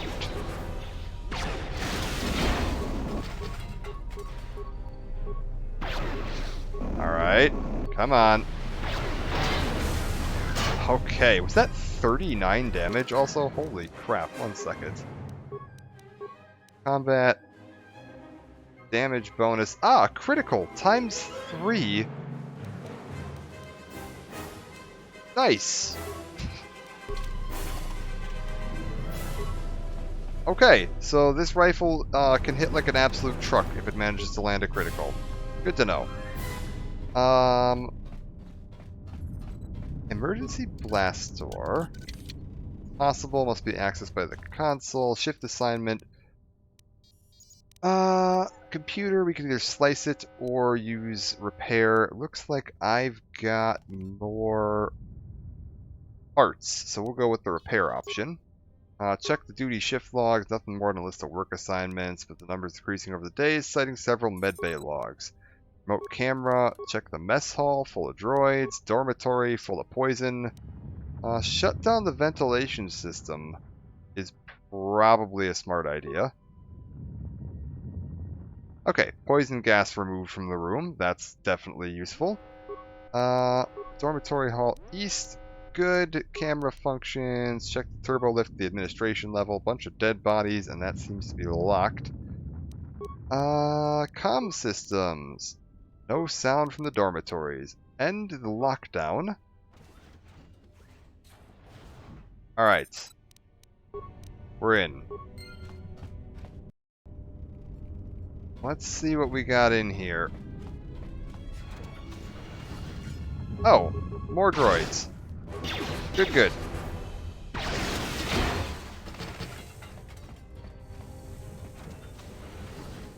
Anybody else alive in here? Make sure we're clearing this area out reasonably well. A damaged door, but it looks like we can maybe plant a mine to open it. Yeah, perfect. Battle armor. Alright. Adrenal alacrity. Let's check that out real quick. It's a heavy armor, which means I can't actually wear it myself. But quite high defense bonus. If you were playing like a soldier class, that is right up your alley. Medical officer corps with some med kit and some basic supplies. Nothing going on in here. Energy shielding and an armor weave underlay. Nothing going on here. A locked footlocker.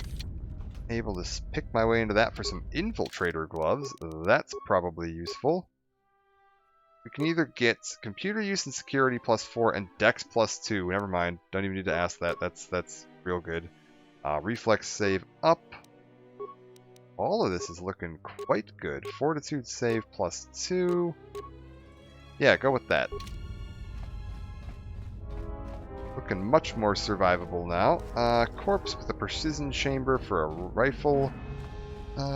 Anything else hiding in any of these rooms? Components and an energy shield. Administration officer corpse with the mine administrator log. Holo log looks like it needs to be plugged into a holo reader. Alright. Log terminal. Insert mine administrator holo log. Emergency status. This may be the beginning of a long record.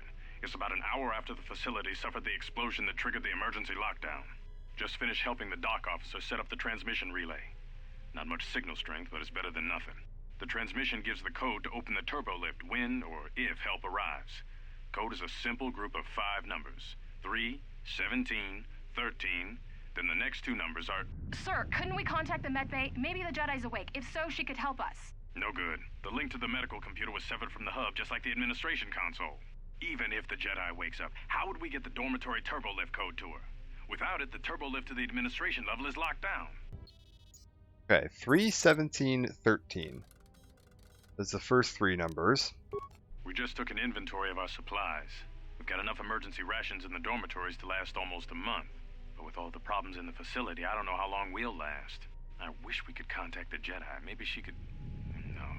She's still floating in that damn tank. Someone's played us for fools. And since Corda and his crew aren't locked in here with us, it's pretty clear who it was. If I ever catch up with that Mandalorian-loving son of a... At least the air scrubbers are still working, even though they're tied into the... Hey, what's happening to the ventilation system?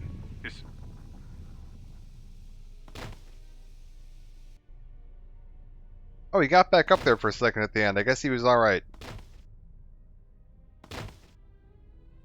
I also think it's funny that some of these corpses fall in slightly different positions in the hologram than their actual corpses were, implying that someone came in and moved them all just a little bit afterwards. That's not supposed to be what's happening. Check the transmission. The transmission gives the code to open the turbo lift when or if help arrives. Code is a simple group of 5 numbers. 3, 17, 13, then the next 2 numbers are... So you can solve this one by yourself if you just look at it a little bit. 3 dots is 3, dash x dot dot. So we're looking at a dash is a 10, an x is a 5, and dot dot is 2 ones. So similar to how Roman numerals work.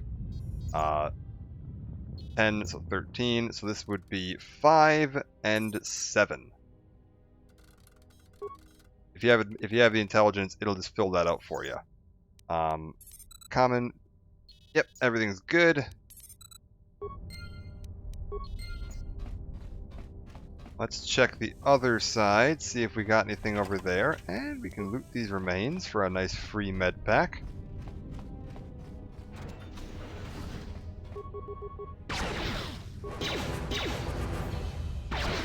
This game played a lot more into,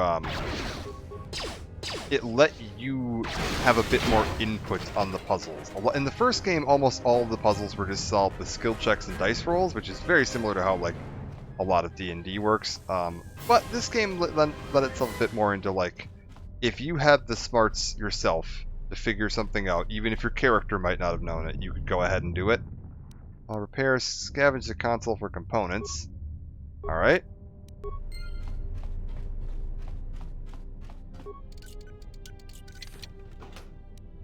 There's going to be a few more puzzles like that where you're going to have a chance to, like, use your own brain to see if you can solve something, even if your character doesn't necessarily have the points to solve it.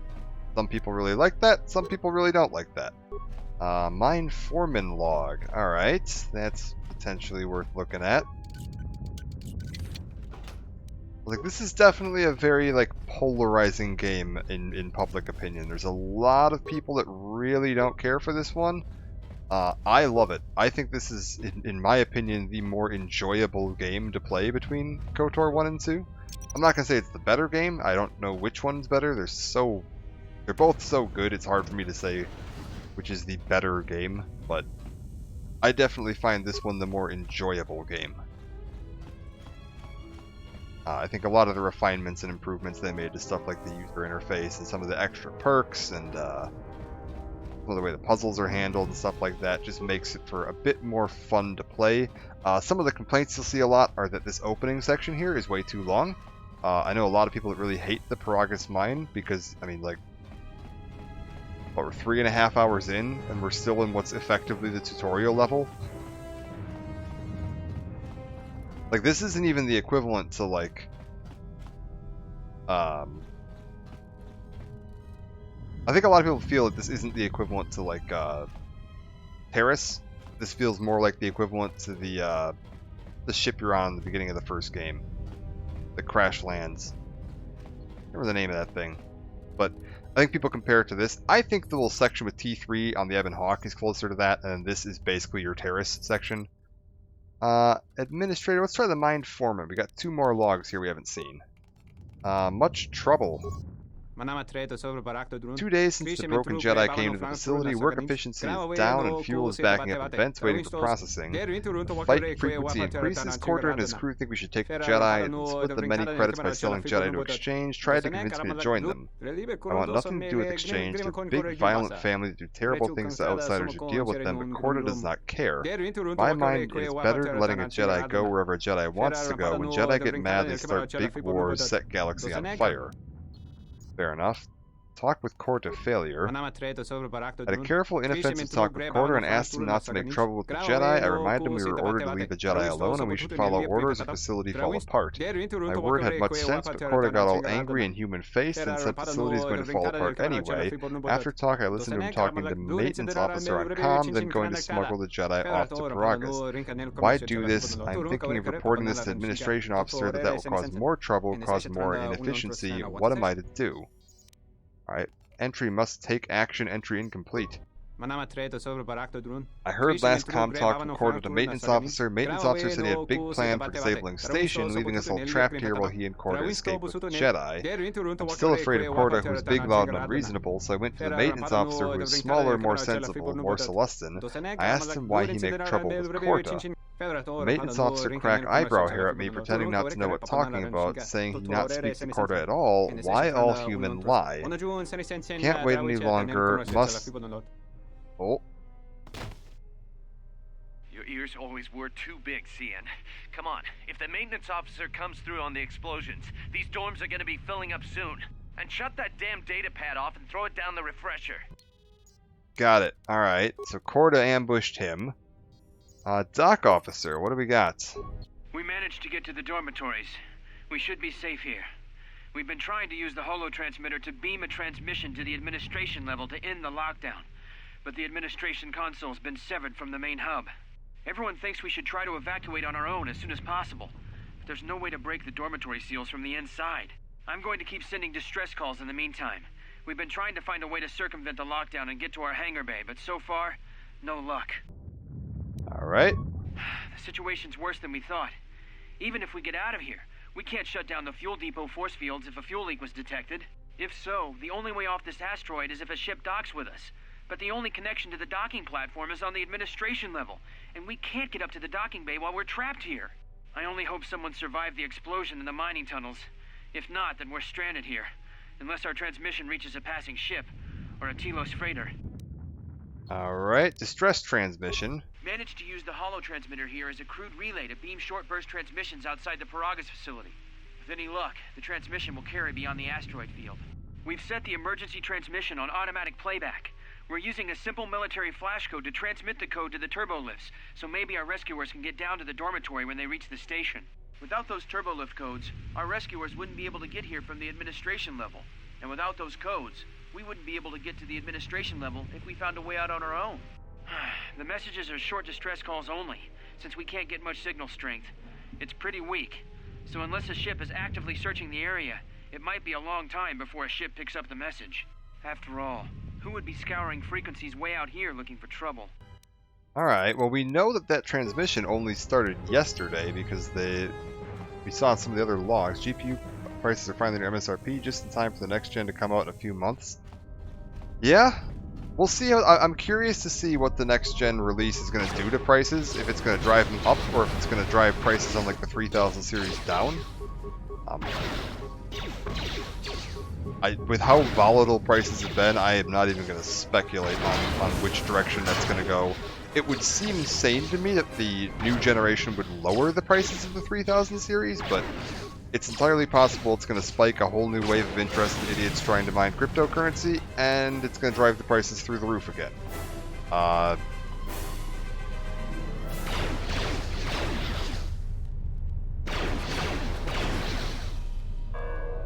Oi! You there!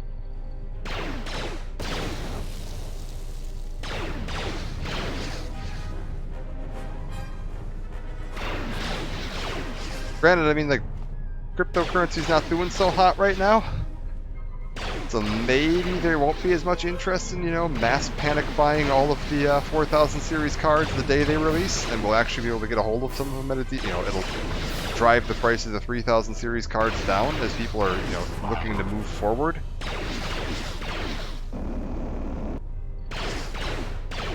Rip the days and you get the highest end cards for 500. Yeah, I know. I remember when the first, like, what was it, the 1080 Ti came out. I think that was one of the first cards to hit 1,000, and it was like, oh my god, this is insane. Like, which, like, $1,000 these days for, you know, a top of the line card sounds absolutely like bargain bin.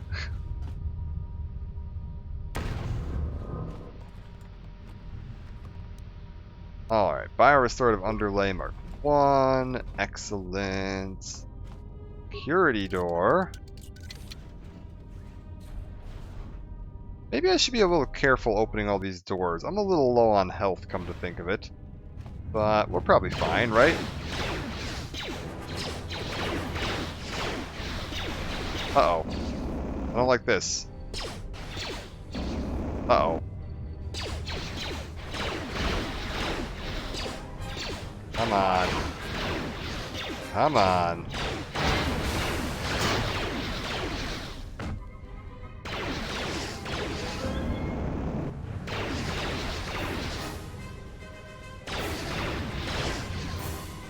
Need one more hit. Alright, you're down. Ugh. We might want to take a look at actually healing in a second. Heat shielding, that's all looking good. I could take a look. Repair kits. Yeah, let's take a quick look before we go into the next room, which is probably full of even more robots. Yeah, I can see more robots. Use my force speed to run down the hall. 3090 Ti or 2000. Yeah, I know. And that's if you can find them at that. They're significantly more than that most of the time. I've seen them quite frequently going for closer to like 2600. Mining uniform. None. Can I put... Yes, biorestorative. That is much nicer. Alright. That'll help with my health regen to keep it coming back at a reasonable rate. The amount of health regen in this game is very weird to me. Like, first game you barely had any. And this game it's like, man, I haven't even made it out of the first level and I've got like 3 different options for restoring my health naturally.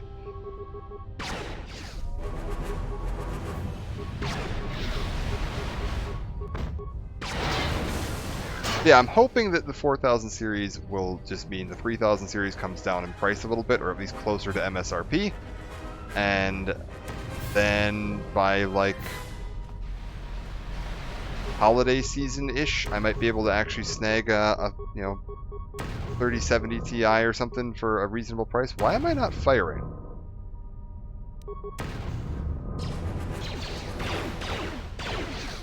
Are you feeling okay, Petra? Did you want to fire? Thank you.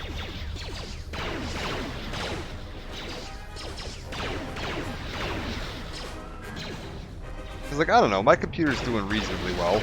I haven't had too many problems. I don't usually play games in 4K for one thing, because at the moment, like even with the 3000 series cards, if you set a modern game, Datapad minor log, another lecture about contraband. Periods started doing spot checks of our quarters yet, so if I cash in the lower bunk in my room in the eastern dormitory should be safe. You won't even know it's there unless you know to look for it. Porter came around again, asked if I had any special cargo. I was getting a bad feeling, so I stayed quiet about my stash. I'm going to keep that blaster I smuggled from Teals and a few grenades there. Oh, hello. Farthest from the door in the eastern thing. Got it. 800 watts, 600. That's, yeah. Yeah. But yeah, like one of the reasons I haven't been too much of a rush to upgrade is that, like, I mostly play at 1080p, because right now, even with like a 3000 series, maybe with a 3090 this wouldn't be as much of an issue, but if you're playing like a higher end game and you have all the graphics settings set to max, you're not getting 60 FPS on 4K. Like, they just can't maintain it. If you turn down some of your graphics settings, turn the anti-aliasing down, some of that stuff, you can pull it off. You can use some of that the new like scaling AA to help with it. Mess hall log. They're never going to get around to fixing the ventilation system. The food processor back up again. Next time the fumes start flooding the mess hall, I'll be dead rather than just nauseous. Keep the breast mask here in case I have a repeat incident. But yeah, because of that, I haven't really bothered upgrading. 1440 does seem to be the sweet spot for sure. I definitely agree. 1440 seems like a really good middle ground. It's not enough for me to really kind of care about it. So I'm still sticking on just 1080 on everything because I think it just scales. A lot of monitors, if you don't have a specifically 1440 monitor, things scale goofy. So if you're watching like a 1080p video on a 1440 monitor, it can look a little blurry because of the scaling, because it's not an even scale ratio. Which, whatever, it's fine. But I've been leaving it alone for now just because until you can get to the point that you can run games max settings at 4K, I would rather have maxed out graphics settings in 1080p at 60 frames a second than maxed out graphics in 4K at 30 or less, or lower my graphics settings to get 60. I don't want to play on medium graphics, man. That's no point. All right. The room farthest from the door, in the eastern dormitories, a hidden compartment with a blaster rifle. What have we got? I also think it's very... I know that I'm pointing out the lovely maxed out graphics settings in a roughly 17-year-old computer game that could almost certainly be rendered at 4K without any major issues. But I also play things, like Cyberpunk 2077, which barely runs in the first place, so...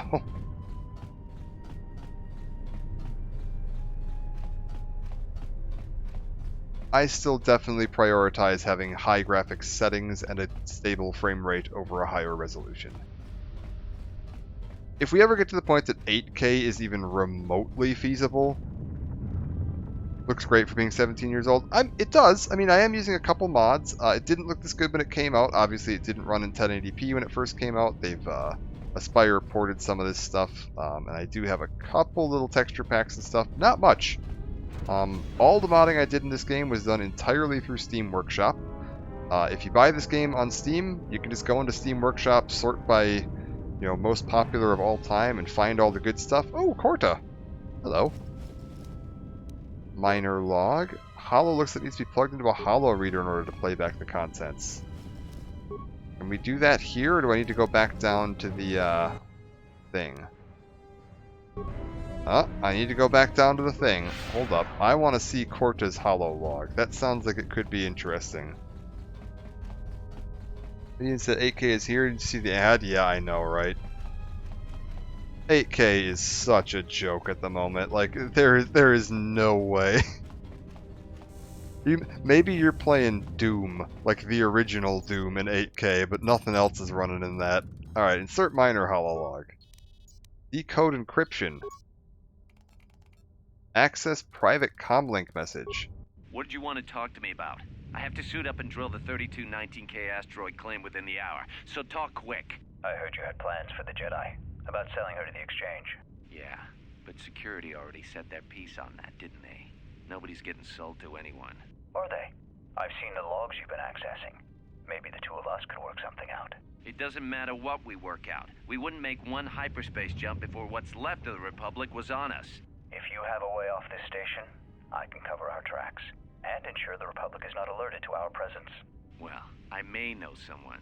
Works this system on special jobs. He may want to know details, but I might be able to arrange transport. I've seen the logs. I know you've already asked him and given the details. Once he agrees, I can handle the rest. Handle the rest? Like how? When the time comes, I'll contact you via comlink. Maintenance out. Since when did the maintenance officer grow some horns? Alright.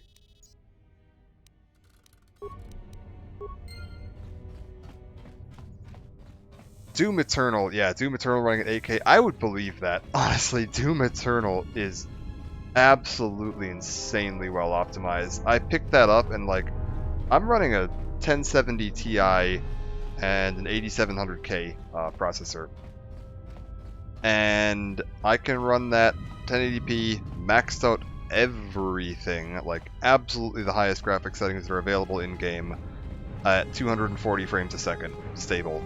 Even in the middle of the most intense combat in the game. It's unbelievable how well that game runs for how good it looks. Open turbo lift door. Access camera logs, yeah. 5 minutes after emergency lockdown. Almost didn't make it out of the dormitory section before the lockdown, you Murglak. You're cutting a little close, aren't you? Yes, a regrettable miscalculation on my part. I'm contacting you because I'm picking up a subspace transmission from within that level. Is that your doing? No, they must be trying to use the old relay system to send an emergency signal. I doubt they know what's really going on. Hey, this turbo lift's locked down. Try the code again, and don't worry about the miners and their transmission. By the time help arrives, we'll be all the way to Nar Shaddaa. Oh, they won't be leaving the dormitories. The explosion within the tunnel has damaged the ventilation systems, causing breaches in the core exhaust conduits. What? That's going to kill them all! Not all of them, but I'm sending a number of mining droids to your location right now to correct that problem. Corta, this turbo lift's locked down. The sequence isn't working. Keep trying it! You! Why are you doing this? Why me? You. It was never about you. The Jedi is all that interests me. But then you had to ruin everything by revealing her identity and then trying to harm her. And that I cannot allow. Statement. You are a risk, Corta. You are impulsive, crude, and soon, deceased. So yeah, a little bit of a hint there that that wasn't actually the maintenance officer he was talking to. Mocking query. Corta, are you dead yet? Smug statement. I believe I forgot to mention that I reversed the turbolift codes, in case you managed to get this far. Alright. Open door. Intelligence, enter code in reverse. So we already figured out the code from the other terminal. We could also slice it with computer skill. We could enter the code manually if you figured it out. So if you figured out the code from the previous thing that was 3171357 and then reversed it, you can go in and enter it manually to, manually override this by using your own brain instead of your character's brain. My character has enough intelligence that I don't need to click all those extra buttons. We can just go ahead and enter it in reverse. Poster could probably run Doom Eternal. I agree. That's another Bethesda game now, isn't it? They own id. Why is Bethesda just able to install, like, any game on anything? You could probably run Doom Eternal on Skyrim. I have felt a disturbance. Our enemy is here. We must leave at once. Okay, what enemy? The one that fired upon the Ebon Hawk as we attempted to rescue you. And he will not let us go without blood being shed. Okay, so what? If he's willing to bleed a little, it's more time for me. Yeah, who is the enemy? The story is a long one, and time is short. Come, we must go, and quickly. Alright, let's go. We need to make our way to the docking area on this level. I fear the airlock has already opened, and if so, we must be on our guard. If we cannot reach the Ebon Hawk, then we must find a way to escape on the ship that is docked here. Rey has joined the party. Her mentor special ability will give everyone a bonus to earned XP. That's pretty darn handy. I didn't actually remember that. Go ahead, get her leveling up. She is all down the Dex and Con route. Oh my god, her attribute points are actually really ridiculous. Holy shit. 3 16s? That is ludicrous. I guess continue down the Dex route. Yeah. Skills, what has she got? Stealth, awareness, free injury. Okay. She's got 4. We're going to give her 4. Powers.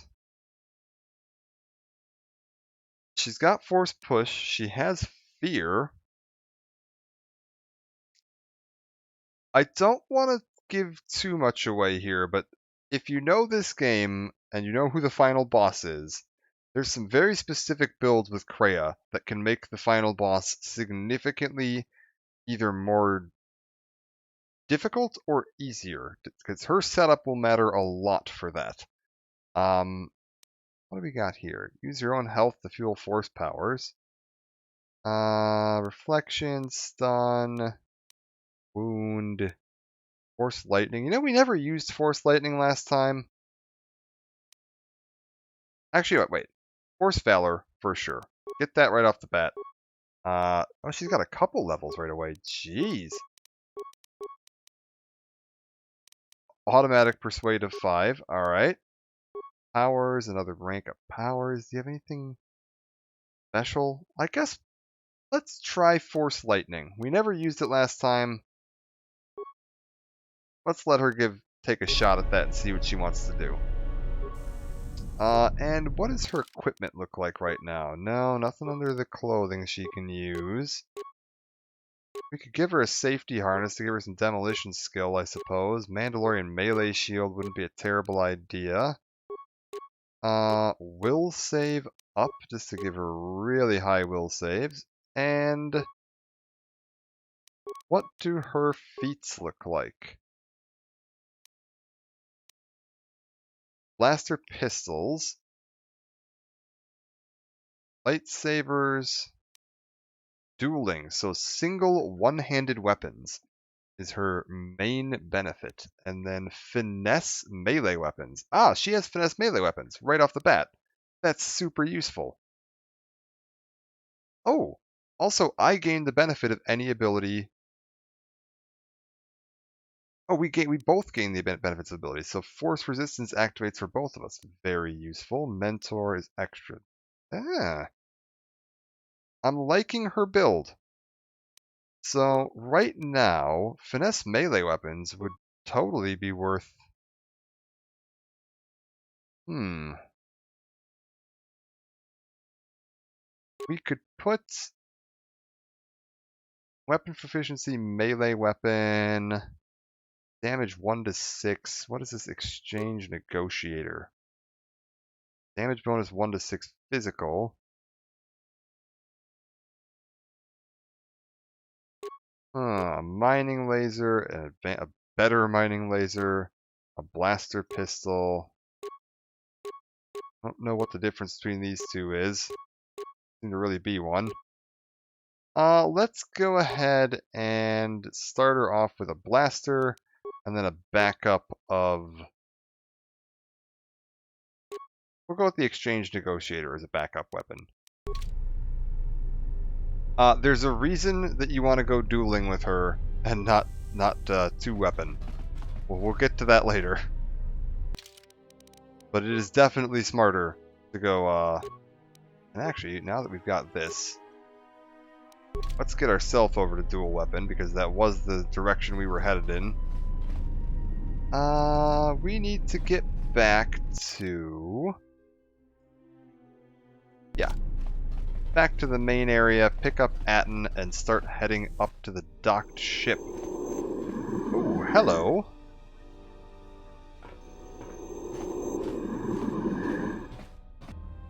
We've made some friends.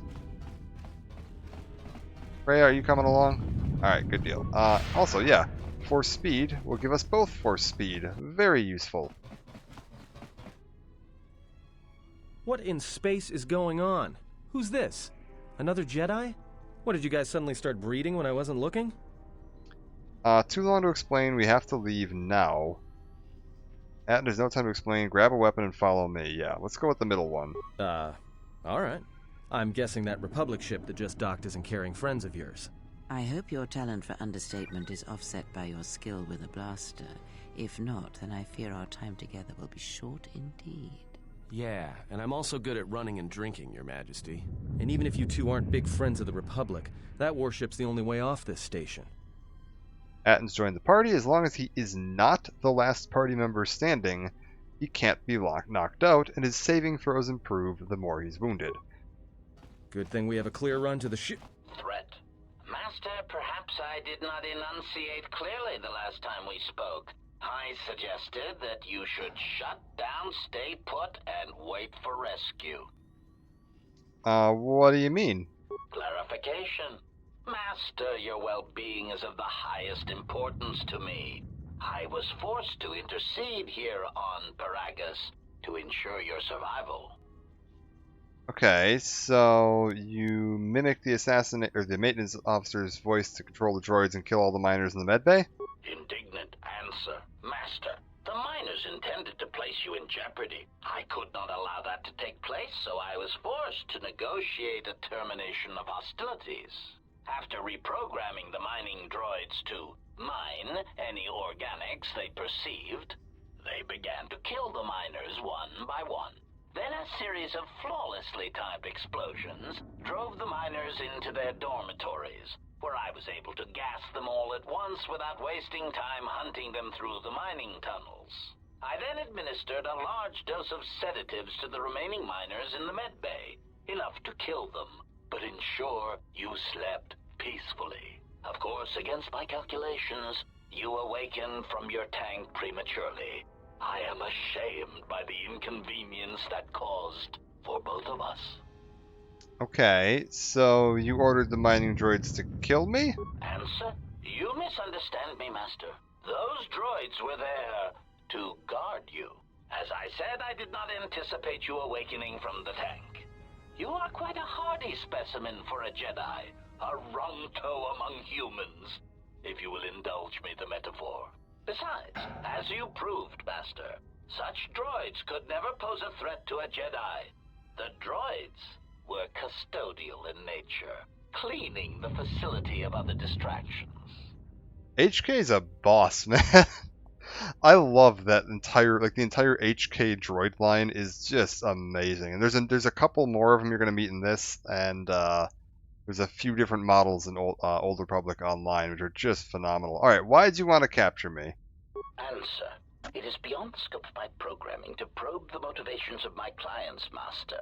Suffice to say that I am being well compensated for my services. You have been a difficult target to find. You have been wandering the galaxy since the end of the Mandalorian Wars, leaving little record of your passage. It is as if you did not wish to be found by hunters such as myself, or more likely, the Jedi Order. Okay, found me. Obviously, I didn't do a good job. Who's the client? Chiding answer. My programming renders me incapable of revealing the identity of my client, Master. However, I am free to say that my client is wealthy and very interested in possessing the last of the Jedi. Okay, I don't want to fight you out, but I will if you leave me no other choice. You found me. I clearly didn't do a good job, yeah. Mission. It was a matter of chance, Master. I happened to be serving as a protocol droid on the Harbinger when you booked passage. After that, it was a simple matter to sabotage the Harbinger and call for a retrieval. Irritated statement. However, when the Ebon Hawk appeared and salvaged us from the wreckage, I was forced into a series of rapid recalculations, culminating in our current situation. Okay, so I don't want to fight you, but I will if you leave me no other choice. Resignation. Very well, Master. If inflicting pain is the only means to resolve this matter, then you leave me no choice. Oh. Items received, mining laser. Why did I receive a mining laser? Favorite droids in Season 1 of The Mandalorian. Is it the IG-11? More where that came from. IG-11's phenomenal. It definitely bears more than a slight resemblance to HK. Atton, you are going up the Dex route. Keep everybody moving along. I just noticed he had a level, and I was like, you know what? That means we haven't leveled him at all. Ever. Atton gets sneak attack. Ooh. Medium armor. Go toughness. We go down a variety of different options here. What is it? Stealth run. Move swiftly and still remain hidden. Increase reaction time and speed. Let's go down dual weapon. Always useful. And Atton, you are going to get a mining laser and another mining laser. And a stealth field generator. And your own jacket apparently. And an energy shield. And a breath mask that makes you immune to poison and probably makes you look like an idiot. Alright. Oh, I am very, very close to dead here. Oh no, I'm dead. Hold up. How does this guy like lightning? Oh, he doesn't much care for lightning. Everyone down. Okay, lightning's very good. More where that came from. More where that came from. Okay, we're good. If I'd like to get up off the floor, phenomenal. I took a few hits that fight, but we're fine. Droid self-sustaining unit, HK Vocabulator, an advanced mining laser. HK Vocabulator is going to be very useful. We are going to be trying to recover as many HK parts as possible. Start off with, we are not going to have many options, but they are going to prove very useful down the line. We also now need to get onto that ship that docked, which should be just up this here. I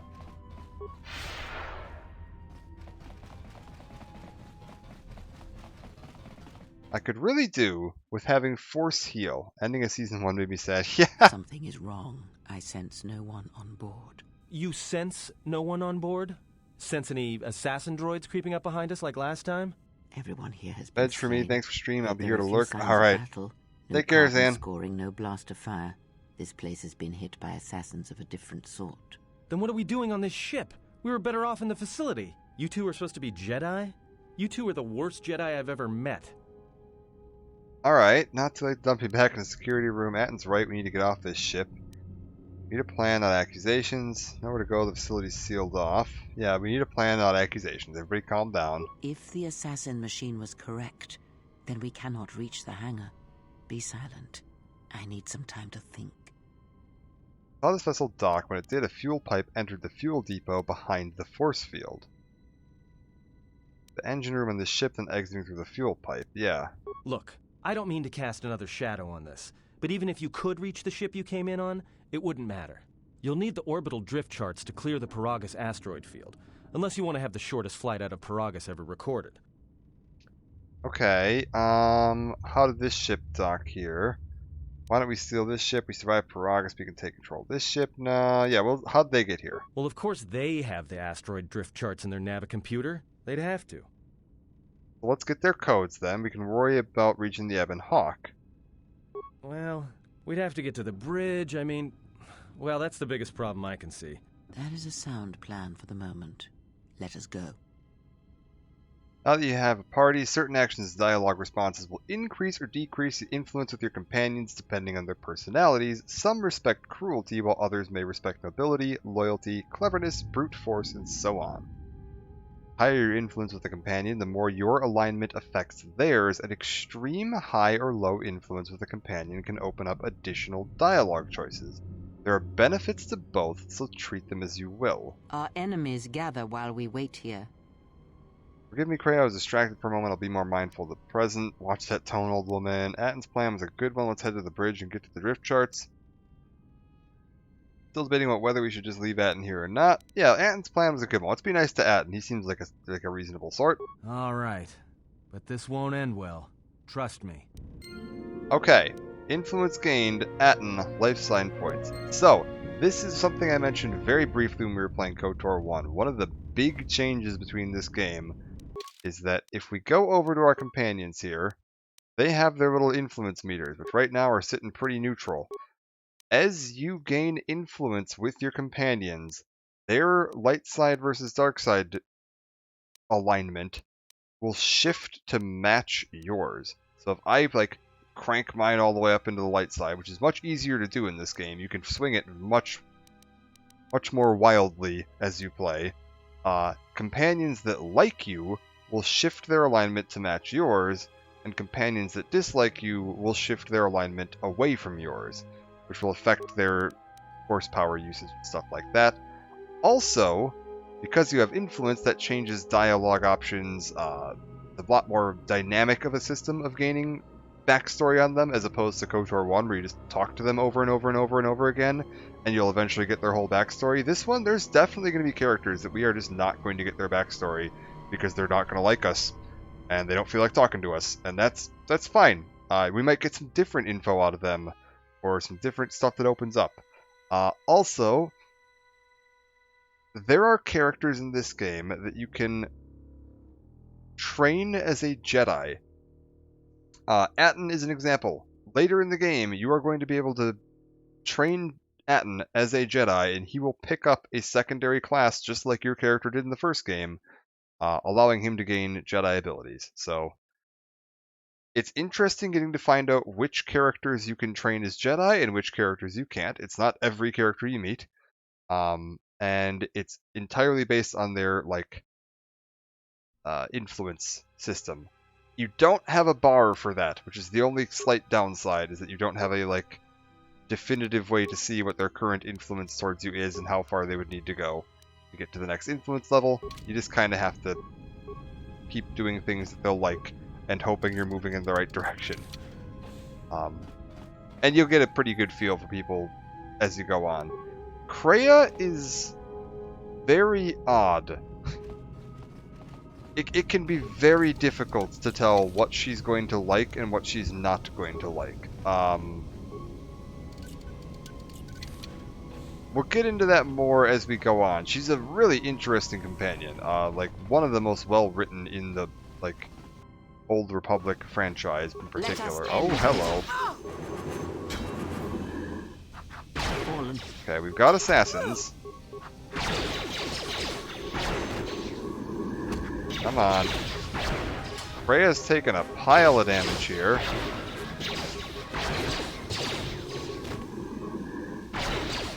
Okay, we're good. I want to make sure we're exploring this ship as fully as possible so that we don't leave anything behind, because we're definitely not coming back here after we're done. That door seems locked. Oh. It's the bridge. Oh, this is literally the same map that they used at the beginning of KOTOR 1. This is the room that we see Darth Bandon kill Trask Ulgo in. And we looped through the bridge that way. Okay, so wait, yeah, if that's the bridge, then are we not able to get around the other side? Oh god, where are we able to get to? Well, we're gonna need to get to the bridge. So, and then go elsewhere on the ship. So the bridge is our destination. Let's look around a little first. Briefing room console, plasteel cylinder, cardio regulator, very good. Check logs. Onderon.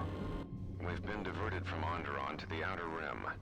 There's not enough ships out there, and we're already hard-pressed to keep patrolling the regions under our jurisdiction. I'm afraid we're going to lose it all.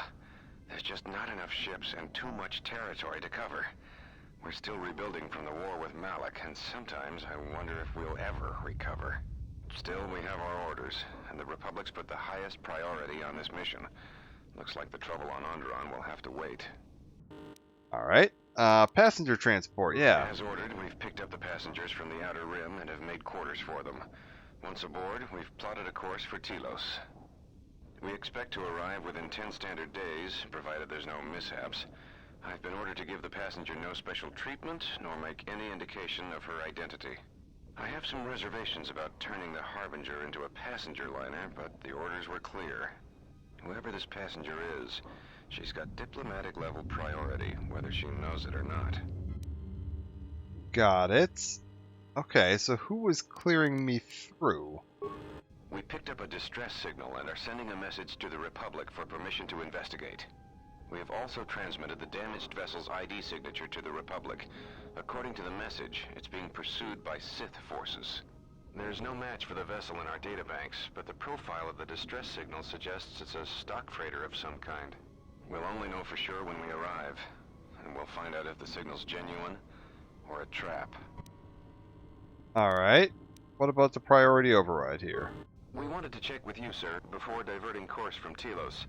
There appears to be some battle that has taken place in the sector, and we've received a distress signal.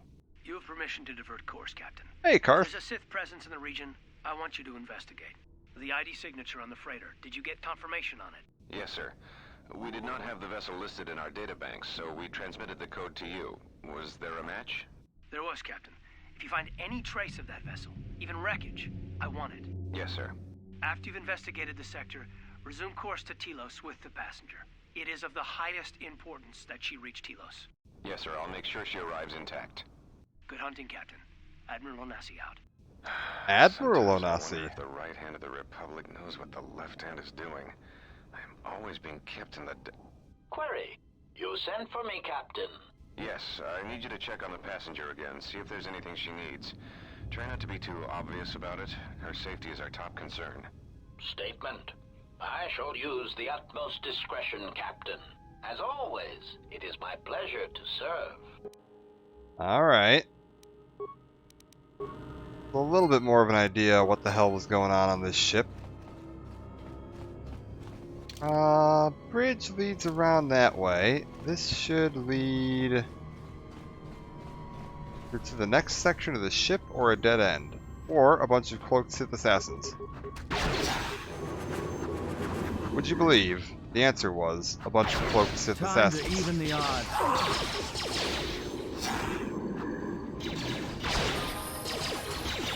Everyone down!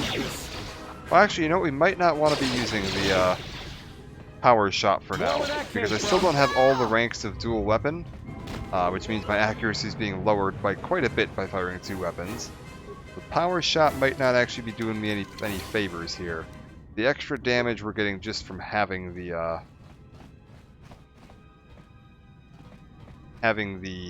2 weapons ought to more than offset what I need there. Also, a Vibro Sword might be just the thing for Kreia. Let's get her... Yeah, 212, that's beautiful. I've got a level to gain. Maybe this is when I get level 6? I think that might be my first chance to pick up... Ooh, more 2-weapon fighting, very useful. Powers, yes, Force Heal, finally. Good lord.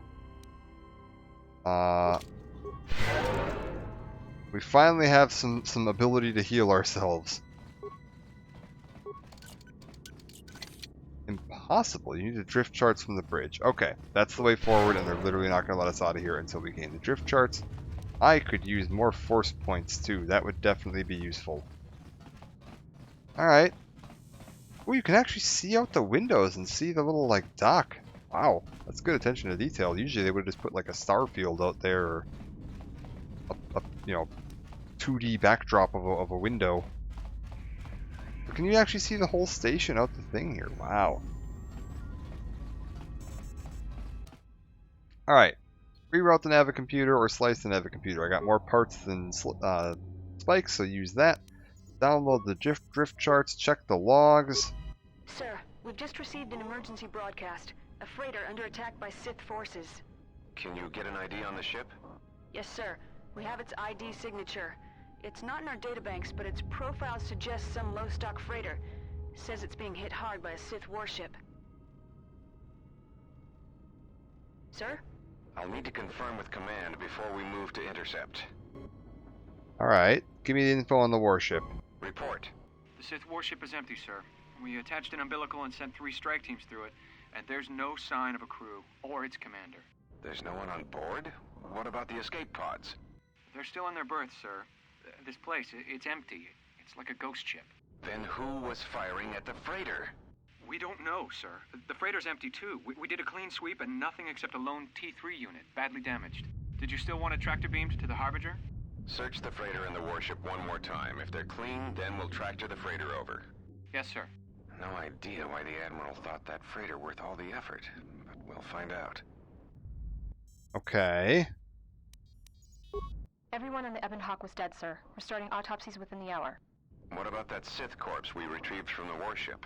We haven't had a chance to fully examine it, sir. He looks human, but he's fractured in several places. Then keep me posted. Something's wrong here, and I want to know where all those Sith on the warship went. And the last one? We're still experiencing a problem with the communications array, and now maintenance is telling me there's a cascade failure in the weapons. Sir, I just picked up an unusual sound from MedLab. I have come for the Jedi. What the hell was that? Sir, I don't know. Communications just got cut. Also bed for me. Have a good night. Yeah, thanks. Glad you could make it. I'm gonna try to finish this up and then get some sleep myself, because I plan on streaming Dragon Age at about 2, which is in about 6.5 hours. So I want to try to get at least 6 hours of sleep before that, if possible. So I have about half an hour of time left, but I should hopefully be able to finish this up in half an hour. We'll find out.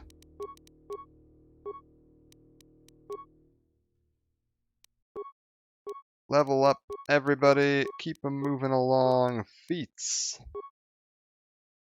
What do I want to do for feats? Improved force focus. That's good. Dueling. Improved dueling. Definitely a good idea. You may notice Kreia literally does not have the option to take 2-weapon fighting. We'll get to why that is before we finish this section. Also, get her with heal. Definitely worth the time. Oh, I have 2 powers. Right, I forget Krea's fancy. Force Aura, not the worst thing in the world. Can apparently go up Fear to Cower and Catatonic Fear of the attacking Jedi. Force Deflection. I don't really need that. Let's go... Yeah, I don't have any of the tier 2 ones yet, huh? Battle Meditation. 2 to attack rolls. 2 to damage, and 2 to will save. Increases vitality point regeneration rate. Yeah, let's go with Battle Meditation. That was pretty good on Bastila back in the day. Hopefully it'll be good on Krea too. Is that like a castable thing? It must be, right? Yeah. Neat. Alright. Anything else we need to investigate while we're here? I'm assuming that door that wouldn't open or exchange Shadowcaster. It must be a stealth thing. There's totally cloaked guys in this room, aren't there? Where are you? Yeah. Yeah. That's what I thought. More where that came from.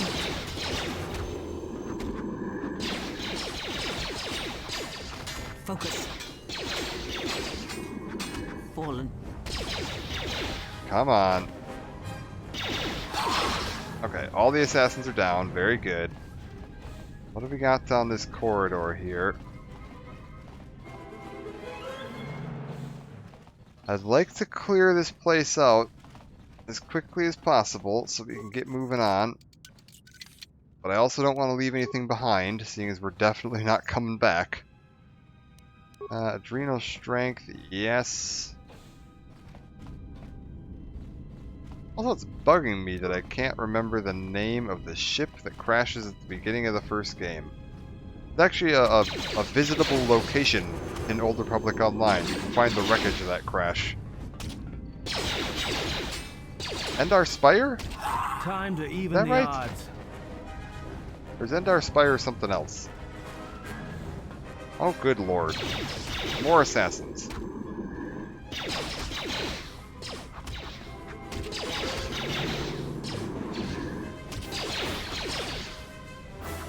Come on. More where that came from.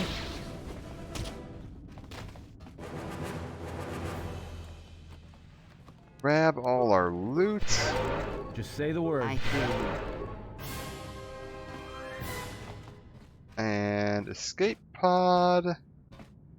Escape pods are locked, cannot be used. Alright, so we're not getting out of here on an escape pod.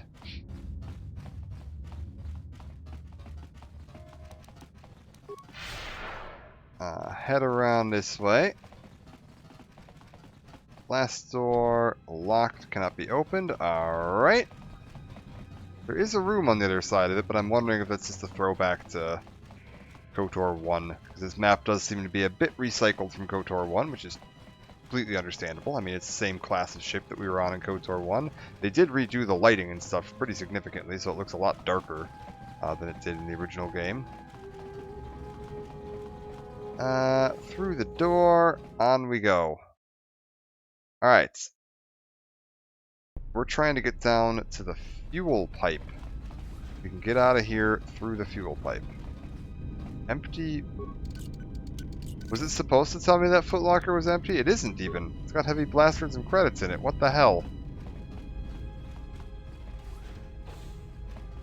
Alright, nothing in here. Ooh, and a cylinder. Hello. Reflex package and response stabilizer. Anything else?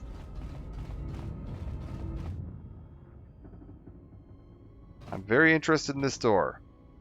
Are you alright? This was my quarters. This was your room? When?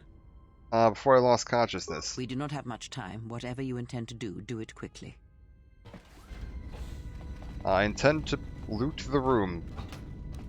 My armband, a data pad, and a med pack, as well as a precision chamber. Requested to report to the Harbinger Medical Bay for routine examination. The routine is automated. Simply insert this data pad into the medical computer to receive your injections. Ah! So that's how HK knocked us out. Got it. Makes sense. Infiltrator gloves. Where is... yeah, armband. Constitution +1. Sure, why not? Oh, and we haven't actually checked this room over here.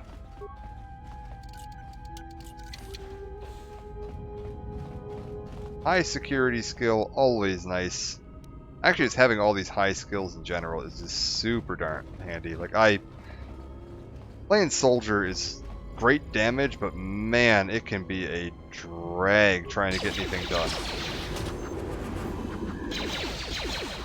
Where's Atten? Guys? Alright, we're good. Cut through these. Quite a few assassins in this room.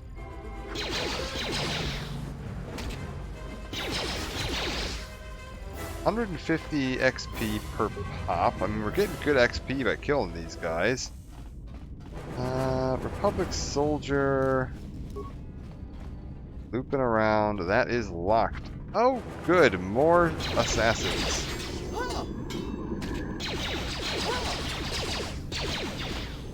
How's Kreia holding up? Ah, she's fine.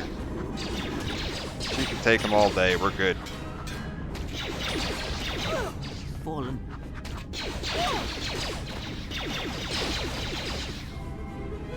Alright, none of these guys drop anything. It's a little odd to me. I feel like some of them should have something on them.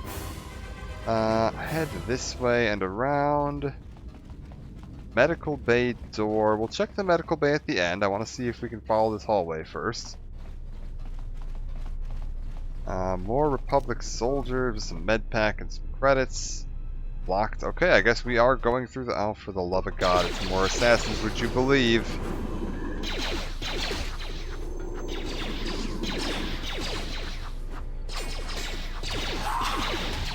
Let us end this. Okay, maybe this does drag on just a little bit. This is not the time. Time for answers. Who's pursuing us and why? Very well, let's keep moving. Yeah, I wasn't really trying to start a conversation with Kreia. I just accidentally hit the talk button while I was trying to continue queuing up attacks. More cylinders. Arcanian heavy pistol. Is that better than what I've got? Oh, it's like substantially better than what I've got. Like a lot. Okay, good. My Kolto tank. Medical console. Insert data pad. Check treatment requests. Emergency override dosage exceeds safety protocols. You administered a deadly or delayed sedative that would kill a normal human being. It must be what rendered you unconscious. Right. Identify Kolto tank. Right. Check medical logs. Sith wreckage report. Something's wrong. Ever since we picked up that Sith firefight in the region, crewmen haven't been reporting for their shifts, and I can't reach people on the comm.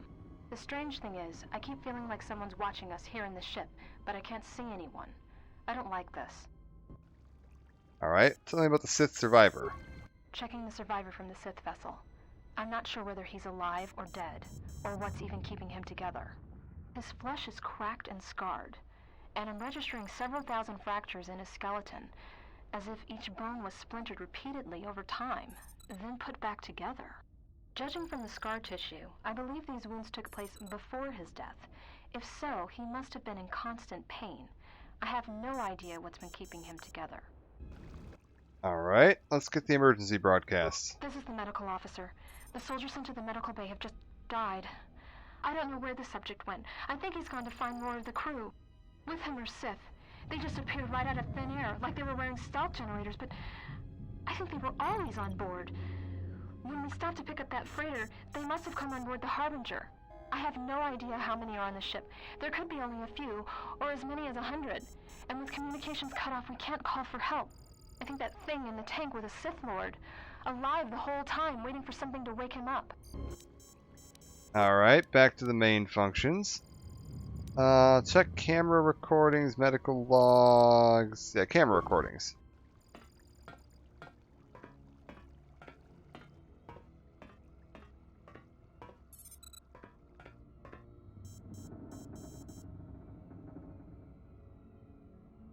Alright.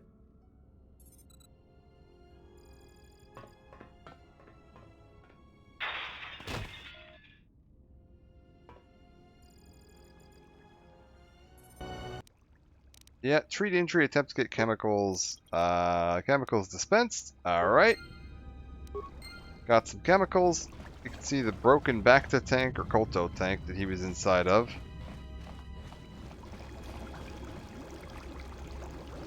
Carry on about our way here, loot everything. Do I want to do anything with this droid? Nah, I don't need a droid. We're good. Keep looting all the cylinders. Making sure we got everything we need off the ship. Take the spare credits. This should be the locked door we saw from over there. So now we can just loop our way around this way into a pile more enemies. Come on.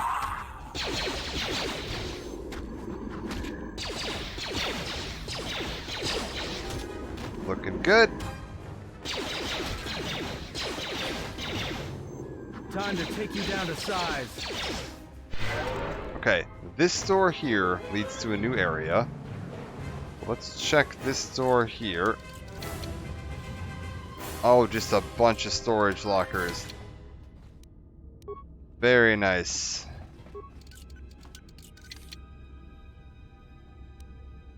So we're starting to be able to see a bigger picture of what was going on here.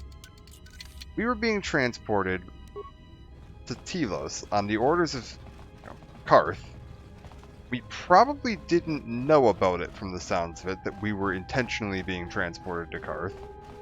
The Sith encountered the Ebon Hawk, which it appeared to be abandoned except for T3. More where that came from. So no idea what happened to the rest of the crew at the moment. Carth found out that they'd encountered the Ebon Hawk, ordered them to investigate. Sith boarded the Harbinger, either knew about already or found out about me. Around the same time, HK, who'd been serving as a protocol droid on board this ship, discovered that I was Jedi, and he knew about the contract on Jedi, decided to take action and try to capture me. Sith attacked the ship, and we escaped. HK ferried us onto the Ebon Hawk, and we escaped on board the Ebon Hawk. Droid maintenance data pad. I don't know whether this new HK-50 droid is a gift or a curse. After the destruction of the previous protocol droid when it accidentally activated that frag mine, the HK has stepped into its place with a hitch. Problem is, it doesn't take commands very well, and most of the time I have no idea where it's been. There's been reports it's been sighted in the main crew quarters with the captain, maintenance, and even the med lab of all places. When I ask the droid about it, it gives me a smart mouth response about facilitating communication. I don't know who commissioned these HK models, but I don't like them. Protocol droid appears to have been purposely sabotaged, so yeah, HK was on board the ship, sabotaged the previous protocol droid in order to get himself a position as the ship's main protocol droid so that he could have some influence over the captain and knowledge of what was going on. It's all making sense.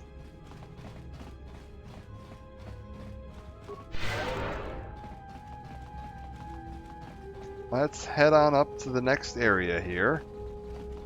Turbo lift to engines, which is where we need to be.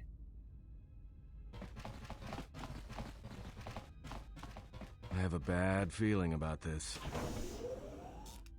What's wrong? Don't you feel it? Something's gonna get real wrong real quick. How do you know that? You don't survive on the rim as long as I have without knowing when trouble's coming.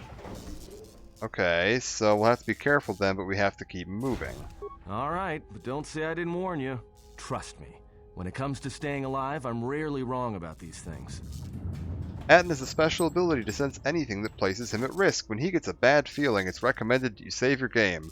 Remember that time they gave us that force power that would give us force premonitions about danger? Atten also has that, and also never uses it.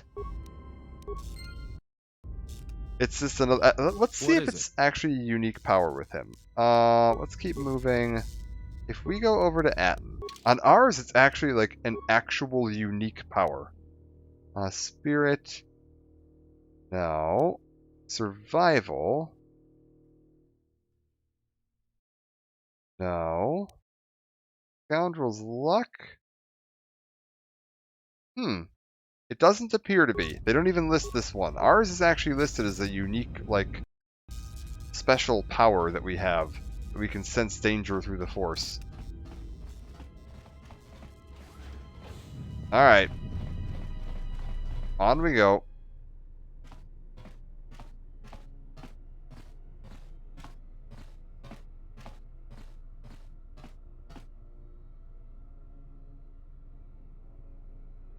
Oh.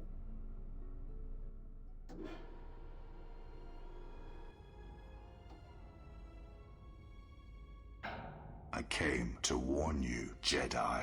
You know not what path you walk. This battle is mine alone. I am not defenseless.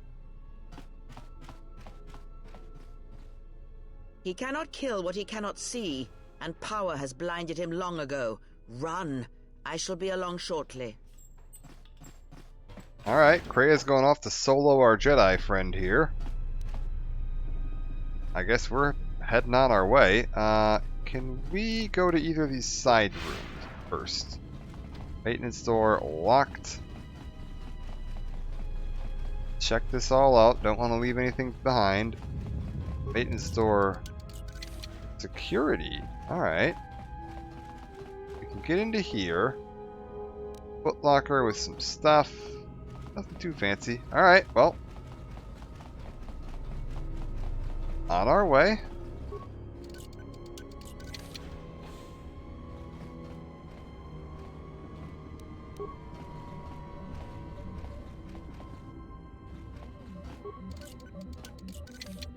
The Footlocker's moving. Alright, engineering maintenance console. We got plenty of parts. Open the maintenance doors. That's our way out of here. Alright. We get through that tunnel. That should take us down to the hangar bay. Through the fuel tunnels. Kind of where we were with T3 when we were playing as T3 for that little bit there. And that should lead us right onto the Ebon Hawk and our way out of here. And here's our fuel pipe. So now we just need to find a way to climb through the fuel pipe, which I don't entirely understand how we're planning on doing that. I wouldn't think most fuel pipes would have a personnel maintenance catwalk, but whatever. Sure, it's fine. Engine maintenance protocol. Alright. I would think the fuel pipe would be, you know, just a big pipe with fuel in it. And unless we're planning on swimming, I don't know how we're thinking we're getting through this, but I'm sure they know something that I don't.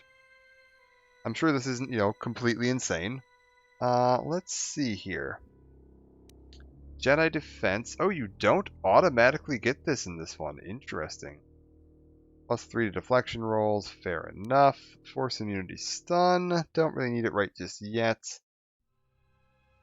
Let's go with toughness. We could definitely use some more hit points. Powers. For now, dominate mind. We want to make sure we have access to all of our force persuade options if we need them.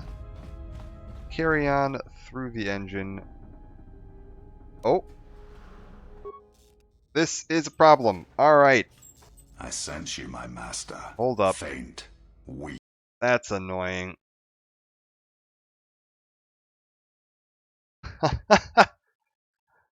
Oh, that's frustrating. Okay, this is a glitch I have talked about before and is just a Your senses problem betray with you, KOTOR as you 2. betrayed me. There is a After all memory has leak in happened, KOTOR still you 2. live. It's been there You are since day difficult one, to kill. and the one longer as you play limited the as game, you, you eventually get to a point where all to have fallen skippable so far dialogue and is learned nothing. instantly skipped. That is your failing. Modders have never been failure able to fix is this, the devs No longer do don't your have whispers access to crawl it. within my skull. No longer do I suffer beneath So teachings Atten that was weaken supposed to be us. talking to me there, Now and we you just run skipped in all that search of dialogue, the so we're gonna Jedi. have to replay They this are bit. all dead, save one, and one broken Jedi cannot stop the darkness that is to come. Perhaps I'll have to see where my most recent save is, and hopefully it'll be recent enough that we don't miss too much. It's usually after about 4 hours that it starts to happen on my PC with the amount of RAM that I have. Because you're going to see Atten here is going to talk to me. What's wrong? Are you alright? Oh, once I get a conversation. Damn it, hold on! Right now this isn't skippable. Nothing, let's keep going. Alright. No. I don't want dark side points there. Yeah, that's fine. Go to the quick save. Thankfully we did just have a quick save there. That means I need to real quick exit the game, like, completely. So give me one moment here to get this relaunched.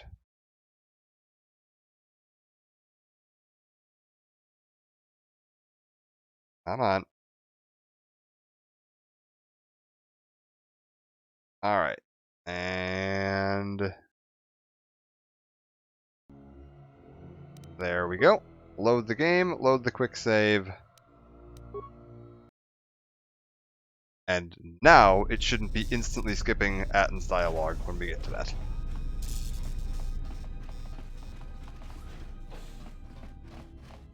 It's an annoying glitch, and it's apparently much worse on the Switch version because of the lower RAM on the Switch version. So this happens like significantly more frequently. You can get away with about like 4 hours or so of playing on the PC version before this starts to happen, and then you just have to reload your save. And you're going to see when we get to this part now, Atten's going to have all his dialogue, and it's all going to play just fine. You know not what path you walk. This battle is mine alone. I am not defenseless. Alright, off you go, Kreia. He cannot kill what he cannot see, and power has blinded him long ago. Run. I shall be along shortly.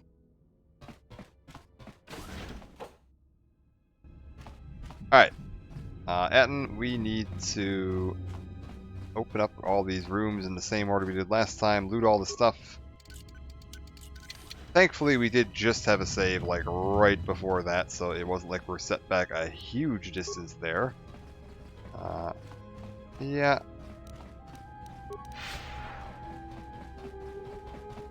Swing around here. Grab all of this.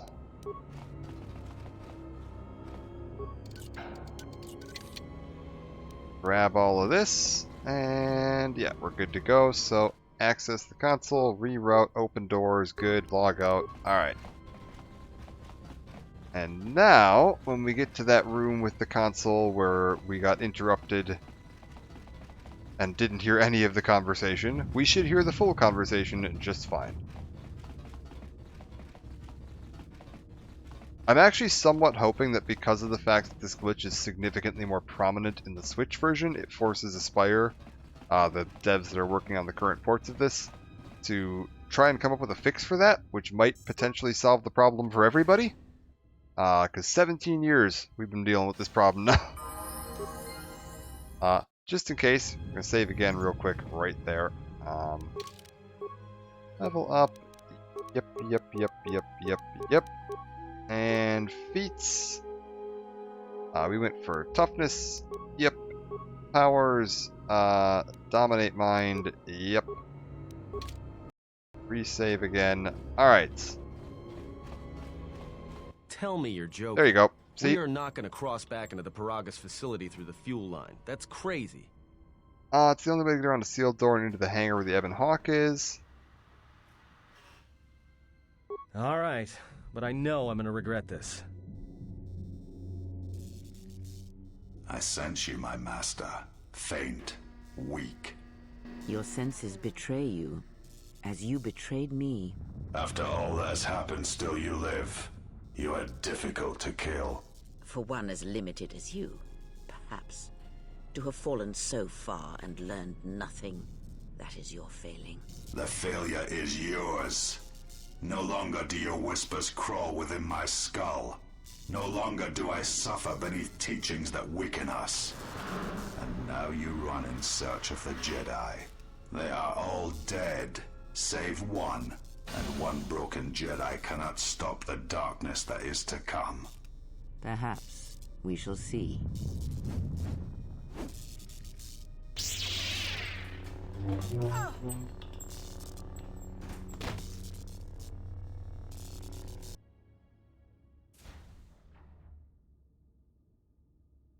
What's wrong? Are you all right? Damn it, hold on. It's only a little farther. Don't give up on me now. What happened to you? My hand, it felt like it was being dipped in molten carbonite. Kreia, I think she was wounded badly. Huh? How do you know that?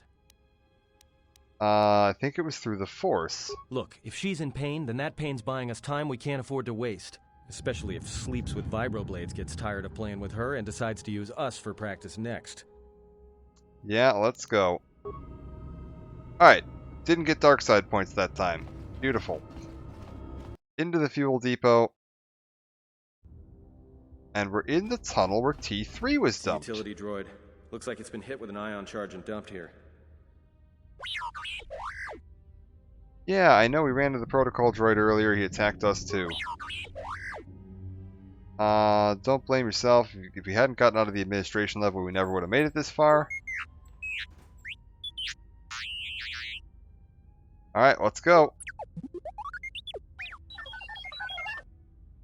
Alright, he's joined the party. He can make programming spikes on demand and can also upgrade items. So he kind of works like a little bit of a mini mobile workbench, which is really handy. Attributes, Dex, of course. T3's a returning character. He plays basically the same in this game as he did in the last game, which is great, because T3 was an awesome character. I really enjoyed him in the last game. Tons of skills, useful upgrades, and he got even more useful with the built-in workbench now, so that will certainly help. 2-weapon fighting, we're definitely going down that because he's going to be using twin blasters. And speaking of twin blasters, let's give him some twin blasters. Matter of fact, we'll give him a heavy blaster in the main hand. There we go. Alright, T3. Go ahead and grab this stash. Hangar 25 control circuit. The item we needed to be able to access the main hangar. 10 out of 10 would romance, for sure. Best droid. Well, second best droid. HK is the best droid. Let's be real here. T3 repair on his own, or does he not have health regen? He has very slow health regen. Hold up, T3. Let's get you healed up. HK is a bit scary. That may be understating it.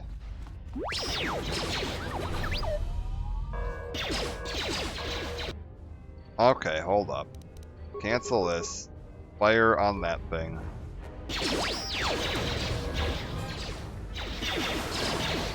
A poison grenade, but thankfully we actually have that breath mask on Atton, so he's immune to poison. Alright, repair droid's dead. All the rest of these should go down pretty quick. They're chucking tons of grenades in, which is a little dangerous. Why are we missing all of our shots right now? There we go.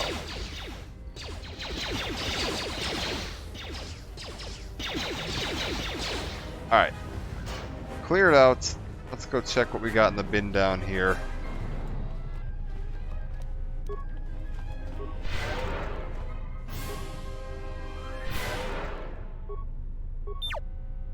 And you also may have noticed they mentioned there, that wasn't the same HK.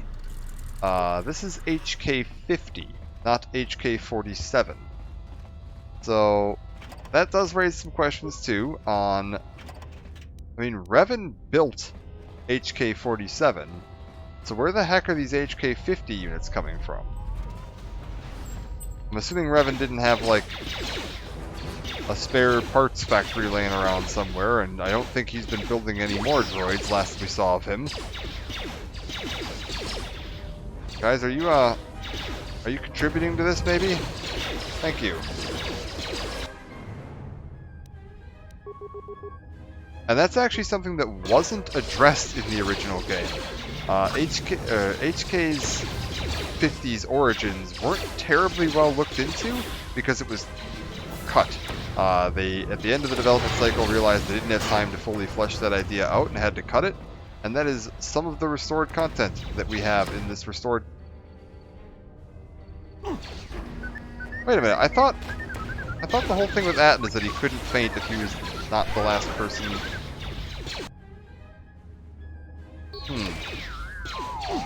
Uh-oh. Uh-oh. This is bad. Why am I not firing? Why am I not moving? Good lord.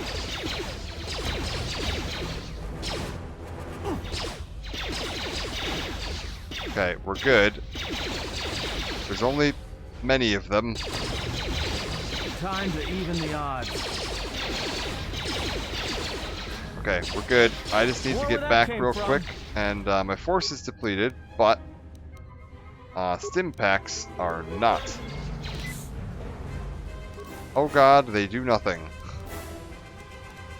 Oh, we may be in trouble.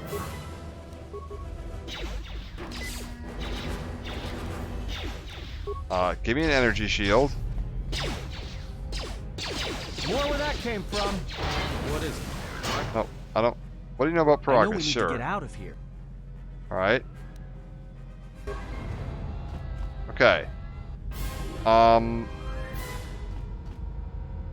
We're in a bit of rough shape at the moment. I'm used to playing as a soldier where you're just basically completely invulnerable in combat.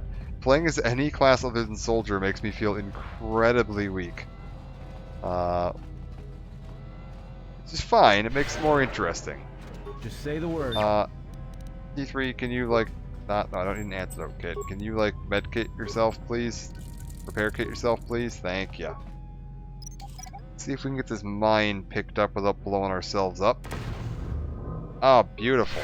Nailed it. Let's settle this.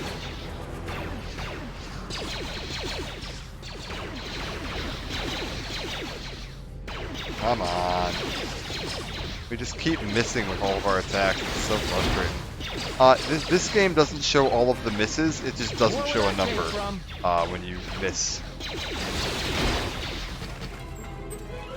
Alright. More stuff. Anything on these droids? Nope. Alright.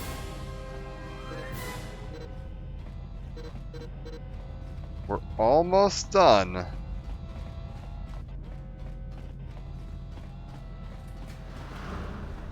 Emergency field station, shutdown field exit ramp.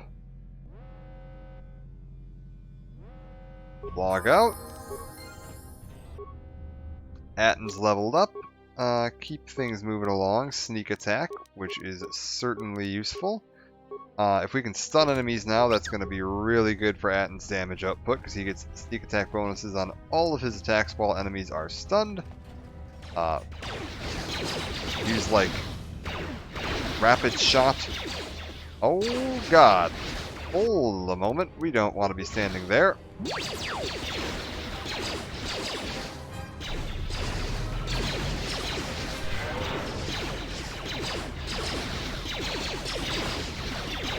Okay.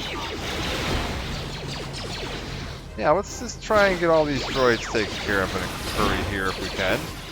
P3's gained a level, so if he starts getting low on health, just level him up real quick. Alright, we're good. Might want to look at getting our force points regenerating faster with that one talent when we get a chance. Those are still activated. I don't think we have a way to bypass that. Nope. Alright. This would have been the droid maintenance facility, by the way. When we were over there, last time we saw HK50, when we were talking to him in person before we fought him, he was hanging out right in that room. and that led to the airlock outside. You can see how this was like kind of cutting the hangar bay off from where we were previously. Alright.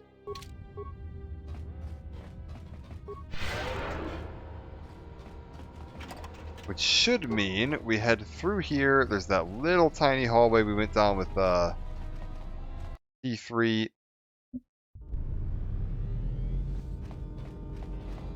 Yep. And of course all the droids are back. Why wouldn't they be? Oh, I did not want to... No. There we go. Come on. That's a long-range flamethrower. Holy shit. More where that came from. Also, hold up. Speaking of T3... T3, who's your little stun thing?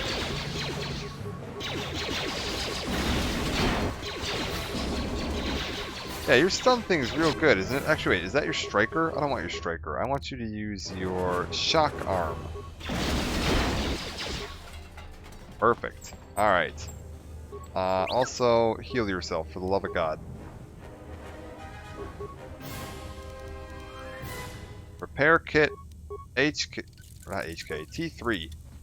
Heal yourself. Alright. I see our ship. We are almost done. All we should have to do now... Hello.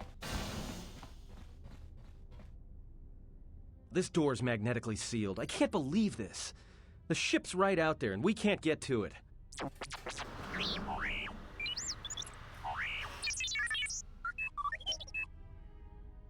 The console? Huh? Yeah. What is that piece of junk saying? They can open the hangar door. Needs access to hangar terminal up on the How platform. can you even understand that noise? I served with a lot of utility droids many years ago. I'll explain one day. Yeah. Fair enough. Alright, well, if he can slice the door open from the terminal above, don't let me stop him.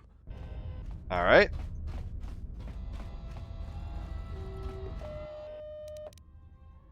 And access hangar control conduits to open door. Very good.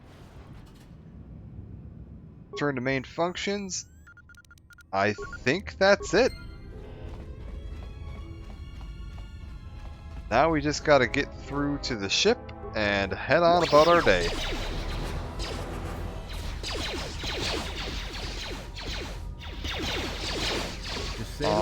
Let's take over T3 for a second here. Is this still my shock arm? Yes. All shock arm. Shock arm should do a pile of damage. Yeah, very good. Alright. Keep going. More shock arm. T3 could take front and center with that shock arm and just start cutting his way through all this. Very good. More where that came from. More where that came Oh, from. there's more coming out of the room next to us, which is a little bit of a concern, but I think we'll be fine. Yeah, T3, can you roll back and help deal with this? Alright. Oh, there's quite a few coming out of this room, aren't there? Alright, come on. More where that came from. Everyone down. Atten, you're very talkative today. It's gonna be okay. Everyone down. Okay. I think that's all of the droids here. Let's keep everybody topped up. Loot the chest. We'll save here because we're actually making pretty good progress, and I don't want to lose that if this thing decides it wants to glitch out again. It shouldn't. I should have like another 4 hours now, so in theory I don't have anything to worry about. Are these just going to blow up in my face, or am I going to be able to, you know, retrieve them? Nice. Try it again. How are we looking? Nice. Alright, T3, you're up. Can you retrieve these?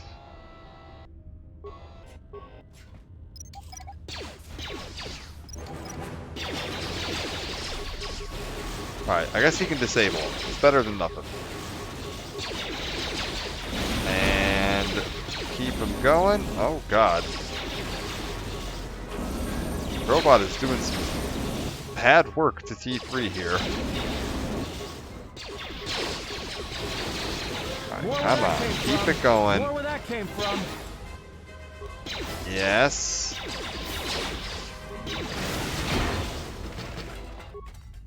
Okay. Anything we can loot off of these? No. Alright, just disable these mines. Forget about trying to pick them back up. Yeah, that's fine. Demolition still isn't quite my character's specialty.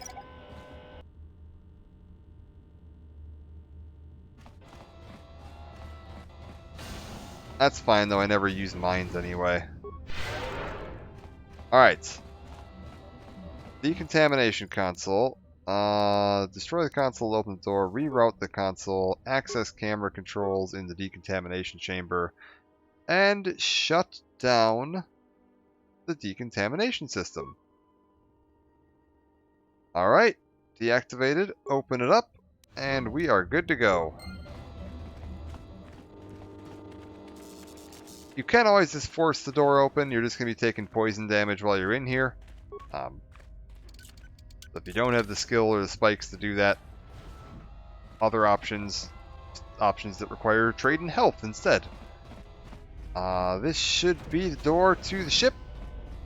We are good to go. I'm going to take a quick wander around the hangar real quick and loot anything we've got sitting around here before we hop on board. A droid deflector, sure. Time to even the odds.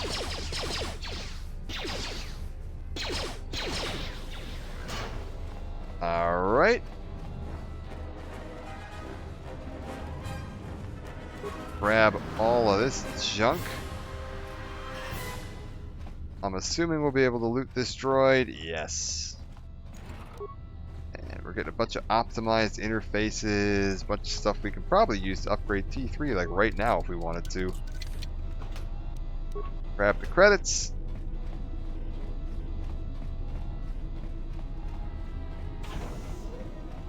And swing on back here. Mild Deveronian Edge and a Footlocker. Alright, that's it. That is everything we've needed. All wrapped up. So, on board we go, and hopefully we're getting out of here. This is the loading ramp. Once on board, you'll be leaving the mining facility for good. Let's get out of here. Quick! We're gonna need some time to fire up the engines. Let's give the laser turret a workout. So remember the little starfighter shoot-down sections that we had in the first game? They decided that it would be more fun to do this instead.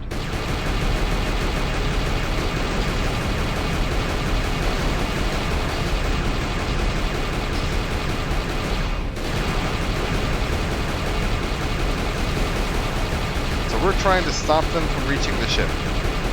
The plan. This will basically fire above as fast as I can click.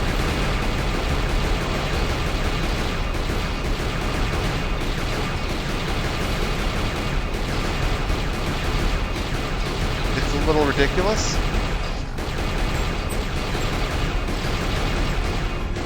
Like, I kind of feel bad for these Sith.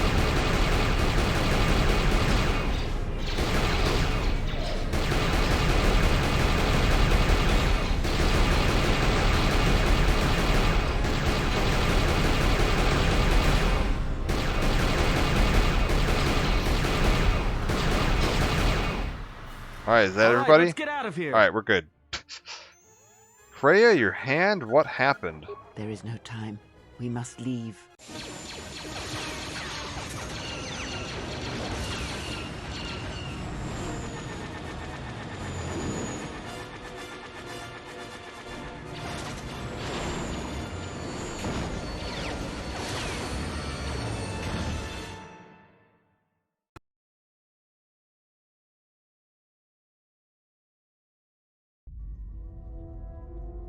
they hit us, we're dead. But if they keep missing us, we're dead.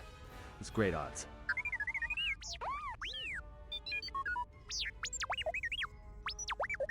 Somebody shut that trash compactor up. Okay, is there anything you can do? Keep as much distance between them and us as you can. Can we jump to hyperspace? Not with all these asteroids around us. We'd enter hyperspace in pieces. We have to clear that field first. Thing is, we clear the field and they're gonna have a clear shot at us. Okay, keep as much distance between them and us as you can. Yeah, that seems sensible. I'm doing all I can, and that's not enough. What'd you do to make these guys so mad? Well, either they hit us and destroy us, or they hit an asteroid and make the whole field go nova. Just do your best to keep your distance. We'll get out of this yet, yeah. What are the asteroids? They can be destroyed by us as well as them, can they not? That'll take out the whole field, the colony, and maybe us. We might not even be able to jump to hyperspace in time. Then we die here. Choose now.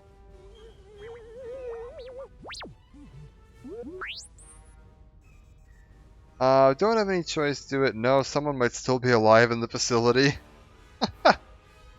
Yeah, I think that's real likely, but no, we gotta pick the light side option. Someone might still be alive in the facility. There's gotta be another way. Keep evading them so we're clear. Yeah. Hold on. This is gonna get a little rocky. It's gonna get a little rocky. Get it? There's asteroids. Atten. He's got puns.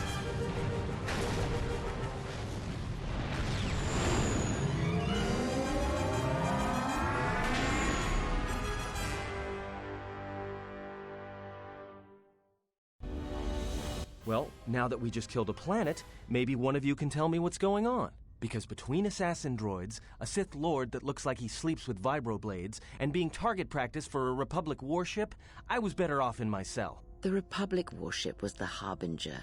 It was seized on its way to Telos by the Sith. They sought you, Jedi. Okay. Why are they looking for me? Because you are the last of the Jedi. Once you are dead, then they have won. Okay, but I was exiled from the Jedi Order. Yeah, there's some backstory for you. Exile or not, the Sith believe you to be a Jedi Knight, and that is all that matters. Okay, what happened to the Jedi? The Jedi's civil war destroyed the Jedi. By the war's end, barely 100 Jedi remained. Many fell in battle, and many more were seduced by Revan's teachings. Yeah, what about Dantooine and Coruscant? The Jedi Academy on Dantooine is nothing more than a crater that echoes with the ghosts of dead Jedi. And the Jedi Temple on Coruscant lies empty. The waters in the Room of 1,000 Fountains have fallen still, in reverence to the fallen Jedi, and those now lost.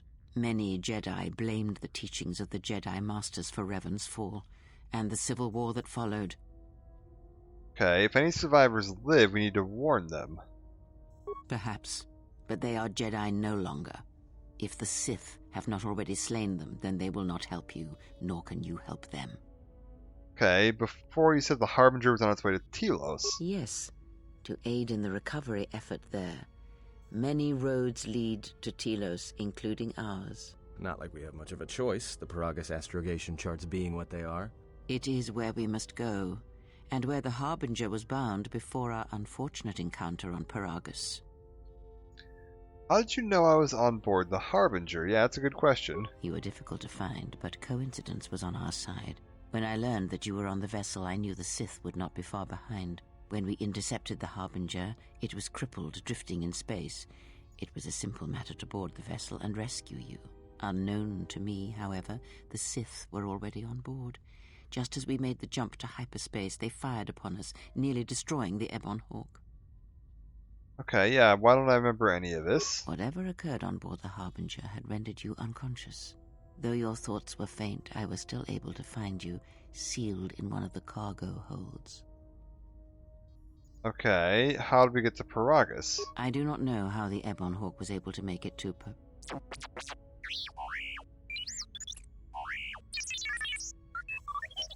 Be silent. We're having a conversation here.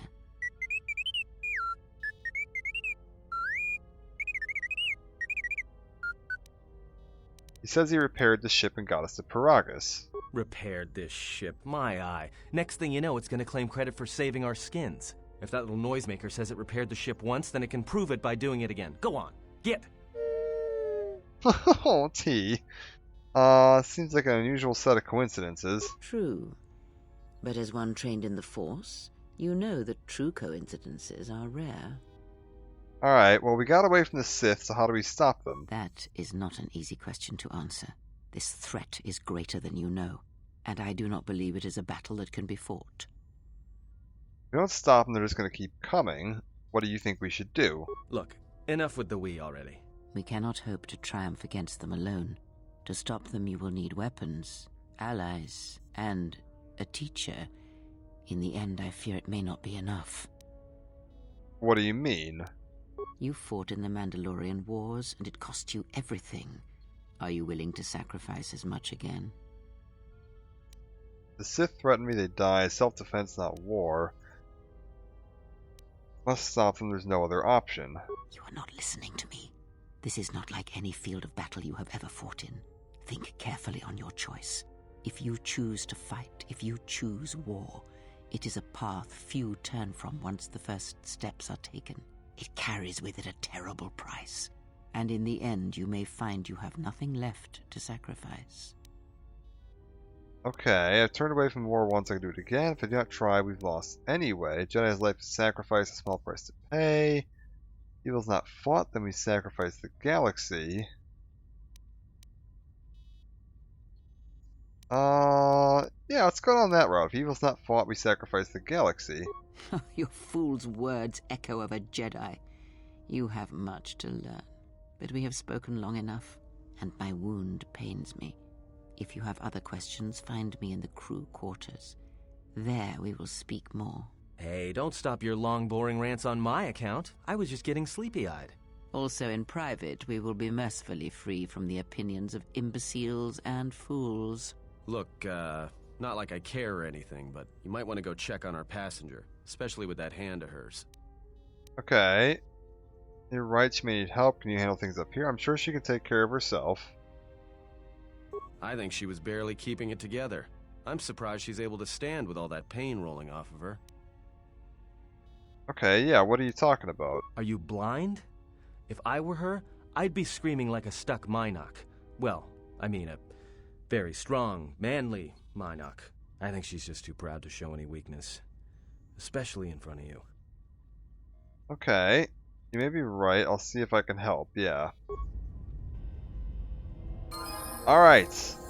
Light side points gained. XP. We gained a level. Let's take care of that real quick. And then we are going to call this a part for now. So that I can get some sleep and actually come back and do some Dragon Age later.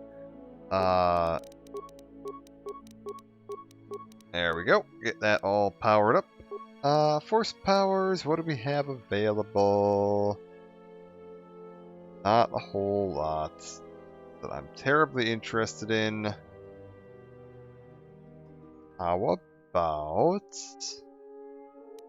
energy resistance is useful.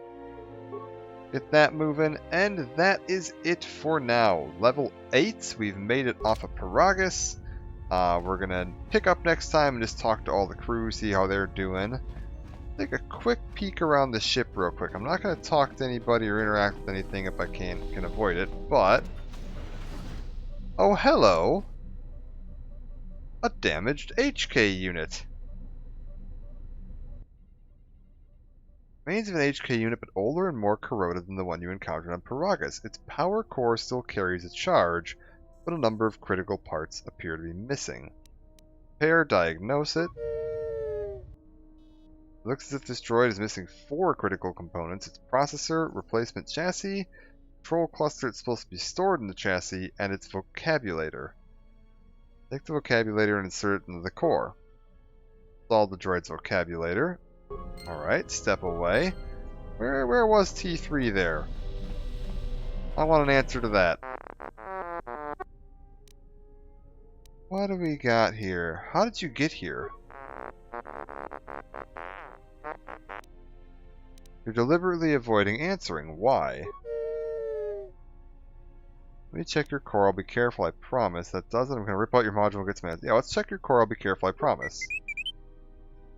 I want to make sure you're alright. Just let me check. Well, here, we'll hold off on that for now. Programming spike. You know where that HK droid came from? Influence failure. Ah! We need to get more influence with him before he's willing to tell us about HK back here. Alright, we'll get going for now. We did gain some influence with him.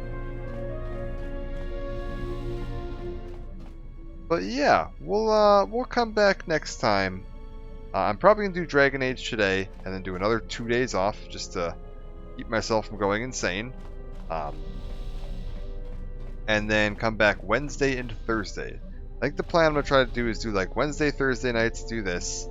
Friday, Saturday I'll be off, and then Sunday night and Monday afternoon, so like today, what I'm doing right now, this and then Dragon Age, and we'll just continue that schedule for now. But yeah, I'm gonna get some sleep. We'll be back in Draco Fire. Appreciate the follow. Thank you. I'm gonna get some sleep here. We'll be back at, let's call it 6 hours from now. We'll go for about 2:30 with some Dragon Age Inquisition and get a bit more of that knocked out, try to move along with the main quest and that. And yeah, 2 days off, and then we'll be back. I started this stream today right around 3 o'clock a.m. my time. That is the plan for the time I will usually be doing Knights of the Old Republic. So this was Sunday night for me into Monday morning. So Sunday night, Wednesday night, and Thursday night are the plans. And again, if you're interested in keeping up with schedule updates or info, link to Twitter down below. That is the best place to find that. It's usually where I go to post anything about the streams. Thank you all for joining. It's been great having you here. I'm going to go get myself some sleep before I pass out on my own keyboard. So, hopefully see you later for Dragon Age, and if not, I will see you back Wednesday for more of this. Catch you around.